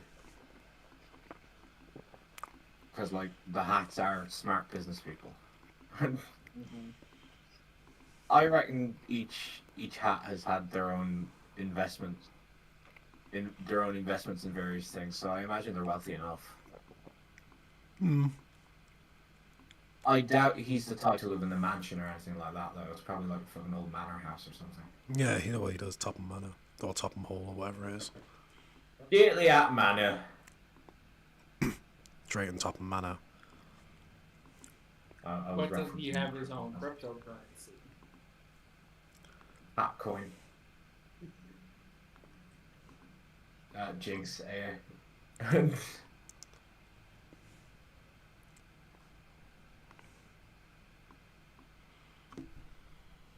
Sometimes the obvious joke is the best one. Honestly, I'm waiting for someone to write their series and somehow Topham has gotten the cryptocurrency. I'm just waiting for it. Topham gets into crypto. Yep, I'm waiting. I doubt it because I don't see Topham Hat as stupid enough. Maybe CGI's for Topham Hat. Maybe CGI's for Topham Hat. Low him. Low him would be the crypto influencer. Choppy, I've made a crypto of Trumpus.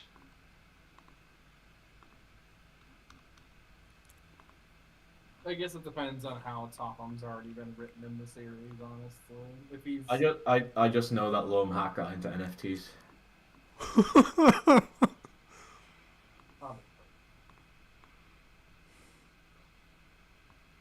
Do you know what? I'm really surprised that Mattel didn't attempt to sell Thomas Railway Series illustrations as NFTs. Well, I mean, to be fair, NFTs like staying within what the year that they were introduced. So Oh yeah, but everyone was jumping on that train there for a little while. I'm surprised Mattel didn't. Mattel's looking for the long-term investment when it comes to Thomas, even though they're not. Because like Mattel aren't what I'd call cautious business people by any sense. No, they're not. No, right now, Mattel as a company is just looking for short-term profit wherever they can get it.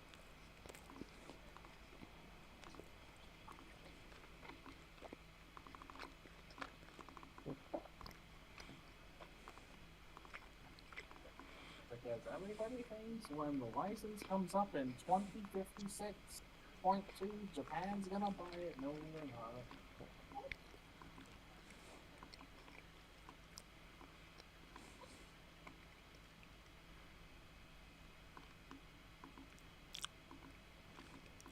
I don't see the Thomas license changing hands anytime soon.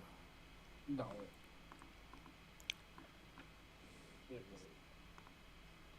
it will continue to be deteriorated down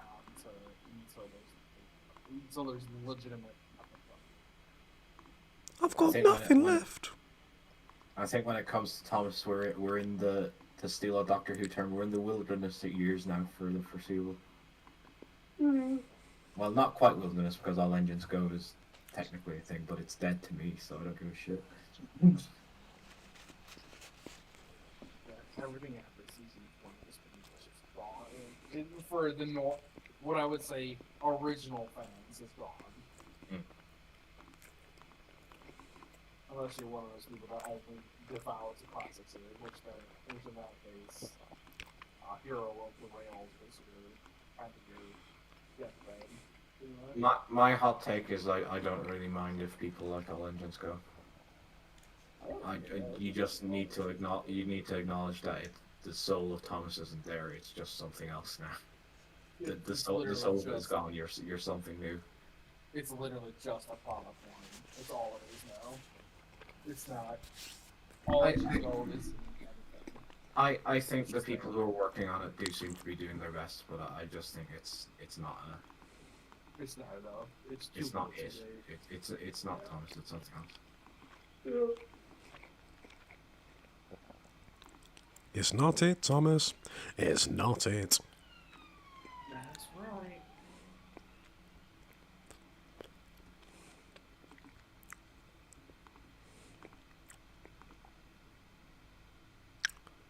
I was going to play GTA 3 before you started streaming. Let's go with that, didn't it? What, GTA 3? Yeah. Not played that in a long time. I made the mistake of paying for the definitive editions there the other evening. Ah, that one. Apparently the update has improved it, so I just kind of wanted to see what the story was. Yeah. That, and I just could not be bothered doing mods for the original versions to bring them up to snuff. Hmm.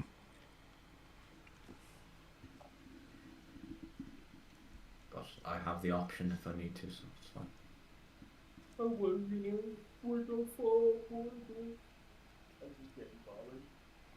Sam, you sound like you're a mile away. I'm sorry. I know, because I'm tired. I said I was working on Fallout, but I just can't be bothered. You Give gonna a rundown of what you've done so far. I've been at work. He has made Tidmouth bicker and put things on it and chatted all sorts of shit. Well, that mostly was me, but he indulged me.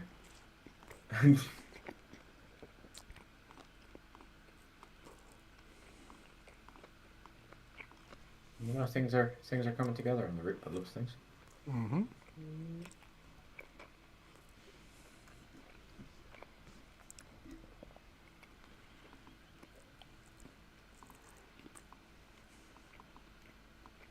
I do love that Soda Railways billboard.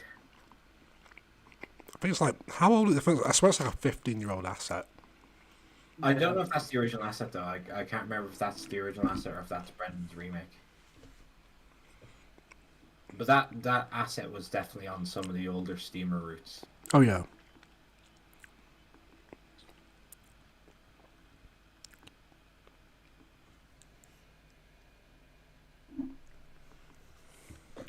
I'm just going to drink.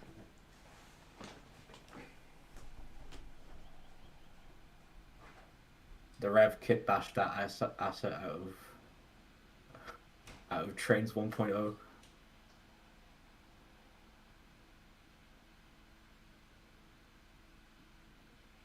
Oh yeah, we all know the Reverend Dudley Audio was a massive user of Trains 1947. He loved a bit of Trains classics, did the Reverend W. Order. He said 06 was a bit big-headed. He wasn't a believer in superscript. He was a chameleon script kind of gentleman.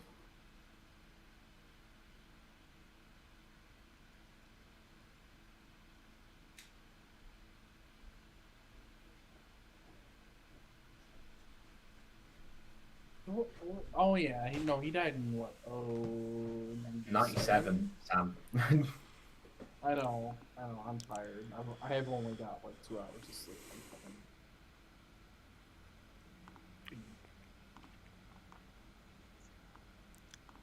I'm gonna say yeah, it would have been Trains Classics. It wouldn't have been any trains, Sam. None of them are out yet. No, I know, but the closest one would have been Trains Classics. Trains Classics No, was. no. There was the prototype. There was the prototype. Right, 87. It's the prototype. Yeah, but he wouldn't have gone out of his way to get a prototype. He would have just seen. You're it. Sam, you're misremembering. Trains Classics was the one that was between 06 and 09. That was the little add-on thing. I need to go to bed, dude. I'm fucking tired. What was it? It was we need Riley here because they know.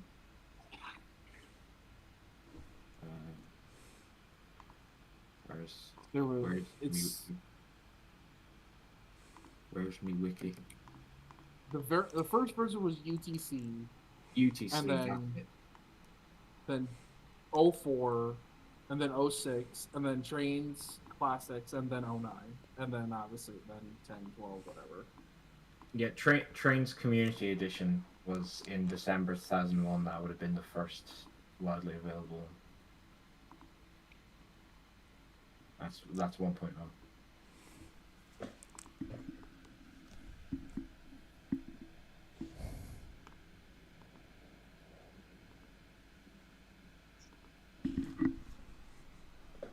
I don't want to know what you think about Trains 22 and what, just in terms of like the Thomas base around it. I think that'd be funny.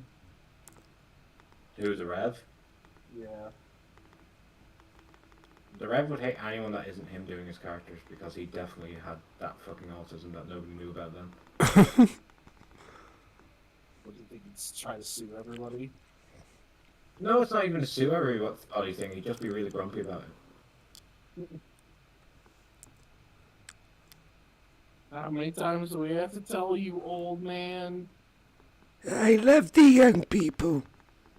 He was just really protective of the thing that he and his family worked on. That's understandable, to be honest.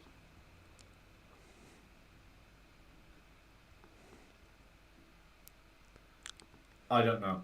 Anyone who wrote the Island of Soda as people his history and his railways can't not be autistic. The Bibble. Because like that's too detailed. That's too detailed for an neurotypical. I don't believe you. Yeah, that's yeah. When was that published? I can't remember. That was in the 80s, I think.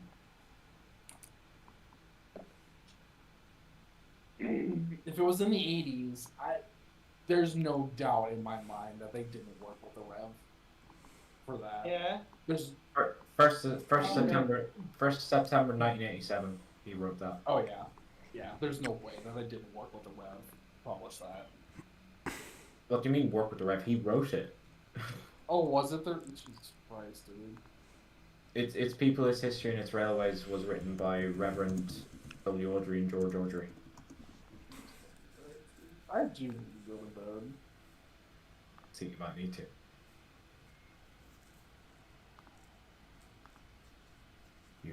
You seem a bit scatterbrained.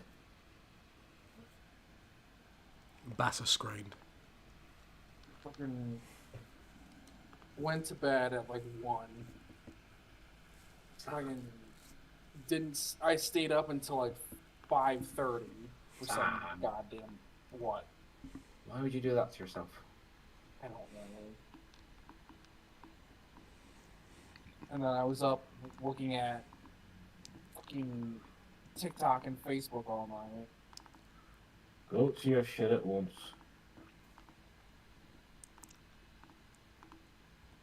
And then I gotta leave again in another 3 hours.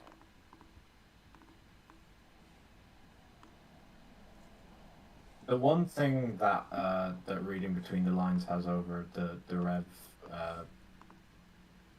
one is that the map has all the locations where everything happened marked out on it. I really like that. That's the one. That's the one. That's one of the ones I don't have. That's the Chris Audrey one. That's the 2005 one. Yeah. That's the one where he basically has an entire complaint piece about his entertainment at the end of it. I mean, yeah, I believe it. It was justified. He was very. justified. It didn't come off as a kind of an angry old man thing. It came off as the, I want this thing my dad made to be respected, please. Yeah, pretty much.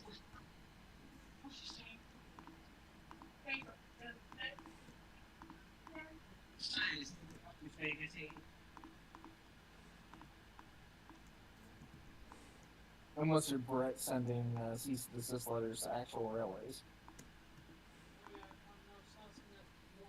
Same.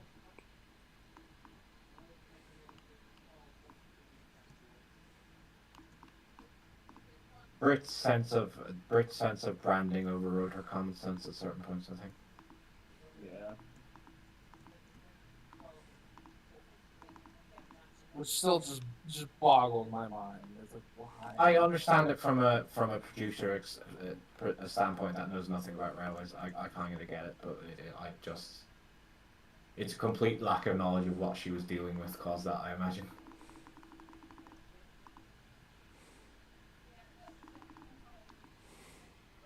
Because like she's a businesswoman first, after all, it's kind of understandable.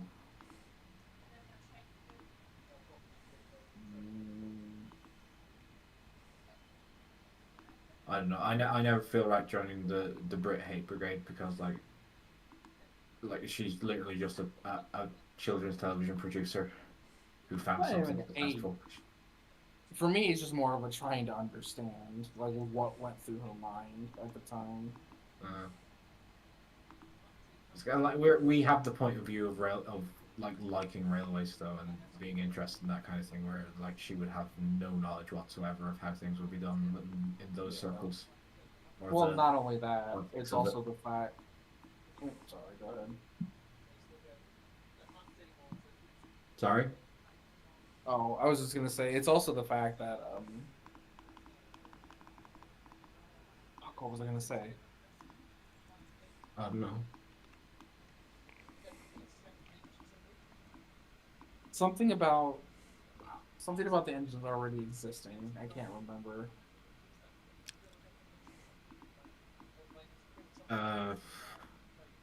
Was it Neen Valley Railway Thomas? No. No, the original cease and desist for like for Bluebell and Telequin. Oh, for Stepney. Yes. Yes. I know the one you're talking about. Yeah. I think that's just my point. She just didn't know. And if you're gonna get somebody in your ear telling you, "Hey, they're calling the engine the same thing as your engine," you're gonna assume things.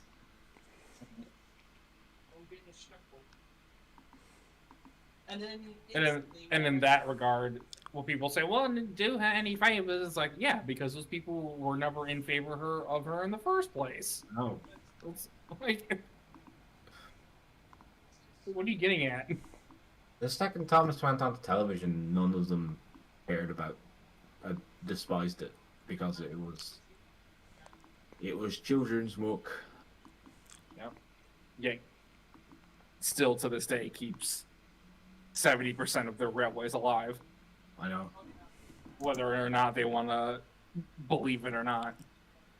Every single railway volunteer under at least, not every single, about 80% of every railway volunteer under the age of like 30 was a Thomas child at some point. Oh yeah. Or are a Thomas adult. Mm-hmm. To use a slightly cringe term. You mean a broken motive?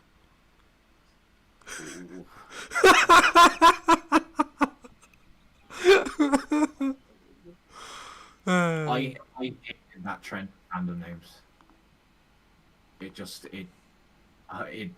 like, why do you need to have this fucking twee little name? Just call yourself what you are. You like this, that, or the other. You're a fan of it. And Like I understand wanting a level of shorthand, but like when you can simply say 2 words and people will know what you're talking about, I don't think you need to shorten it any further.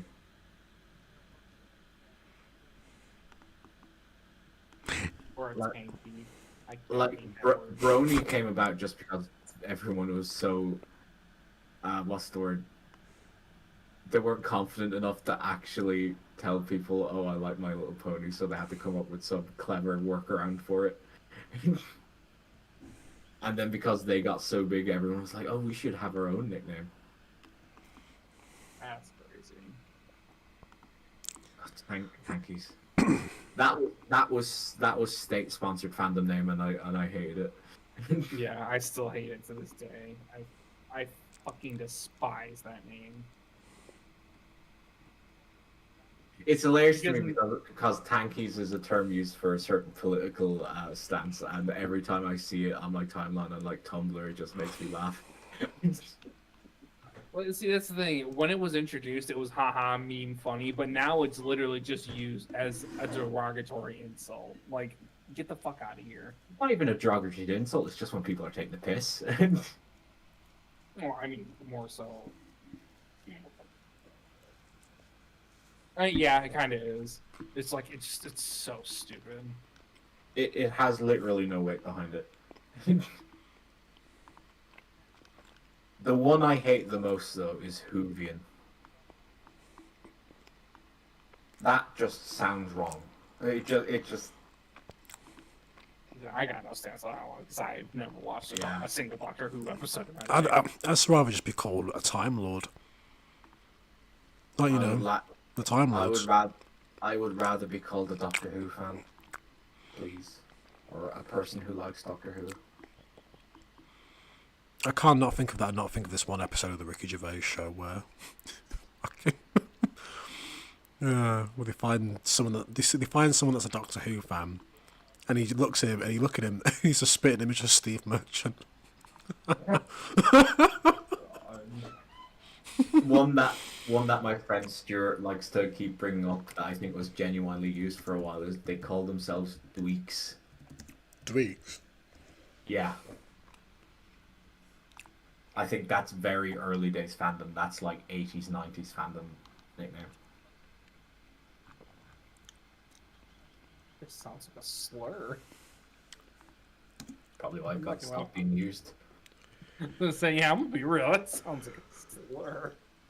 Oh fuck. I think the only good sounding fandom name is Trekkies, just because that one just kind of rolls off the tongue a bit.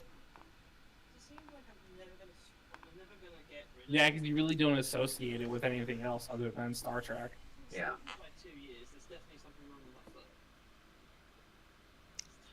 I can't think of one for Transformers, even though I've been in that fandom for 20 plus years. I can't think of anything. Wall Sharks Valkyrie just said Clive Warren in the chat, and I don't know what that means. Oh, get me Clive Warren. Get me Clive Warren. Yeah, and Rebecca De Mornay. They're like the perfect cast for you know, films and that. My only knowledge of Star Trek is from that one Futurama episode where the aliens kidnap all the heads of the people who are in Star Trek to make more episodes. I forgot about that episode. Oh my god. This.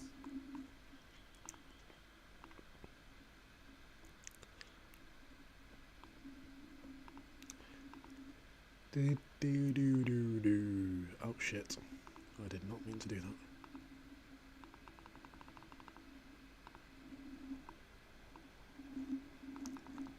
Okay, you see where the track curves in there in the center?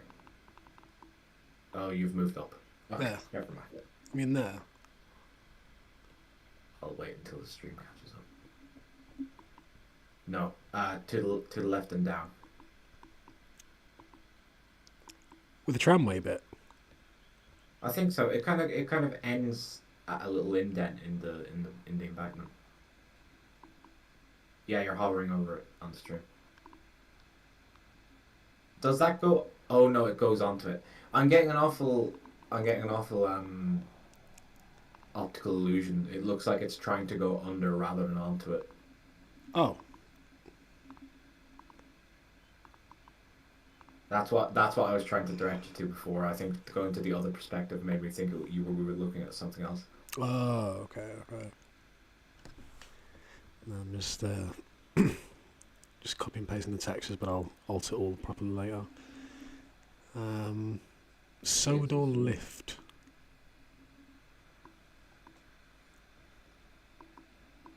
Once you have a decent base texture, then you can kind of play with it. That's what I'm saying. If you, it saves pretty much half the time in remaking. Yeah, because like starting from grid all over again would be a pain in the backside. Oh yeah, horrible. And I'm hoping to attempt some route making myself in the near future, so looking at these streams is a good learning tool.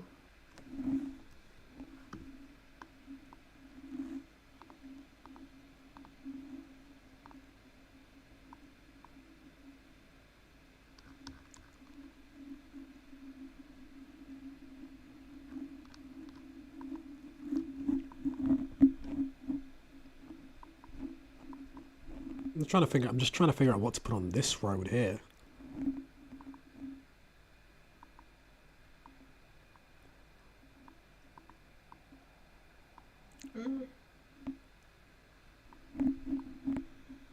Do you have a good maybe car tire shop or a garage or something? It's close enough to the harbour, so they'd be able to get their stock fairly easy. It's a good strategic location, if that's what you want to do.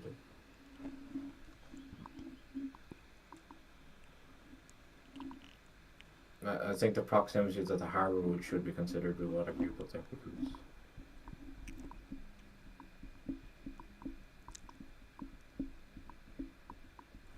This would be a road that's kind of like with just a wall on the side, and goes into the factories and stuff, or soda refinery, or whatever the fuck that is, and then have all this space kind of filled up with terraces as much as I can, and then you've got terraces there, and then I think I'm going to put a wall. I'm going to put this wall here, and then this little path will lead down to here. The station master's house. Yeah. And this road will just kind of like, see if I can try and get it to curve round, and I'll put like an end terrace there. See what I can do, and then and then you've got the other bypass underneath for the other lorries. Yeah. Even though it looks small as shit, it's actually fine. But yeah, you get an awful perspective trick, I think. Yeah. So yeah, that's that. But I like that we've got bypasses like that, though. I think that's cool. You could probably put a pub at that corner, because I imagine the dock workers would come out and want a pint quick smart. Good idea. Yeah, there would. Yeah, there would be a pub on the corner actually. There would be. The Fisherman's.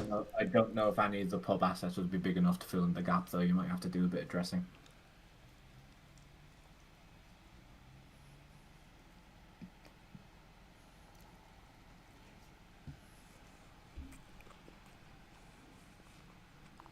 Oh Jesus, quarter to 9 already.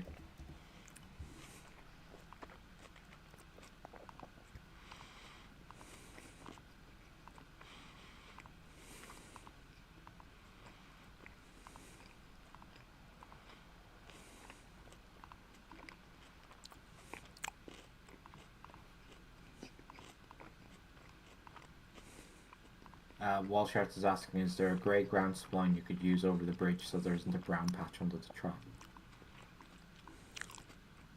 Yeah, I've used it here. I think just further up it looks a bit odd. Yeah, I'll fix it up. Yeah.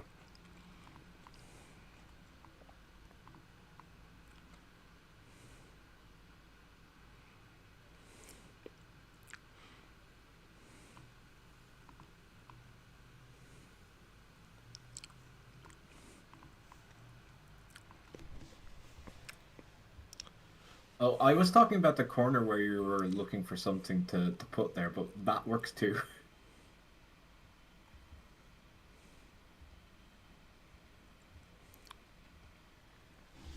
Have like a little. Yeah. Where I was thinking was that little gap you were talking about. Well, here. I'll wait for the stream to catch up. No, do you know the gap up by the shopping mall that you kind of were like, what am I gonna put here? Oh yeah. That's where I was thinking to put. Oh. Yeah, I could put a pub there too. I mean, it's England. There's pubs. There's like. There's gonna be a few, yeah. Oh yeah. Oh yeah. Oh yeah.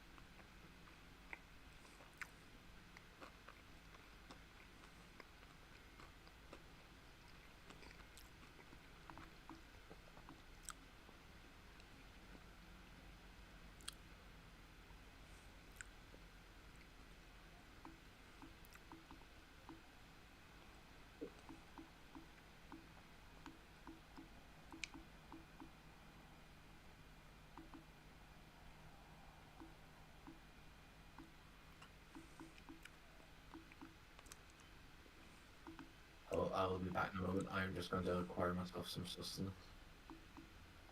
I need to go to the shop and get some juice or something. Maybe drink. Or like some Ribena or something.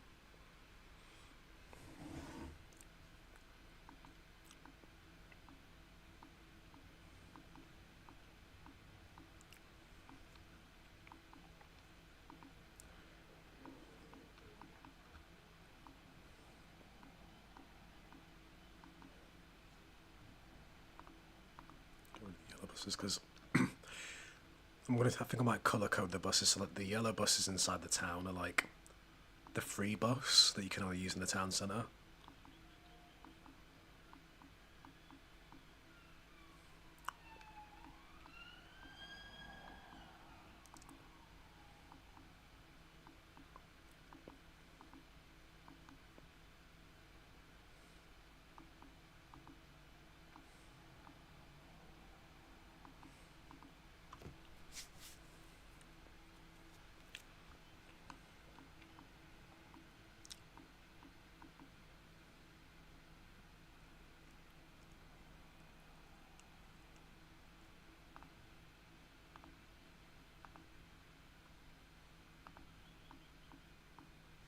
Thank you.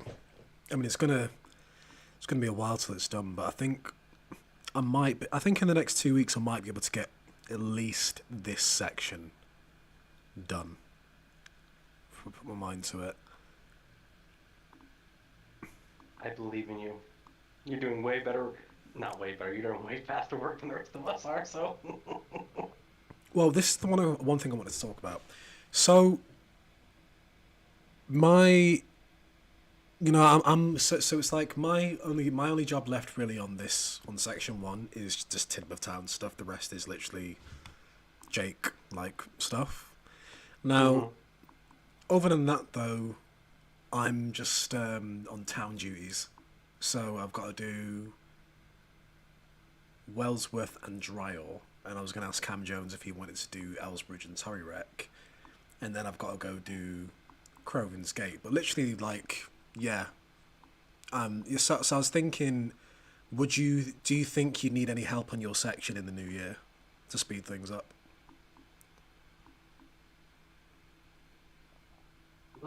Possibly, maybe. Because I'm really dividing my time right now into like finding a job and doing this. So it's Yeah. like,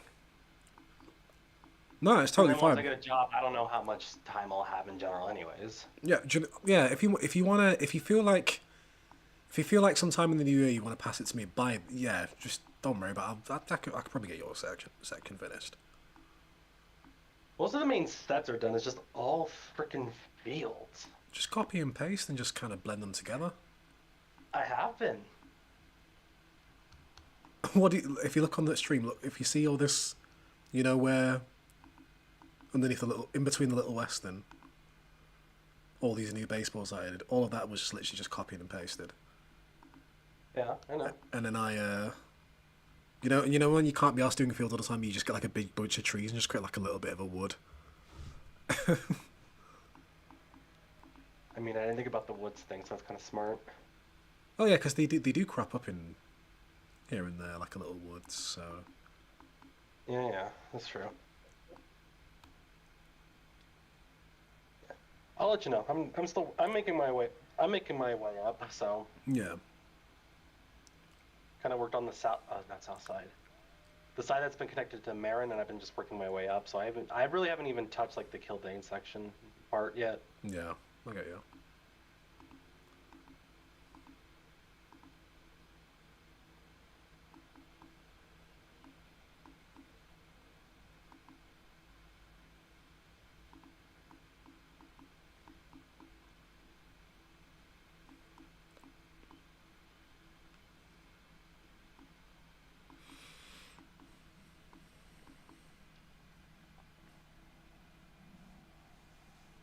I actually think it's going to be competition between which is the most fucking built-up area, Tidmouth or Knapford.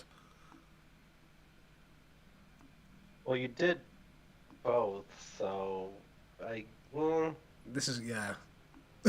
Especially when it's Tidmouth is going to be done.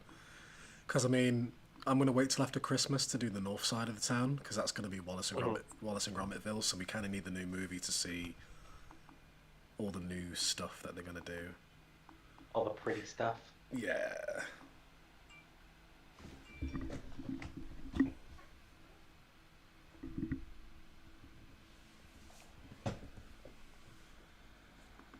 See if there's a reason for us to put. I mean, maybe somewhere on the route we can put that canal viaduct or whatever the hell it is they've got going on there. I think that'd be cool. Yeah. In all honesty.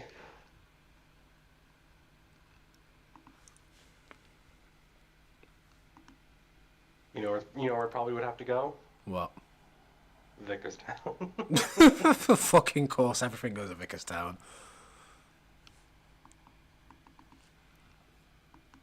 Oh, I'm just so glad the harbour line's done, man. I'm I'm a happy boy. I think it looks great. Thank you.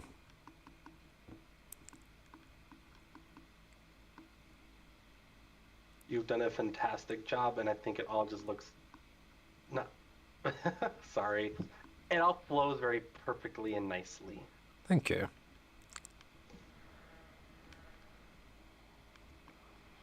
I did when I did the test merge the other day of sections 1 and 2. It was kind of a fun trip to have the whole, you know. The whole shebang. Yeah, it was fun. Yeah. I would agree. That's why I like the merges, because then I get to see all like the work that everyone's done, and it gives me ideas to work off of. Like, yeah, definitely. Watching you do Tidmouth Town is like, ooh, I like that for Kronk, which I'm not. That town I'm not touching yet, but that's an idea I could use for Kronk. Yeah. I can probably help. I'll probably help you out on the Kildane side of things, definitely, especially regarding. Yeah, because I messed with the Wellsworth yard we talked about, but I struggled with it because it's on that curve. I'm like, how do I get this to fit here? Like the turntable and things like that. Yeah, it's a bit of a funny one. We'll figure that out. Like, it makes sense because we have the Haunted Henry stuff up that way, and it makes sense to have that version of the yard there. What Haunted Henry stuff? Like, that is up that way, right? I thought. I thought Haunted Henry stuff was up by like either Norrenby or Pure God, but I think it's Norrenby. I'll look real quick because I might be just talking out of my butt.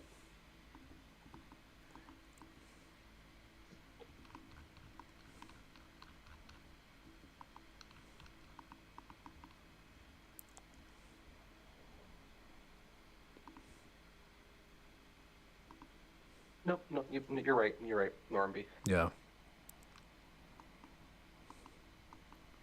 Was it just a matter of like we wanted that set there? Because I forget why we thought about putting it there.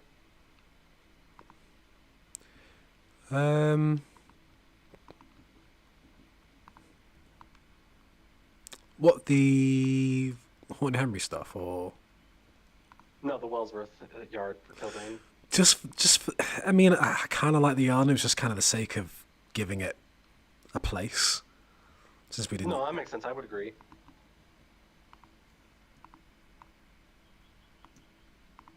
Yeah, because I think we have the 2 on the branch, and then we have the season 1 and like what 8 at Wellsworth, if I remember correctly.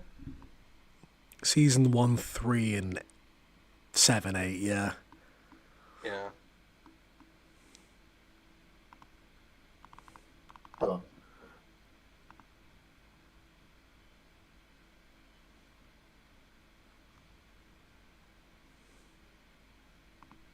Did I miss any scandal? No, we're just talking about my section at the moment. What bits are you doing, Nick? I'm working on the section between Marin and Kronk. I mean, no, Marin and Kildane. Marin and Kilday, thank you. Oh, I need to cut that section off because now it's on Killy Jake's section. I need to remember to do that.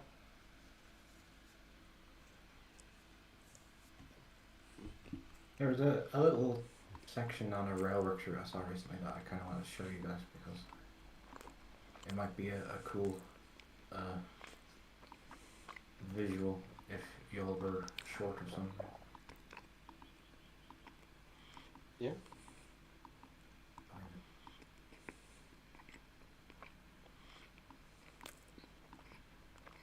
It's a railworks route of a real railway, so it's based on an actual thing. It's just I don't know what to type into Google to find as the actual thing.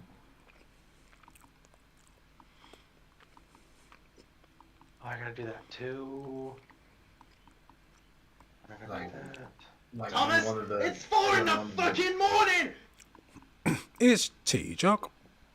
When one of the branch lines separates off, like either for Normanby or Balladoo or one of the other ones, that could be a nice thing. That the kind of the branch line passes in under the main.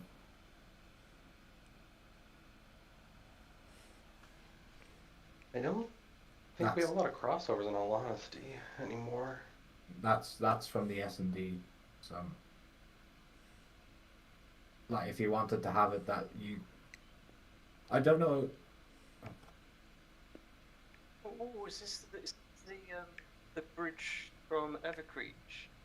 Yes, Oh, it's on the S&D anyway. I'm not sure the exact location just because my route knowledge is. oh, we stand S&D content.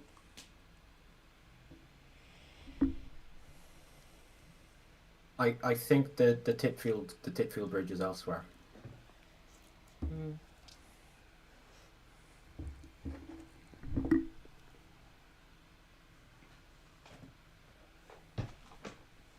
I just if you were trying to branch off from that you're coming from the Tidmouth side and you're trying to get to the branch line to Kirk Ronan, not Kirk Ronan. What you call it? I can't remember the layout of the line. The Norby branch, that's it. That might be a thing because I don't imagine that the line splitting off to go to the branch line would be coming from the Vickerstown side. You'd think that would be coming from the Tidmouth side. So I'm not sure of what the map would say about that. Get lunch ran on the telephone. Either way. Sorry, I don't know if you actually confirmed whether or not you had that Percy illustration from Duct Takes Charge. Which one? Somewhere on the route. It's the one with Percy pulling coaches in the harbour. Look. I can't remember whether you said you had a place found for it, or whether it was going. Tidmouth or not.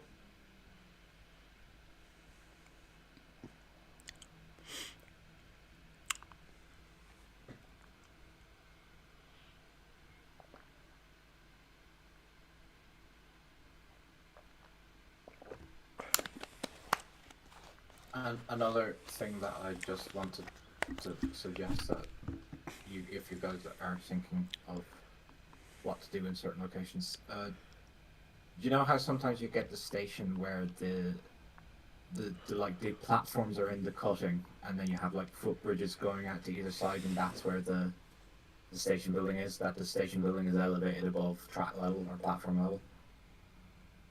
Wait, what? You know how some stations that is kind of in the middle of a cutting, and you'd have the two platforms would be by line side, but the actual station building would be up on either like the top of a tunnel or to either side of the embankment, and there'd be like footbridges up to the station building. That the station building and the road wouldn't be on the same level as the railway. If that makes any sense. What do you mean? I think it was mostly like a Great Central. I can't remember which railway did it more than the others, but I don't necessarily know if it would be a fit for stuff on Sodor. But if y'all were just trying to do something interesting looking, that might be an idea. Yeah. Because like by the time you guys get to the branch lines, you're going to start running out of things.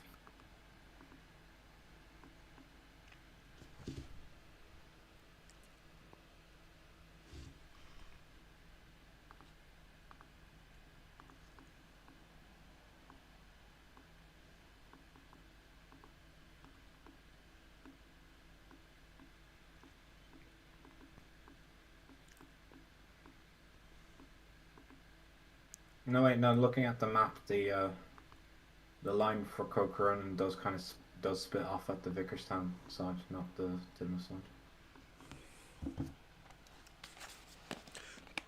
There is. We do have a west split off as well, but it's for the main line kind of thing. We've done some Crave license. Yeah, so just that picture I posted just might be an inspiration for anything of that nature.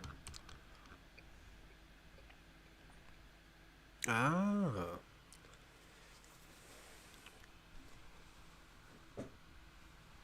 That or the Tidmouth Thunderbolt one. Tidmouth Thunderbolt one is a good chat as well, just because it's iconic.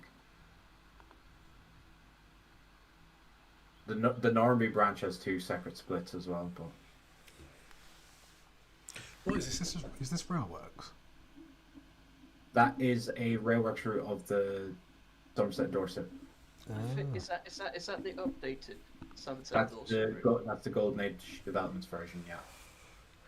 I need to get that. It's not out yet. It'll be payware in 2025, as far as I know. It's I just can't. I don't know the name of the location, or else I'd actually forward you on more pictures of it. But I just saw that and I was like, it just captured my imagination a bit, you know, that kind of way.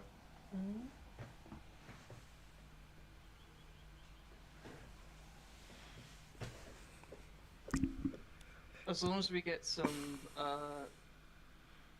Woodhead inspired locations on the Phil Godred branch. I don't know what else you do for Phil Godred other than Woodhead, to be honest. I think I'm going to start working on the town if I'm just going to go for a test run, but I'll get out of this one and use the merge that I did. So I think I'm a bit towned out for today. Understandable. Yeah. I mean, Tidmouth seems like it's going to be another Knapford, yeah. Where pretty much it's going to be like 2-3 months of work. 2-3 months of just It's groveling. and then everybody's going to be like, "Hi, is there anything else you've worked on apart from Tidmouth?" Well, yeah. Thomas is lying. The detailing seems to be the easy part. Actually laying out. The detailing seems to be the easy part. Actually, laying out what you want and where seems to be the problem. No, the detailing, like putting the people down and all that shit. Yeah, it's a bit. It's I time would've consuming, thought yeah, a but I lot don't. I of don't think tracking out, mapping out what you want, what you want to do in the size is the easy bit. It's all like, oh, what buildings, what gradients. It's like Fair enough, yeah. gradients, buildings, and I super would. detail. I'm not a seasoned roofer myself, so I wouldn't be able to. No, I'm not. I've only on my route. I'm only mapping out where all the tracks are. So as soon as I do all that, then I'm like, right, gonna have to start doing This is out detailing. This is on Edwards Branch, is it? No, this is Marin. Oh, it's maroon. Oh yeah, Marin FC. Forgot. Yeah. It's maroon. So this is on the main line, is it? Yeah. Oh. So this is Marin. sections one Marin and FC is beside Marin. this is sections 1 and 2 so far. Section 1 and 2.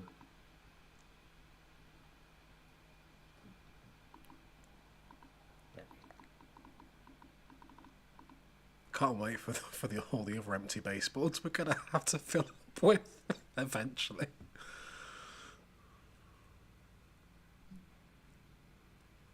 So I might have something for you in a few seconds here. I just want to see what you think about this. Go on. Hold on, and I'm doing. It's for stuff. I just remembered what stuff is. I'd actually forgotten for a minute. I thought it was other stuff for other things. Oh, Killy, do you know what stuff is? Yes. Awesome. I can't wait for stuff to come out. People, yeah. Fucking stuff. Stuff, man. I want stuff. That's all it Show is. me stuff. Maybe. No, I want stuff. no. No, it's worth the wait. It's worth the wait. It's worth the wait. It's worth the wait. I promise you, it's No, worth the it wait. really I fucking is. promise. And it's not just the wait. It's worth the surprise. I think. Yeah. Rob, I want surprise now. No, then it's not a surprise. No. The only reason that I had it spoiled for me is because Aiden required moral support from a few people during the process.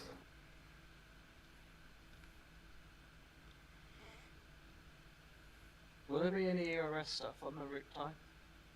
I don't. I'll answer that. Probably not. Unless like. Because I haven't read past like the volume with the class 14.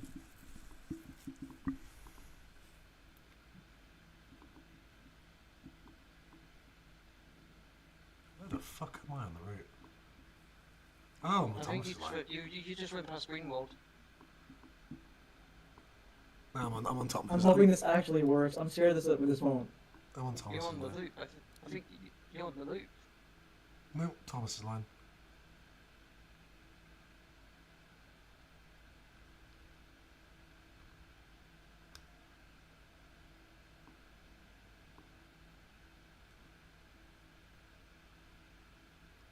This is.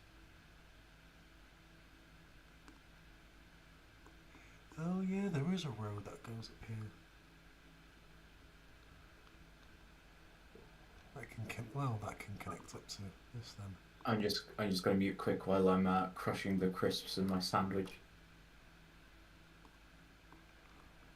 I respect you for muting.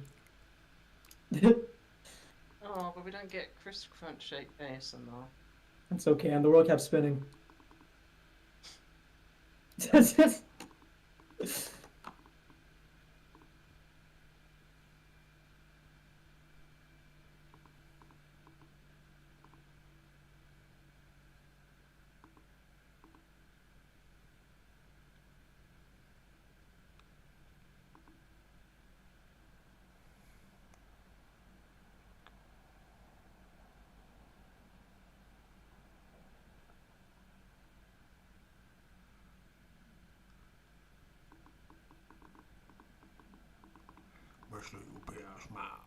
go for a drive.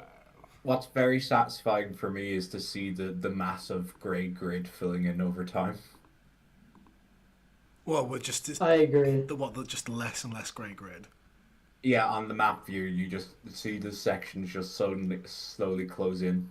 Oh yeah, yeah, it's quite satisfying actually. It's one of the main reasons why I like to work fast.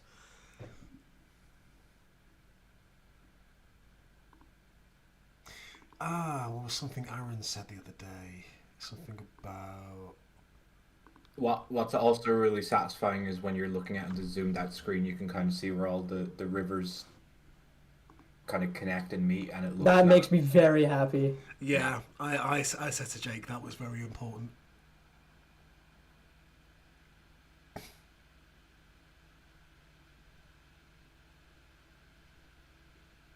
Yeah, I said it was super important that we did that because it makes sense.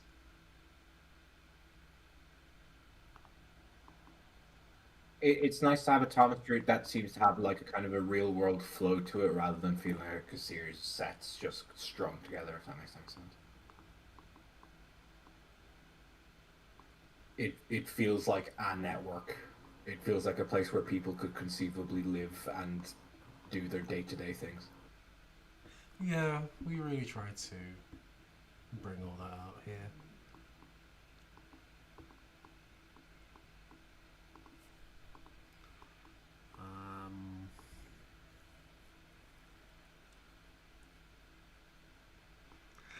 Where's Sonic? That's up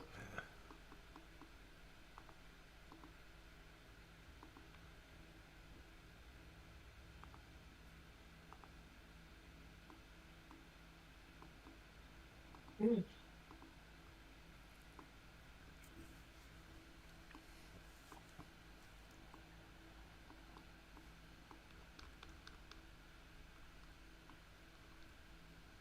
The random orphaned point motors just make me laugh because you can just tell it was a result of spines not cooperating.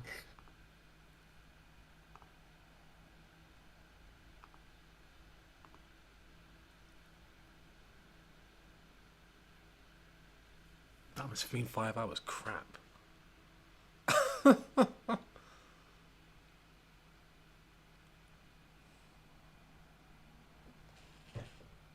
Come on, Ty, let's go for another 5 hours. 10-hour stream. Let's go. Let's go. It's been done once, we can do it again.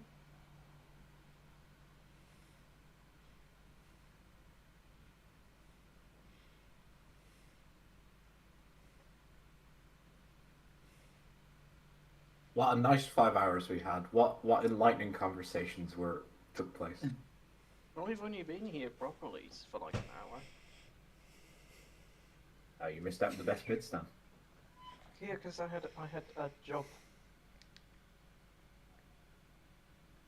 No need to boast. I'm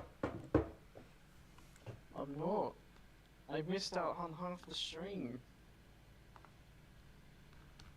If anything, every time Ty streams on one of my work days, I'm just like, oh, why? Why could it not be? Why could you not just do it after I finish work? It's so much more convenient. Life's not fair.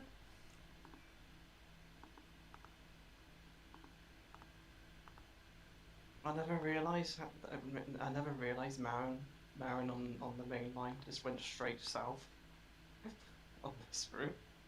Never realised that. You guys have it so Gordon's Hill descends after you reach the summit, don't you? Yeah. I couldn't remember if that was something y'all changed or not. Because I know everyone randomly had the enlightenment. Oh, speaking of James, hi, do you want me to send you the most recent photo cam sent of his progress on Sure. James replica? Hold on, let me go into my DMs, see if I can find it. No, I just the fandom had a mass enlightenment there at one point that actually Marin is at the top of the hill, not at the bottom of a second descent. That there's only one climb in one direction on Gordon's Hill. television series poisoned everyone's brain.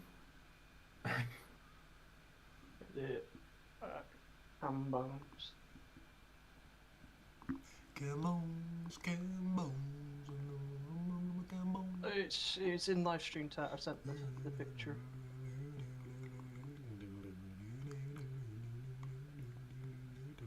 Gambones, gambones, gambones. Ooh, nice. He's very red. He's coming along quicker than I expected it would be. Nice.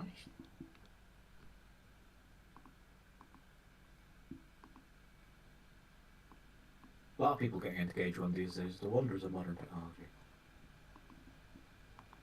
I Oh wish I had shit, I the forgot there's another patience- James here. I wish I had the patience or the skills to do Gauge 1.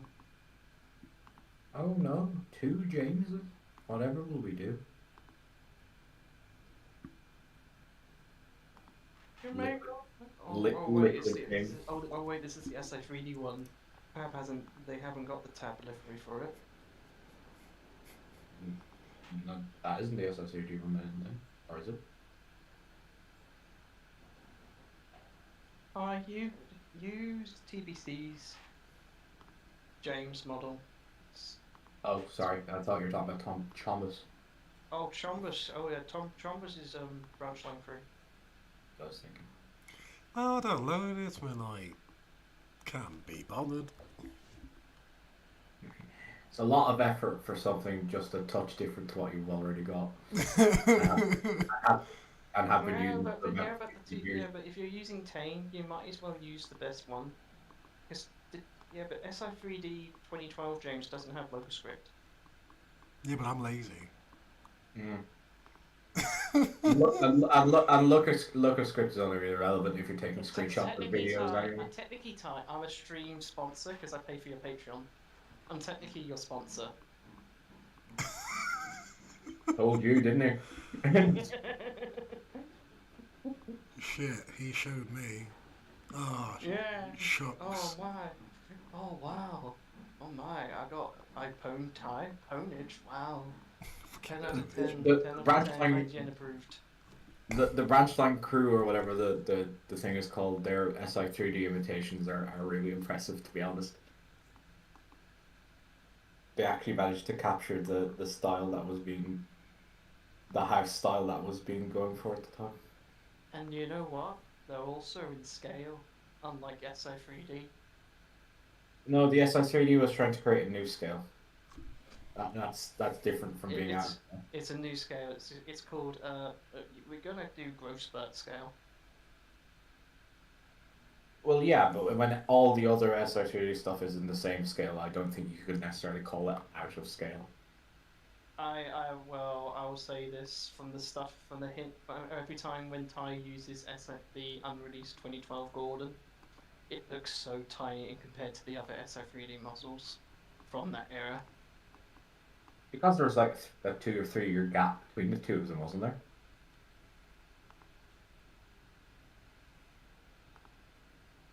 Now, speaking of, hello, Gorn.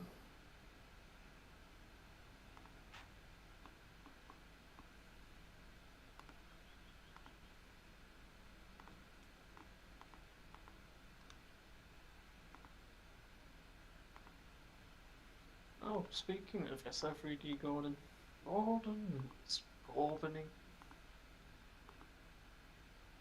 It's Jeremy Gordon. That's John Welshman's Edward, isn't it? Mm-hmm. Good egg, that John Welshman.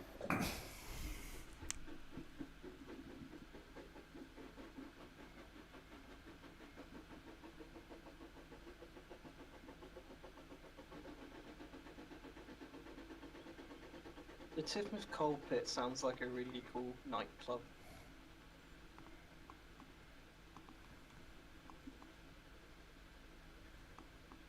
Why is he not set up?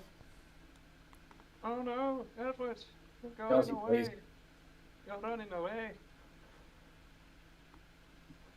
I've set Edward off to Ellsworth, but he's going down the loop instead. Will he actually make it this time, Ty? Hopefully.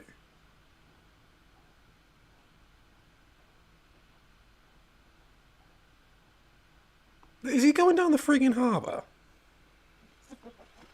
Oh my god.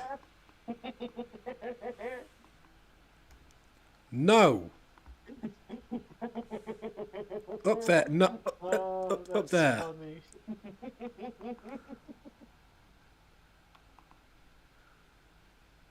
That's what you get for not using a Go Via marker.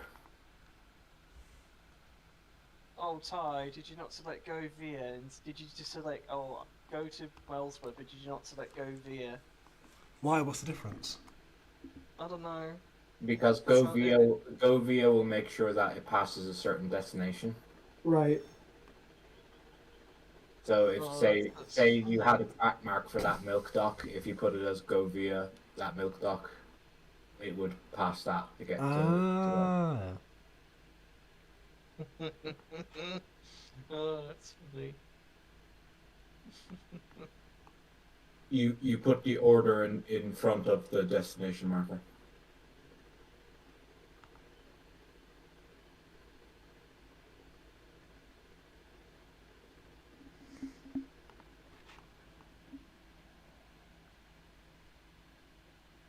You bitch! I didn't say stop, did I?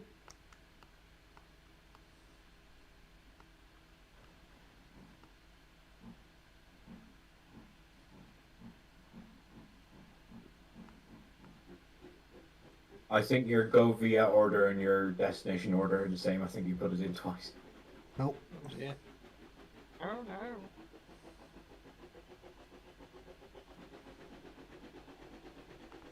Okay, just let him die. Oh my god, Gordon is not is. Why has Gordon gone down this route? Wait, what? I've sat Gordon down to Marin, and he's gone down the fucking Gordon takes a tumble line. That's strange. I'm on the branch line. Well, it is a shortcut. Again. I'm on the branch line. Again. Well, he's lost his dome too. Don't quote me on it, but I think that the AI chooses the shortest distance or whatever the scale distance would be.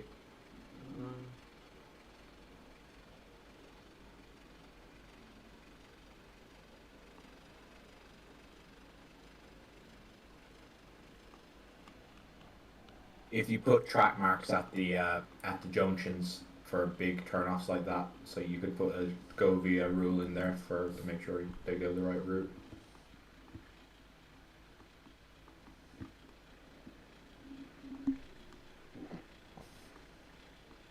A bit of a faff, I understand, but if you want your AI to work, that's what you got to do.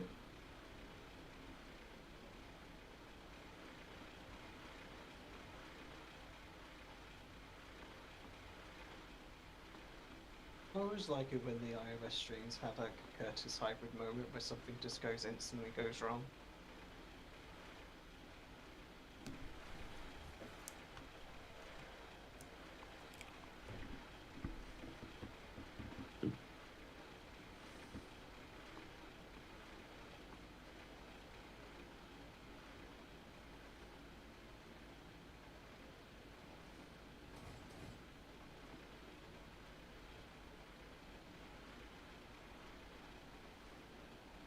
Yay, working signals.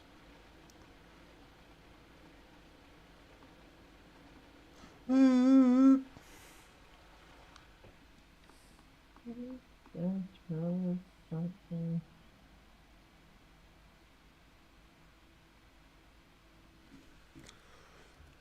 we're going to Rishraland, as we call it. What land? Rishraland. Rishwaland, what's that? It's where Rishra and all her friends run. For a second, I thought you were going to say it's where Rishi Sunak lives.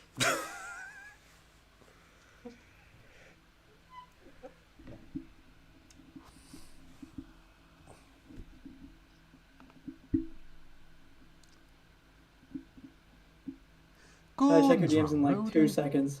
He's wrong, right? Stop that! Stop! What station is that? What station was Edward about to pass there? Titty Bay. Yeah, City Bay. I don't know what that is. Tidmouth Bay.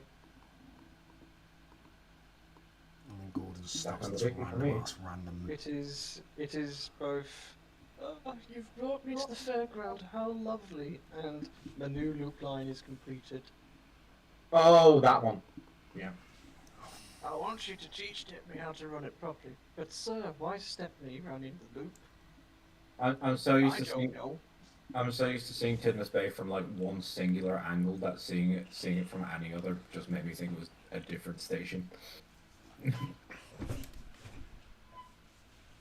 Bidmouth Tay. Bidmouth Tang. Catherine Tate. Am I bothered?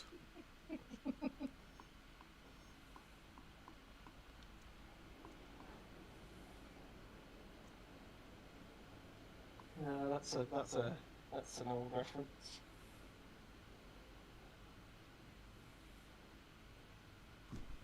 Crosby really is the most nothing station on the network. But it's so awesome. Hi, like.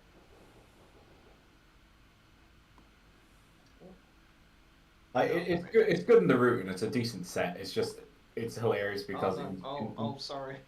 That's for a second I thought somebody really sounded like Eli, and I was like, what? in terms of lore, just nothing ever happens at Crosby. Like Duck went into a barbershop once and that was it. That's pretty significant. Well, I think in 100 years there'll be like a National Trust plaque that's like, oh, Duck crashed into the barber. The drug trade doesn't even happen at Crosby anymore. What else does it have? I hear that it has a very good whorehouse. I hear prostitution's legal in Crosby. Ah, the prostitutes. Ah, the prostitutes. I understood that reference. What do you think, inconspicuous old man in mime? I hope Marcel. If you want that kind of action, oh really? It's gonna cost you $40 an hour. You couldn't last like if you want it weird. minute. 50 if you want it weird. Yes, you found that my ostrich is actually underneath my hat. The ostrich for my ocular vapor bean is located in my cheek. Europeans are right on top of us. You want to know what else is weird? Anyways. God damn, Mitch, put that away. Yes, a battle. Going somewhere to battle would be fine. Everybody is dead here. Actually, no. Yes, the entire city is dead. Yeah. Right, yeah. You're most uncommon.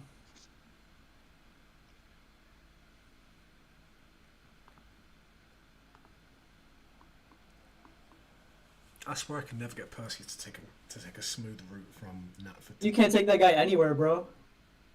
This would just be like, I'm gonna go backwards because backing signal. I'm trying to get to go down. I'm trying to. The third occupant in the van, and he is fucking big. I'm trying to get him to go like up north to the harbour line, so at least he can go down to go to Dry All Goods. But no. You're not using our greatest friend. And then he just starts doing shit by himself. What the fuck are you doing, Percy? Because the AI is calculating the shortest route, and it's gonna go the one that's the least scale distance.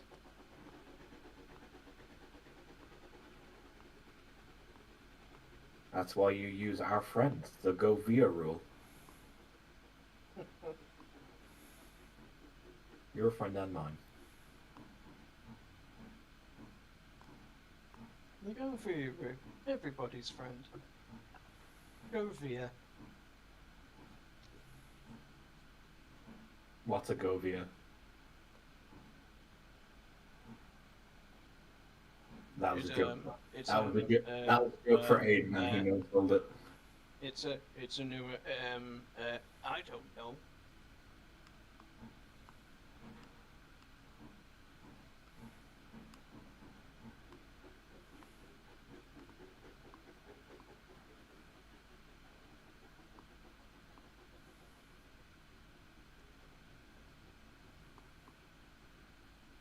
I do like the signalman's bicycle.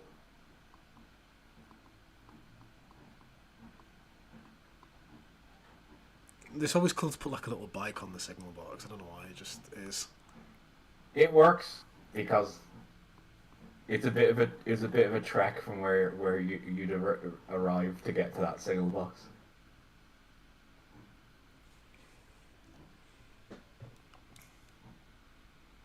Is that another Benny asset? I think so, yeah. Mumble. His texturing is a bit distinctive, and I can't really tell what it is, but I can usually tell it if they're his by looking.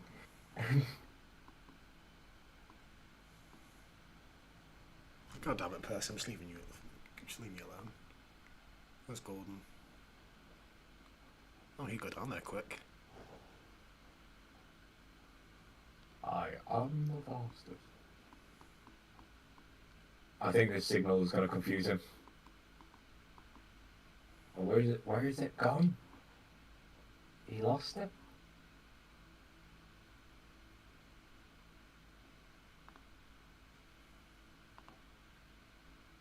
That old chestnut.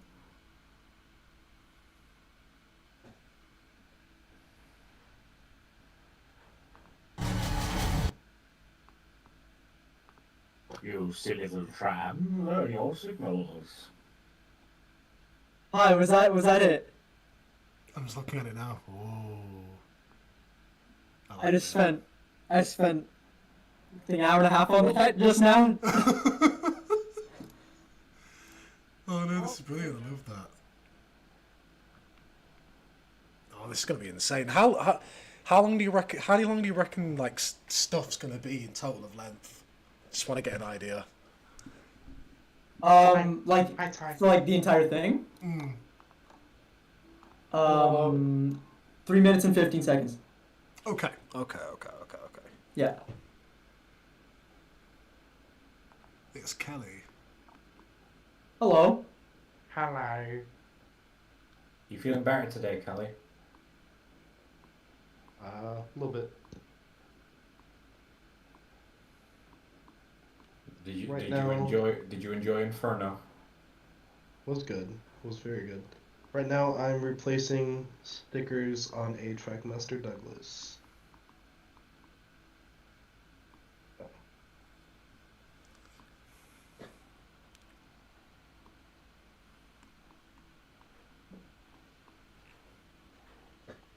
The way the shadows and trains kind of bounce off the topology in Gordon's face, he looks like he constantly has his lips pursed. He looks like he's duck facing. From a distance. When you get up close, you realise what he's actually doing. From a distance, he looks like he's duck facing. It's kind of like he's got a derpy mouth, like he's going. He does look a bit dirty. Let's see, like. I was here earlier. I know, but I wasn't because I was at work.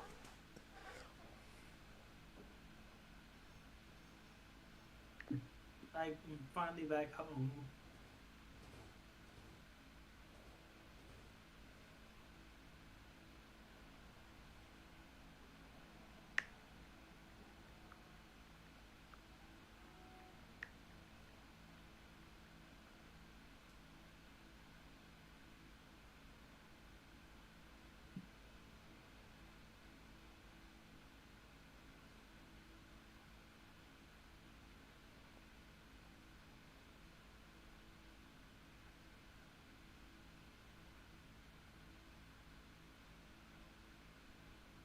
Still really annoyed that Ellsbridge is that set is Ellsbridge, not Knapford. It should have been the other way. Goddamn.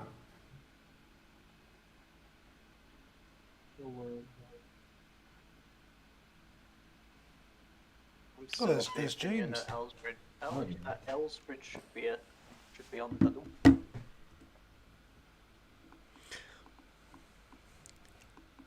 Hello, little James. You can't really put it on the loop though, because you need Gordon to go through it. No way, it's Soupy. What's up, dog? What's up, dog? Hello, Super Gonzilla. You have a full name and everything. Damn. Yeah. It's James and Daisy. Creator of Roblox Funnies and Yeah. Lighter Media. Yo, Aaron, meow. Yo, what's going on? Hold on. I need to do the funny. I need to do the running joke. Hillsbridge is beside a river. Let's go.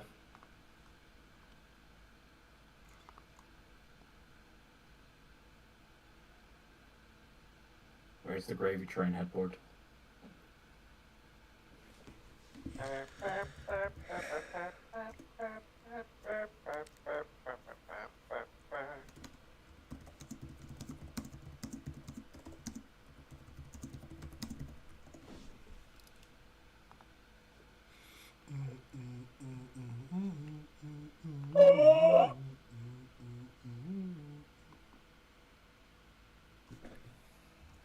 Hillsbridge is beside a river.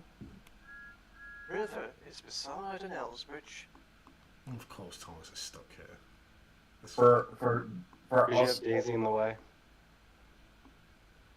I'm guessing you're ending stream soon. Yeah. Yeah.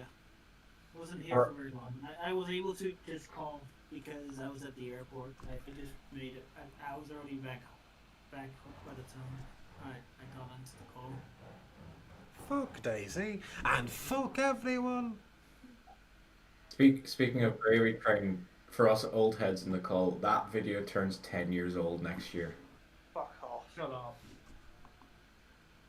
You had to say that. There's no need. Well, if I felt it, the rest of you had to feel it. are we spreading hate? I don't get this, bro. I don't get it. I'm not spreading hate, I'm spreading, what's the word, Disinformation. no, it's not No, disinformation. no, it's correct. It's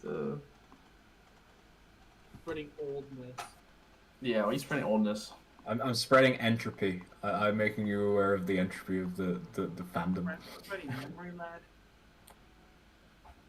You say memory lad.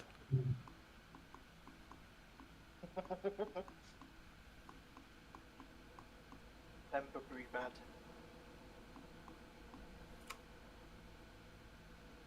Daisy, go or pass the points, you slut. Shoo! Shoo!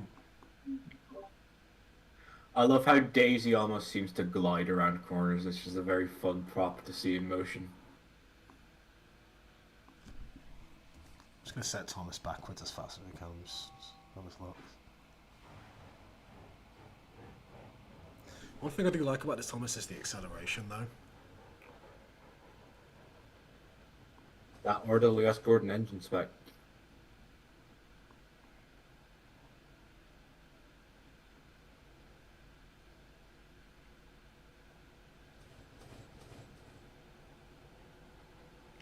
She's coming after you, Thomas. You better run. He's after me.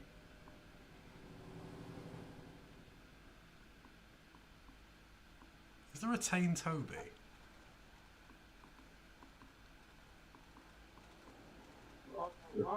Repeat that. Is there a Toby for tame? There is, I believe. There's a it's few. on- there's definitely one publicly available on either the big I know state. There's one on the Toby Jug Hub. Yeah, yes, I do. Oh yeah, there's an SR30 sub on Togo and everything else you're using, yeah. That should be.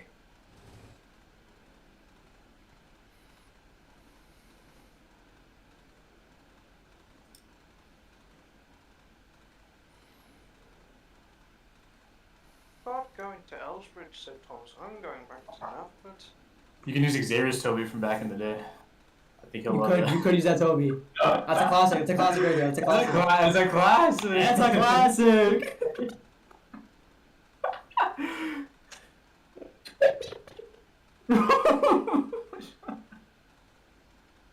It's just how the engines really rock sideways and that when they're going at top speed.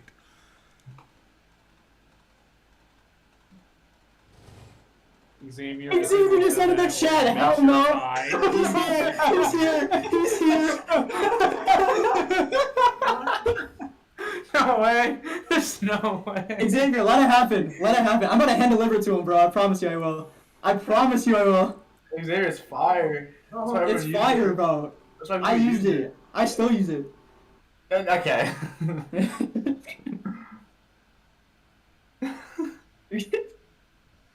Oh hell yes, bro. He said, "Oh hell no."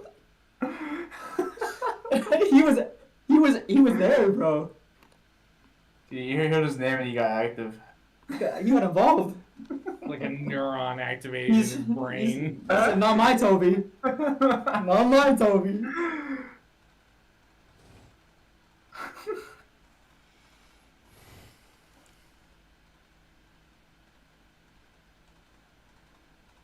Whilst that, I hear Tatmer remake calling my name.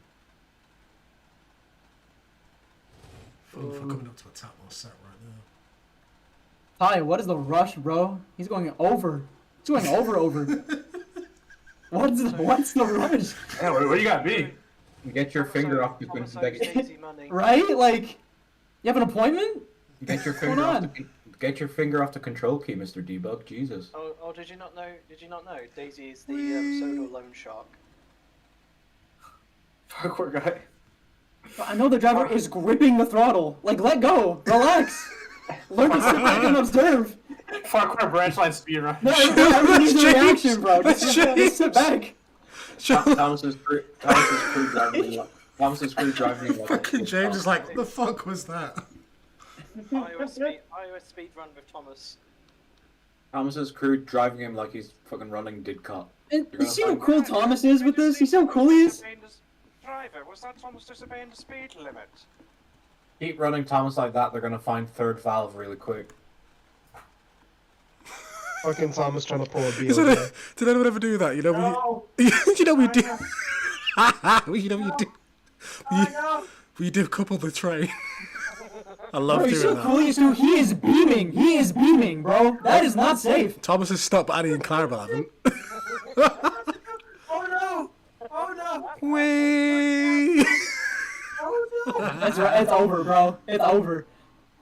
Goodbye, other James. Yo, they're getting to the platform in record time, bro. Record time. It's over. Oh no, it's over. It's actually over. That's it, he died. We had to get a new one. The solar slip coaches. That was your 5th games. That adds a new meaning to the term slip coaches. No sleepies. Annie just doesn't care. Where's Thomas anyway? There he is. I'm going to walk. You left Thomas at the bridge. Annie's come to find Thomas to do a revenge killing. You didn't see anything. Thomas said to the child on the bridge. You didn't see anything, intro boy. Intro boy. I must leave no witnesses, said Thomas the Tank Engine. Oi, intro kid. Keep your fucking mouth shut, and nothing bad will happen to you. Do you understand? You open your mouth and you're gonna get whacked, son. Well, what's the fuck? What? You know when Michelangelos was playing that gangster in that one film? That's Thomas when he starts committing crimes. Find him, then kill him, then bring him here, and I'll kill him. James. He literally goes James for that one bit. You should leave James Tender there and let Thomas pick it up. Wait, movie? I thought he was in like it was a cameo in a soap opera, wasn't it? He died. Oh, him! He died. But it's too late now. He died almost 100 years ago. What? He died. I still find it really funny. That's from a Paddington Bear episode. What is Bertie Boss's opinion on the situation? How about a race, Thomas? Brum, brum, brum. That's his opinion. Well, race, Thomas. I'm back. What Thomas in one bad universe. No. Annie is going to take Thomas to the cop shop. We gotta go Yo. to the malt shop. Said Fred. Thomas is doomed. He was already out on parole. They're going to jail him for life now. Remember the time in that Scooby-Doo episode that they changed the mystery machine to the mystery Thomas? No? It probably wasn't an episode that aired in the US. I'm neither from the US or the UK. Oh. Huh? What are you going to do about that? Well, I guess that joke fell. I guess that joke derailed. Just like Thomas.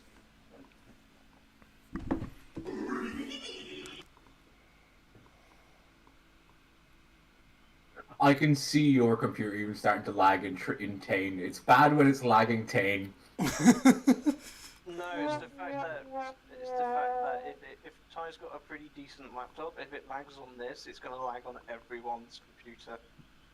Well, my computer is fucking NASA at this point, and I opened up the iOS Oh my god, on what the 19 fuck, Percy? there earlier. Holy shit! It's changed their tracks! Hell! Oh. Oh shit. What the fuck's Percy been doing? Percy, what have you been doing? Oh, hello, Thomas. No. I've been trying to figure out how signals work. Austin. Percy, It's you're 60 Austin. years old. You should know how to Someone work is signals. Austin around. Hey, you're never too old to learn something new, Thomas. You're forgetting, I am autistic. I wish trains could Percy, do. Percy, you're not autistic. You're stupid. There's a difference. I wish trains could do interiors of buildings just so you could have the Were Rabbit Church. And you could have like Sir Topham Hatt under the devil horns like Victor is, and the thin controller under the halo. Oh yeah, Percy's weird cog mechanism thing.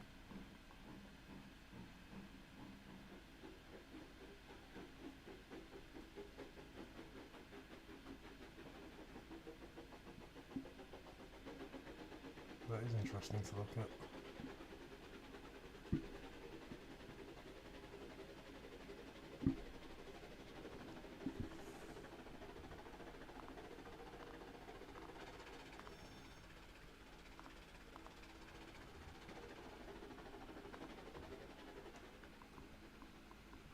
But yeah, I'm gonna end the stream here. It's been going on for ages. Right, streamers. I'm going to stop here. It's been going on for hours now.